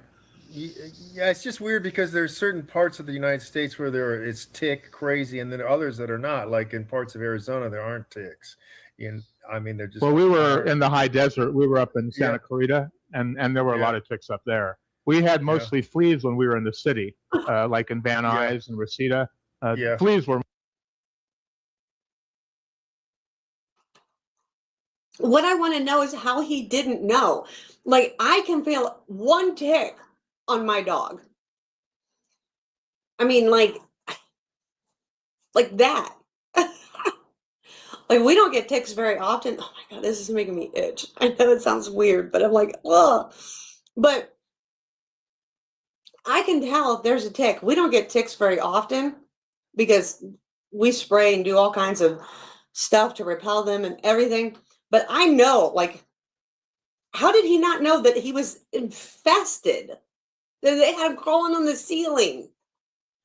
I would be so creeped out. More of a problem than ticks, but once you get up near the mountains and you got wild animals, you're going to see more ticks. Yeah, well, Arkansas is the worst. I mean, I couldn't even walk down the driveway. The ticks were jumping at me. I'm not lying. Ticks are jump on you. Stuff is miserable. There, all my dogs they're on flea and tick medication at all time. I'm talking about the eating, which is dangerous. That's a whole nother topic. I don't want to get into that right now, but anyway, yeah, so this is something I want to get back to, kind of circle back, as I say, Robert, this bond idea. A lot of people think, you'll see people on YouTube and such, the big YouTube trainers who never did anything before YouTube, and they talk about, I get a bond with the dog. Yeah, in 2 days, it doesn't happen. This is something, they keep the dog in a crate and they're like, we bond. His dog is not bonding with you in the crate. It is a massive difference with sleeping with the dog as opposed to the dogs. Oh, same. If I notice that there's like a bump on the fur, I'm like, what is that? Like, I don't know. I lived in the country for too long. Like, I'm like, what is that? Because I don't want them to get Lyme disease or anything like that, anything weird. Like, how did you not know they are infested? The crate, dogs in the kennel, whatever.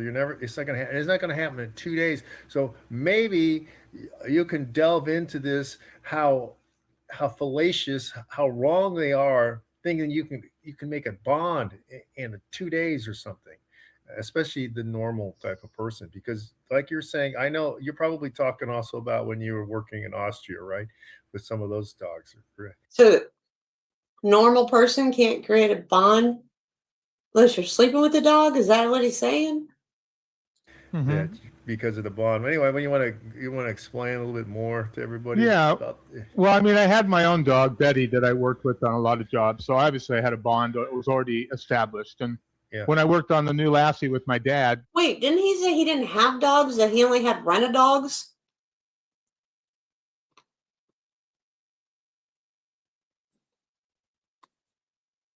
Right. Right. Right. The old man, Lassie number 7, we actually had a bond already from the time when Rudd was still alive. And of course I built a bond helping my dad train him. So that's where I built a lot of my bond, was being. Oh, right there's his problem. He has a white dog. white dogs are more susceptible, or he didn't have a tick problem and flea problem, but white dogs are more susceptible to fleas and ticks. They're attracted. Fleas and ticks are more attracted to white dogs. The assistant to my dad or to Rudd working with dogs. And then, of course, I had my own dog as a kid later on, a beagle. And amazingly, my beagle had epilepsy. He used to have grand mal seizures. And amazingly, that's not amazing. But didn't he say he didn't have dogs? He only had rent-a-dogs?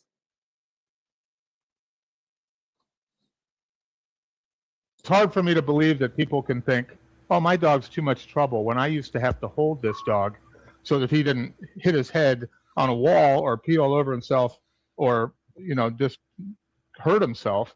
I had to coddle this dog when he was having these seizures. And then there's people who are like, their dogs aren't even that bad. They don't have any bad habits. And yet, I don't really have time for them. I think I'm going to find a home. And it just makes me so, it breaks my heart to think that people get rid of dogs sometimes, like they discard,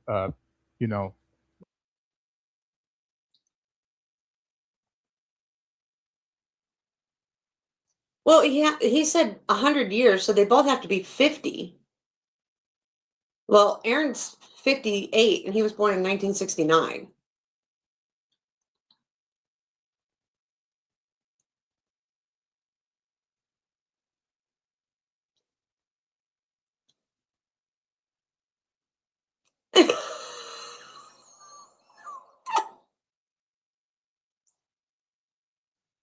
No, this is so weird.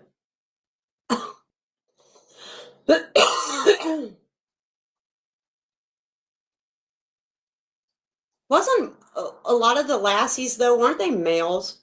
There was only a couple that were actually females. old letters or trash, Right. Yeah. I've heard some people say, like an empty beer can, right? They just, oh, that's it. This is my Right. girlfriend and my supermodel here. She's up here. Yeah, she's an incredibly beautiful dog. Yes, you are. You do print work, don't you? Yes, you do, because you're beautiful. Anyway, yeah, and mad respect to the people who are actually taking in blind and deaf dogs. That is a hard combination. I mean, you really have to work with it's one thing to have a blind dog or a deaf dog, but if you have a blind and deaf dog, that is a whole lot of work. And wow, there are a few people who have the ability to do that, because the training, I know how to do the training with those dogs. It's not easy. And in fact, people can put in their comments. It's only a few people in the world that can do it, and there sits two of them.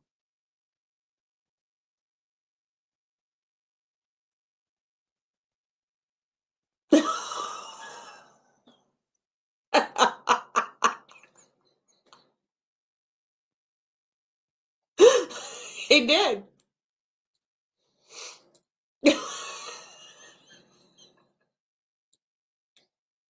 You guys are fucking hilarious. Comments, how do you communicate with a dog that's both deaf and blind? How do you think you do it?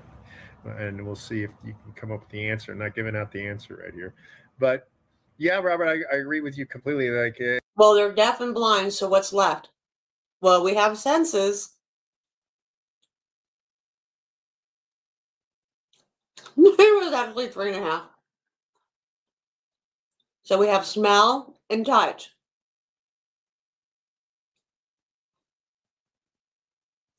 This is the big thing you have to have is respect for the dogs. You have to have respect for all dogs, is what I'm saying. Because if you want to be a great trainer, you got to have respect for who you're working with. And I wanted to touch on the fact that actually you probably spent more time with the dogs than your dad did, even though your dad was the head trainer. Is that correct? Yeah, because I was taking care of all the dogs. His dad's the head trainer, and he spent more time with them. What, cleaning up after them, feeding them, all that stuff, and his dad was training the dogs. So he's going to say he did more. Shut up, Ange. Okay. Dogs that weren't working. My dad was typically handling the dogs that had a job, and most of the time they were his own dogs. Because once he started his own business, he would work with only the dogs, such as OJ from Back to the Future, dogs like that were more. OJ and Back to the Future. Okay. So this was for the movie, not the show. Lassie is what he's talking about. He trained. And what, his dad trained the show Lassie dogs? Experience that, because my dad got to a point where he really just wanted to do the challenging jobs. He didn't want to do commercials and print work and all the other stuff that other trainers did. He was very selective. So, he built a bond easily because there were only, a couple dogs that hung out with him, and those were the dogs that he went on set with. So, and it was the same with Betty with me, because it's like, oh yeah, Betty's got a job. Well, I'm going with her. That was the way it worked. Nobody. I didn't send Betty with anybody. Right. Betty worked with me, and if they. Well, that's how most people sign contracts. Like, I know somebody who's doing that with print and movies and tricks and stuff like that, and their contract very much states, I accompany the dog. Period. The dog won't be going off with somebody. The dog won't be trained with some other trainer. I am the trainer for that dog. That's very much how a contract, even today, works. Wanted Betty, they had to take me, and they normally did. It wasn't a problem. It's just that, I felt like, my dog, I put on all the training. I felt like my dog wouldn't really work the same. Yeah. For somebody else. It's not going to. Not going yeah. to. There's no way. That's well, that's normally how that works with that, right? And that's following the paradigm Rudd set too, isn't it? I mean, that's what Rudd did. Absolutely, right? Yeah. A trained dog is a happy dog, and that's why Rudd's dogs were so fascinated by him, because they were always looking at him like they were waiting to find out what was happening next. Like they looked at him like a news, like the weather guy. What's the weather going to be like today, Rudd? And Rudd always knew, and he didn't tell the dogs because he wanted them to just have an adventure. To whatever I'm doing, you'll be doing it with me. You don't need to know what it is; it doesn't matter. But just know that it's going to be, it's going to be awesome. And he made it that way because Rudd knew that in an 8 to 12 hour work day on the set, you have to keep that dog fresh. There has to be moments of amusement and Okay, so the title of this is Do Not Make the #1 Dog Training Mistake. Have you gotten the mistake yet? Or is it not to not sleep with your dog? creation intermixed with all that work, because it can become mundane and your dog can just burn out just like we can. Well, and something that I read about Pal, the first Lassie, is that I mean, the dogs who were in the movies, especially in the movies, the TV series too, but really in the movies, those dogs were insanely incredible dogs. We're not talking about the normal dog. One, rough collies are not easy to train, number one.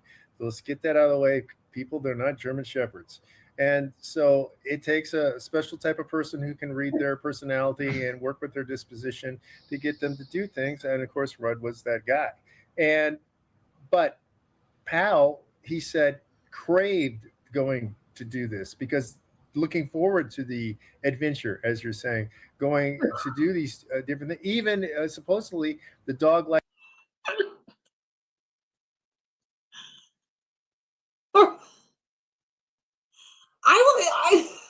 That's why I was like, I was waiting for him to finish and tell me like something real. I don't understand where he thinks this. The fact that he said rough collies.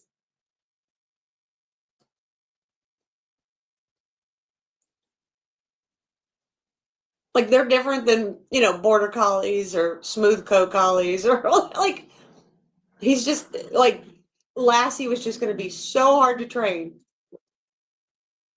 It will.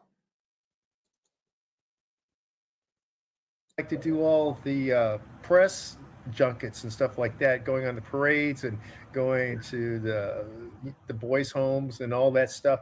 He said that what I read was that he said Pal loved that stuff. Now most dogs are going to freak out. The stress is going to be too much. I know Rin Tin Tin did was just too much because that type of dog doesn't want to be in an enclosed place because he's beginning to feel threatened. And same with my super dog. He's not going to like that too much either. So it's a unique dog. His super dog can't go to like boys' homes and all kinds of cool places and stuff like that because it's going to freak out because it's too much pressure, but can be on a movie set. That's super weird. They can handle that. I mean, so let's not. I don't want to give off the wrong assumption to everyone that hey, every dog can handle the sorts of things we're talking about. No, only the top dogs for the movie 8-10 hour or longer days or the TV ones that you're doing. But the point is that the only way they're going to be able to handle that is if they've got a bond with you. You don't just show up. Hey, I mean, people tried to hand off dogs to other trainers. This used to be big, like we talked about Frank Yin and guys, and even Carl Miller, right? I mean, Carl was taking on other people's dogs and doing things, but he wasn't. I mean, you want to explain because it's not. I mean, I know something, but But he didn't sleep with the dogs, so therefore they didn't have a connection, a bond. The dogs didn't trust him, so therefore, they just wouldn't work. They weren't sure. It's hearsay. Allegedly. Because you were firsthand there. What do you want to? Super dog movies. What can you say? I mean, what can you say? Carl had certain dogs. Yeah, Carl had certain dogs, and my dad had certain dogs that we didn't really. They worked with a lot of trainers in their whole training. When it wasn't just one trainer working them. There were dogs that we had in the kennels that we brought out to work and get exercise. And, a lot of trainers worked with them. So some of the dogs we had were conditioned to work with a lot of different trainers. That was fine. But other dogs had really not had a lot of exposure to other trainers. That's why, like Steven, when I worked with him on Married with Children, I mean, nobody else is going to work Buck, right? He had a lot of different assistants. I was one of them. But, the assistants weren't as important as that primary guy. Poor Buck. Like, what did Buck do? Nobody wants to work with Buck? All this training and conditioning for Buck. Poor Buck. Who the dog depends on. The dog looks to him as like a guidance counselor. He's showing them. I mean, for as much as Buck was in Married with Children, can't believe nobody wanted to work with him. I wonder if he wanted like special treatment.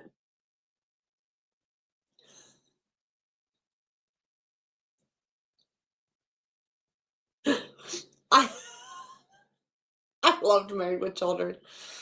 Seriously. But I mean, like Buck really wasn't in Married with Children like every episode or like a ton.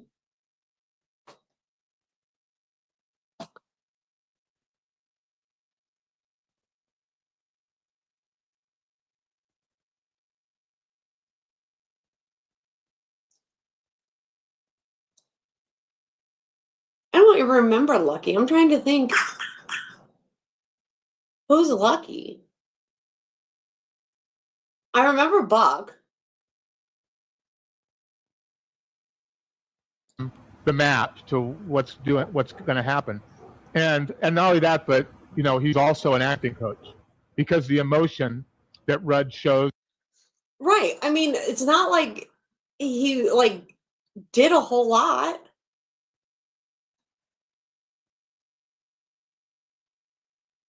Right?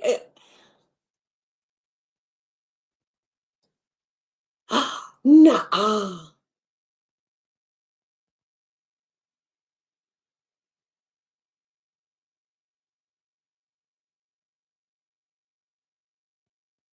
I don't ever remember a dog getting shot on Married with Children.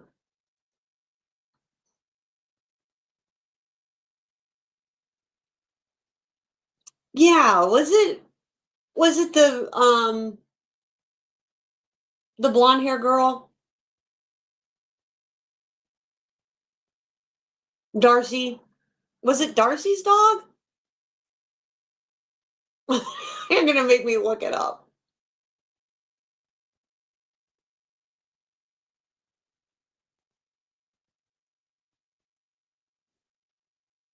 Oh.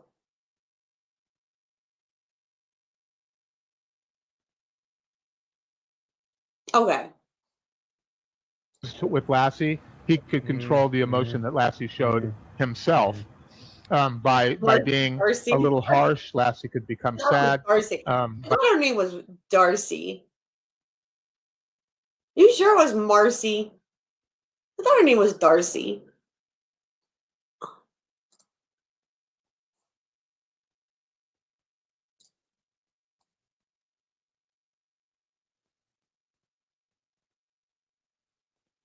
Yeah.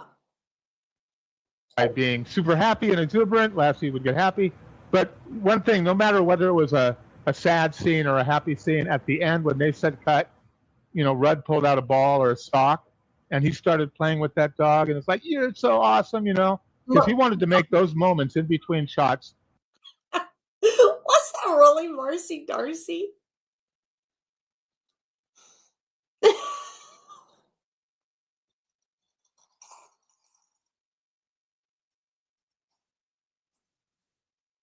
Oh my God, that's hilarious.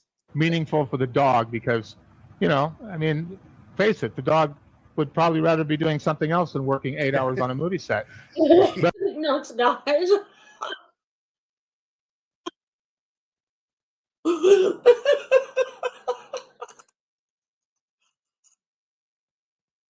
All we're doing is aging ourselves. You realize that by talking this side conversation, having this meta conversation over here, where they're talking about shit we don't even care about. We're aging ourselves. that's what he had to do, and we have to make it. We have to have just like kids have teachers on the set and different people to help. My favorite was when I would go, women would have to try on shoes. Manage, their spare time. We do the same thing with the dogs. We manage that spare time as well as the time that they're working. Just the spare time. Well, and put that back into our general theme. During this time when you're talking about the assistant trainers are helping fill the void in between shots and stuff, or maybe helping set up for the block for the when they block the shot and stuff. None of this was alpha, right? I mean, they weren't trying to dominate the dog, and the dog has to stay. No. This is No, you don't get a real good broad character dog if you're dominating them. What you get is a dog that is cowed down, that looks mechanically. That's not what movie trainers go for. I mean, sure, if you just want a dog to be obedient and work like a robot, I don't know why you want that, but some people do, and that's fine if that's what you want. But I don't want that. I want a dog that's more multifaceted, a dog that I can turn on high speed and cut him down to low speed. Not a dog that works at the same level all the time, because, that's. So, okay, so does he think that to be the alpha? Okay, so his whole brain is you being an alpha means that you're so dominant that your dog's afraid of you. Is that what I'm getting?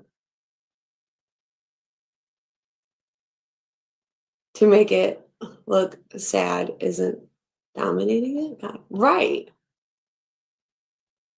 So how is he getting the dog to do these cowering movements, all these things? I would love to know how he trains to get them to put their ears down, give the sad looks, do all these things that he does for the movies.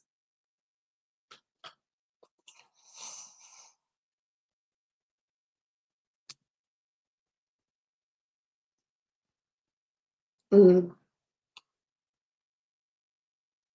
It's really mundane and pretty boring to Yeah. watch. Well, and I'll put something in there too because yeah. I mean, I know lots of ways to train dogs, lots of ways, and if you use what we're taught, if you do this, Isn't this the same guy who's the shock collar to signals dog it's okay to move off the quarter mile? Thing where you're heavy on the corrections and this is what you're doing and it's always serious, you can turn out a dog that is robotic, like we're saying, mechanical, will perform, but will only be able to do certain things because that dog will be too scared to make an error, and you will not get them to do some of the tricks or behaviors, however you want to term it. You will not get them to do certain things beyond. You can get them to do the sit, the down, the stay, the come to a certain. No, I never seen that. Is that one where they use the AI dog? That is Saint Bernard or something.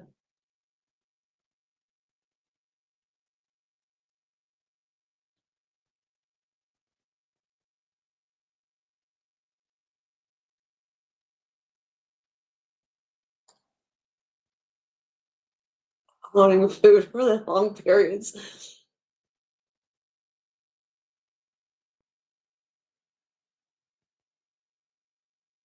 No, I'll look it up. Degree, you're not going to be. It's going to be hard to push them to a quarter mile or beyond. It's going to be hard to do that method. But you're not going to You're not going to be able to teach a dog how to crawl that way. It won't work. Not really. It's not going to work if you're trying to teach the dog. We're crawling a quarter mile now? Who needs to crawl a quarter mile? For what purpose do you need a dog to crawl a quarter mile? Dog to do weaves, and it's not going to work if you're trying to teach the dog to limp and stuff like that. It won't work, that method. So it's very limited in its approach, and what we're trying to get to.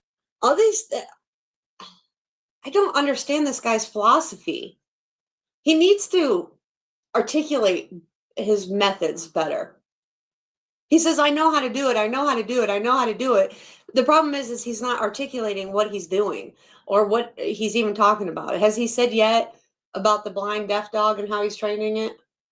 To everyone's idea. Of course, everything that we're doing is about, if you're a dog owner, you're a dog trainer, whether you know it or not. I'm going to say this all the time from now on because people don't seem to get it. So either you want to become a better dog trainer, better with your dog, and that's founded on the bond, or you don't. Yeah, do you realize how many people do weave poles and stuff all the time? It's not that difficult. So make that decision. But if you do want to have a better relationship with your dog, and you got to realize you're a dog trainer and you got to become a better dog trainer, and that's what we're doing here. So we're trying to facilitate you having more options than just robotic.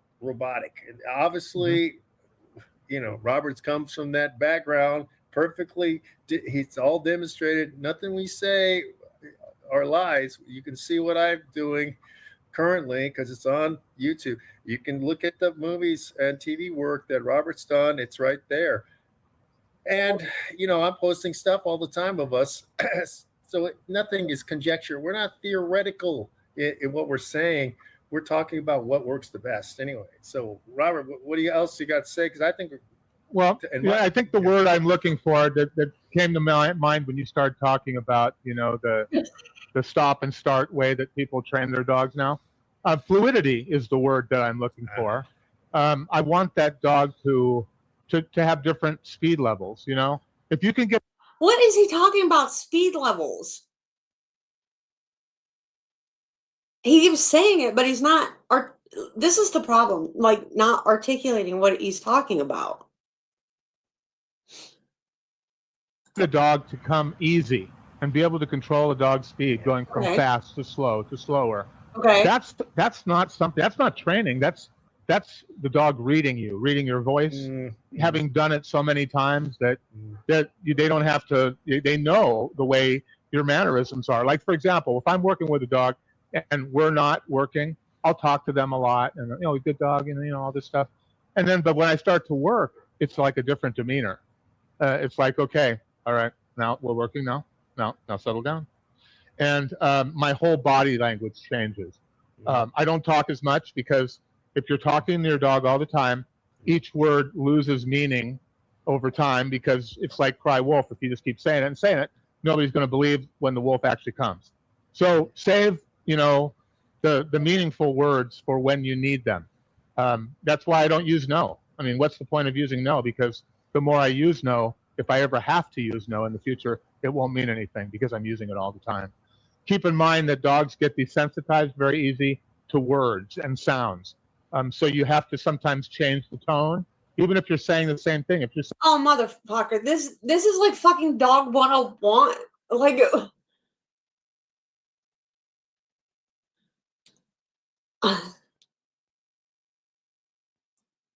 when I do a training class, this I gave him semantics. I've forgotten.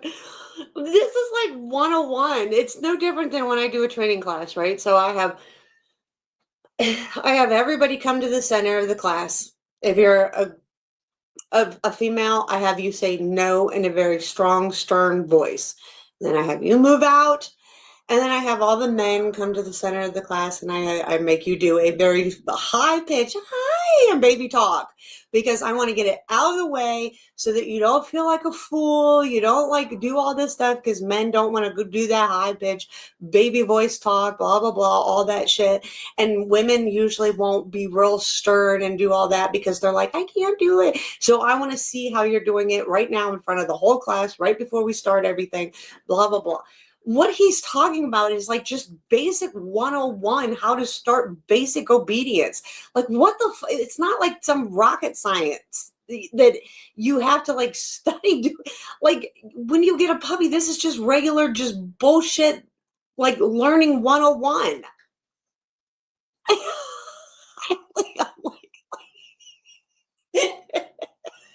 It's immoral.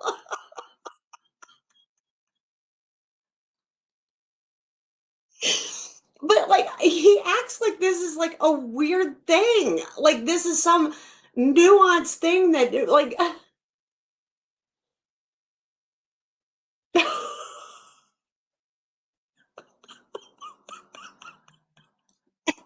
I know how to drive stick shift. I grew up on a farm. I was driving tractors and all kinds of stuff before I was ever able to have a driver's license. What are you talking about? But like I was waiting for like some really great 100 years worth of training. Like, what is he talking about?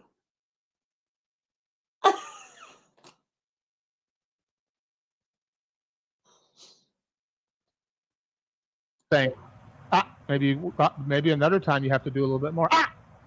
It's a lot of it is emotion.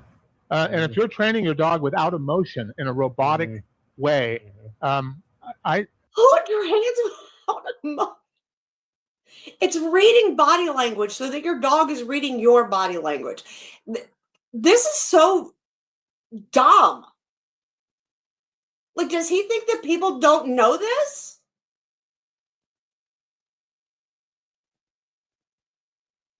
No way. There's no way he's selling anything. Okay, whoever is watching this, I know you two are, but there's somebody else watching. Don't pay no mind to this. Go to Dave Corrier's page and you can go on there. There's free. Ivan has free stuff. Shit, I think Larry Crone has free stuff. Like there are way better trainers that have free stuff that you can get on and learn stuff for free to help you learn to how to train your dog. There's also, you can get on to Dave's stuff. I linked all that in his interview thing. Don't listen to these retards. Like, this is dumb. Like there are basic information out there. You can Google this information. This is basic 101 learning your dog. There's books you can get at the library. You can Google stuff. You can buy stuff on Amazon. Like, oh my God. Like, this isn't 100. Yeah. This isn't, this is, wow. This isn't 100 years worth of experience.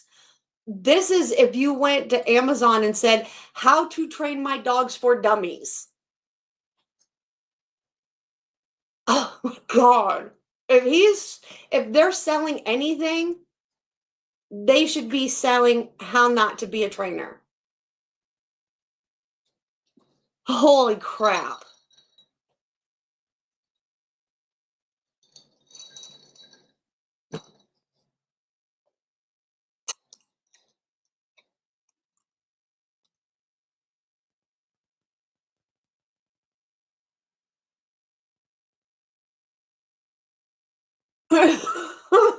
Right?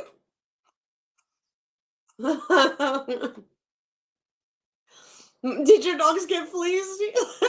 Mine did too, no way. Oh yeah, when you slash, this is like they went to like a sleepover camp.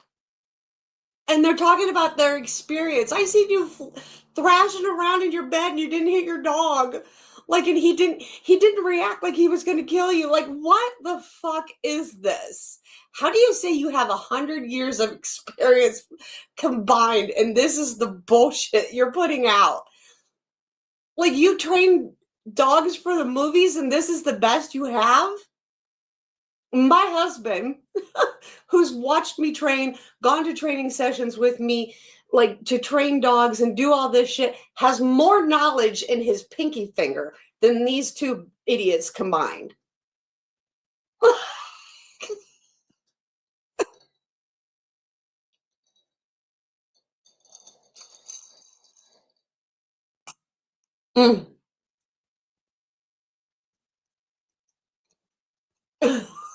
Right. This is why you can't get taken by people just because I've been in the movies. Okay, I don't give a shit. There's so many free courses out there by real dog people. It's just not fun to watch. I mean, you see dogs, like with what Christoph does, the high action, high energy type stuff. You don't get that with other trainers because they don't want the dog to be too far away from them, right? It's like, yeah, wait a second, he's 3 feet away, and I like to. They're immoral. I'm sure they're immoral. Keep them real close. It's like, but that's not training because, the best trained dog is the dog that you don't even notice that he's doing anything because he's patterned to behave well. He's not it's not a trick. It's a regular routine that you set your dog up for. If you're inconsistent and you're all over the place yourself, your dog is going to work inconsistently and she is going to be all over the place. So you have to be able to send signals to your dog that tell them when you're working and when you're not, and make that something that you do all the time, not sometimes, because I tell my clients all the time, 2 words that don't exist in a dog's vocabulary is sometimes and maybe. It's either all the time or it's definitely. That's it. Yeah, and something I want to say, because I've said this, I haven't said it in any of our podcasts. It's just something that delineates us from a lot of other people. And okay, there's a lot of high-level sport competitors. Let's use Schutzen, now called IGP. Those dogs are doing things fast, quick, especially if you're using Malinois because they're faster than German Shepherds. But they pop into sits and stands and downs, and they do, and they do a down when they're running, and they hit a down, and they're sliding now on the grass and stuff because they're hitting the thing really quickly, which is, of course, again, genetics of the dog. It has to be high for that to be able to happen. You won't get that out of a dachshund or a basset hound, as we like to pick on basset hounds quite a bit here. So you're never gonna get that out of a basset hound. But what I say to these people who idolize this, okay, it's all great. If you want to do the sport, you want to spend a lot of money, great. No, I have nothing against you. It's fun, or it can be fun. It's great. If you do hit success, good. You can train. You know how to train. But I want to. What in the world? So he's picking on IPG because, well, it's fun. If you want to spend all the money, do that, blah, blah, blah. Dude, what you're literally sitting here giving information. You have 100 years of experience. I could literally say, Google how to train my dog. And the information you're giving right now, I guarantee will probably just come up. Be consistent.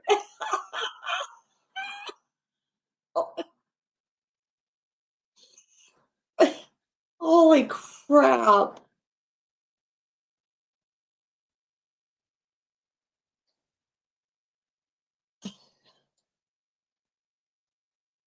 Yeah, IPG. Could you imagine IPG and Basset Hounds? That'd be hilarious. I would die laughing. I would feel like I was being punked. But yeah, I'm a shot collar speed. We throw them away.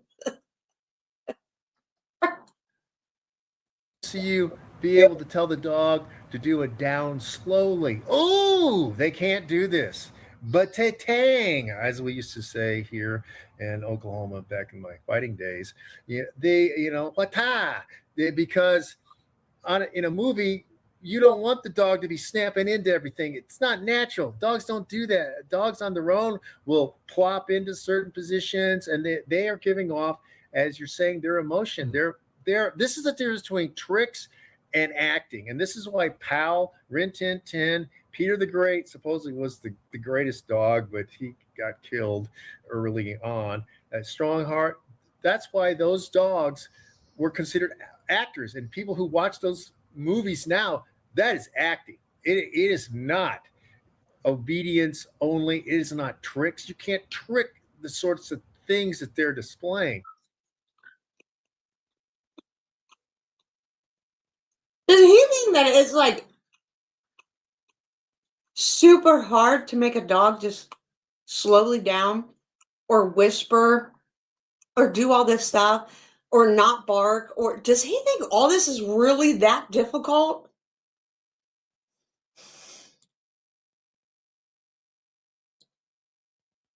I mean, I'm confused. You're killing me.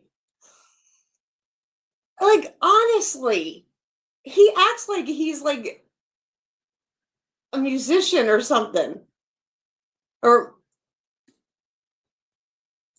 And that is where it's another level on training is what I'm trying to get to. It's like, yeah, hitting the fast things and everybody likes the snappy Malinois stuff people are doing. Boom, boom, boom, boom, boom.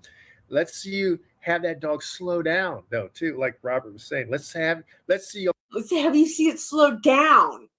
Is anybody calling you for a slowdown? Okay, you can tell them to hit a fast sit, a fast down. Now, can you tell them to do a slow sit and a slow down? They can't do it. They cannot do it. And right, people, this is the difference in the levels. You've got to recognize that there are levels on everything. This is where we're standing out from everybody else. It's like, hey, you think you can do it? Let's see it. Let's see it. Don't tell me, well, I don't care about it. No, because you can't do it. It's suddenly they don't care about it because they can't do it. But I want to throw that in there. But it all goes back to the bond, like you were talking about. Dog's bond. Dog has to read you. And I didn't mean to throw Frank in out of the picture because he was obviously doing that with Benji. I guess that freaked Joe Camp out the first time he saw that when he was making Benji go fast and then slow down and stuff because the way he was, yeah, you're the most worthless dog on the planet and stuff like that. He was saying that, slowing Benji Higgins down, and Joe Camp is freaking out, and he had to tell him later that the dog is not freaked out by it. He just knows that something's up, and so he's slowing down. And anyway, but that's getting us off a little bit off the tangent. We always do that. We're the tangent kings, I think. We're always going this way. It's sort of like that Bugs Bunny thing. I should have taken a left at Albuquerque, right? Isn't that? Yeah. That's what he always said. Anyway, but in my final commentary here is that the alpha mode and trying to dominate your dog is not beneficial. It's not the way you're going to get the best performance out of a dog. It's not the way that you're going to have the best relationship with the dog. It's not the way that you can train a whole bunch of diverse. That's another thing we can do. We can train all sorts. And then that's why, look at me. I don't just use my super dog because then everybody, oh yeah, it's a Dutch Shepherd. He's genetically a freak. He is. The Dutch Shepherd. He can do a 7-foot vertical from standing still. Boom. Show me other dogs that do that. Few. A lot. Does he think his dog's the only dog on the planet that can do all these things? When was this put out? Like 15 years ago? Does he not know the reels and TikTok videos of Malinois and Dutch Shepherds and all these animals doing all these climbings and shit like that?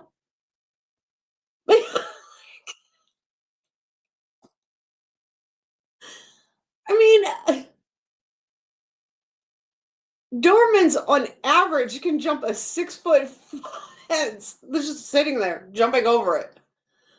Like, he's like 7-foot vertical. Shoot, tell me what dog can do that. Not many. Well, what are you fucking talking about?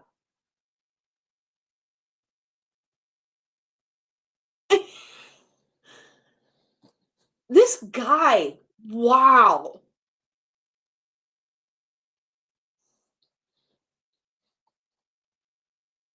Right. I mean, like, we had to start putting rolls on the top of our 6-foot fence. We had to start putting pipe across the top and a chain through it so that when some of our dogs would jump, they would hit the thing and it would roll back down so that they couldn't jump over the fence. And it's 6 foot tall. Like, what? Like, I don't understand why he just thinks that, 7 foot is just so amazing. Oh, it is. Let me just restate. It is a 6-foot fence. So it is a foot shorter. I'll probably say that.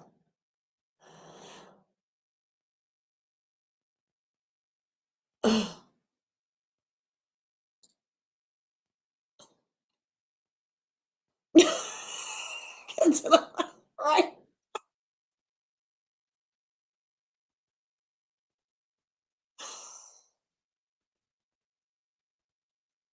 This is amazing. So anyway, yeah, he's a freak and he can do this stuff. He's my number one dog because he could do all this stuff. But again, you see me with a 110-pound American Bulldog. No one else is doing anything. I know Omar did some stuff in the past with one. So yeah, he's a great trainer. I'm not going to say he's not, but you don't see anybody currently doing that, and other dogs, and you've worked with a bunch of other dogs and had even Basset Hounds. I'll throw that in there. But anyway, so my last words here, and then I'll give it to you. Basset Hounds are immoral. Is that don't buy into this, that you have to dominate a dog to get the dog to perform. Yeah, well, that's exactly it. And all those guys you mentioned, Franken, Carl Miller, they all had a bond with their dogs. And I think that a lot of people have a bond with their dogs. I have a bond with my dogs too, but and I don't sit and rule with an iron fist, but my dogs listen. Like, I don't understand this mentality or philosophy. I'm afraid that a lot of this is due to one guy, Cesar Millan, talking about the pack leader and the alpha and all this stuff. And I think people really bought into that. But Cesar Millan was not around when these other people were paving the way for dog training that we see today. The foundation of all training today originated back with the pioneers like my grandfather and Lee Duncan and Frank Inn. Oh, geez, so his whole family were dog trainers? And this is the best that he's known how to do? Right. There was a guy I was watching the other day who said he trained Caesar Milan. Just incredible trainers who, back in those days, there weren't any schools on how to learn how to train a dog. They simply understood the dog because they spent every moment of the day with the dog. And they noticed tendencies. And they saw, wow, when I do this, this happens. Or when I do this, something else happens. And then they played with things. They experimented. You know, you can experiment with your dog, you know. How do you think people get all these incredible tricks that you see on videos and stuff? Because that's all they did. All day long, do this, on through the legs, through here. Oh, you know, and then the dog is just like, let's do that again, because they get addicted to it. Yeah. And it's not even a trick anymore. It's almost like, will you please stop? Like teaching a dog to speak. Sometimes the dogs that are the hardest to speak, once you get it turned on, you can't turn it off. So, you know, it's a balance. You know, some dogs you have to bring up and you have to be a little more gentle and supportive. Other dogs you have to... You have to be gentle and supportive to your dog.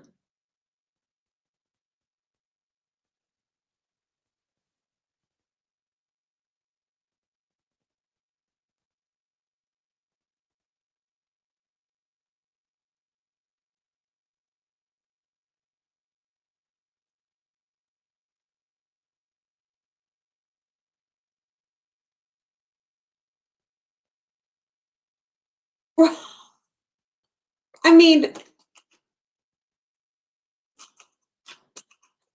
I don't understand this. It has to be geared towards the new trainer, the new age trainer, the new all soft approach training.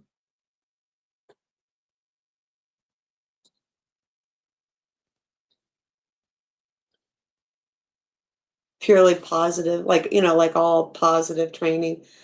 I don't understand this. Like, I'm truly baffled.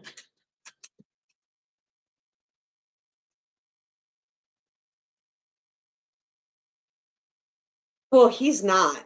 I can tell you right now that he's not. I wouldn't send anyone to him. Even if you were trying to get into the movies, I wouldn't send it to him. I mean, go to Dave. Dave is working with print movies and stuff like that. Go to him. And I'm literally not trying to like cram Dave down everybody's throat. I'm just saying, like, there are better trainers out there. Like, pick anybody else over this guy.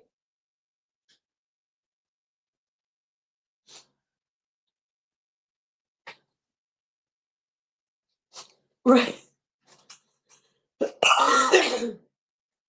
Right? Like, they must have done something to... Right. Like, they must have done something to a dog once, and they were just like, oh, I can't ever yell at a dog again.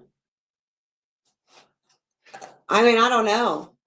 Be a little bit more dominant, quote unquote. And you have to show a little bit less praise. You emphasize more of the correction.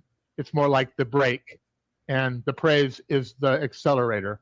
So make sure that you don't step on both at the same time. There's times when you'll need to speed your dog up and times when you need to slow him down. But going full speed and going to a complete stop, that's not a variation. That's just two things, two speeds, fifth gear and parked. But that's not what we're going for in right. Our training.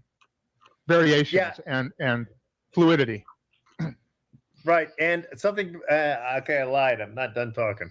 The thing that I need to say, because I think we covered a great amount, and it's good. It's stellar. Like, we're getting to be incredible. Anyway, but the point is that people, we need you to share, subscribe, and like this for our channel to grow, we need to grow because other people are out there pandering for your money, demanding everything. We haven't done that. We're not opposed to you coming to us for consults or video training or Skype training or Zoom training or in-person training or holding seminars or workshops or clinics. We welcome all of that. But the point is here, hey, help us out by liking, sharing, and talking to other people about us. That's what I have. And there's a lot of people out there who are saying, you know, that they were inspired by Lassie. They were inspired by, but you know, who was more inspired by Lassie than me, right? I'm a dog trainer because of Lassie. You know, if there was no Lassie, I wouldn't be here right now. So just keep supporting us, and I'll be bringing you more Hollywood stories as our viewership broadens. So stay tuned for that. No, don't stay tuned for that. And no, don't take notes. Or maybe not how to do it. Weird. That is so, I don't understand the thinking or the, I don't know.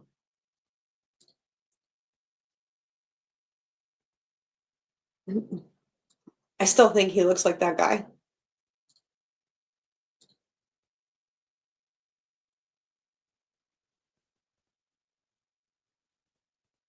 It's still my thought. Anyway. Well, what are we up to? Oh, Jesus. We're up to almost 5 hours today. So I'm going to end the live today.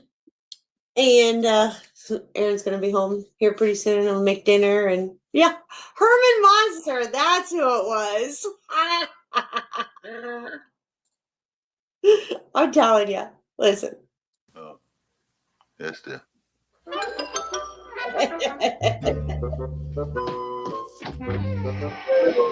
I'll never go again. Never, never, never. I mean, you can do anything you want to me. I'll never go back. Not in my whole life.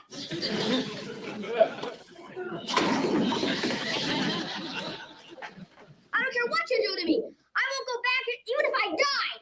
Never, never, never, never. It's still hilarious. Anyway. All right. Well, I appreciate you hanging out with me and spending the time and going over some, I don't know, just random shit today. Apologize if I offended anyone last night.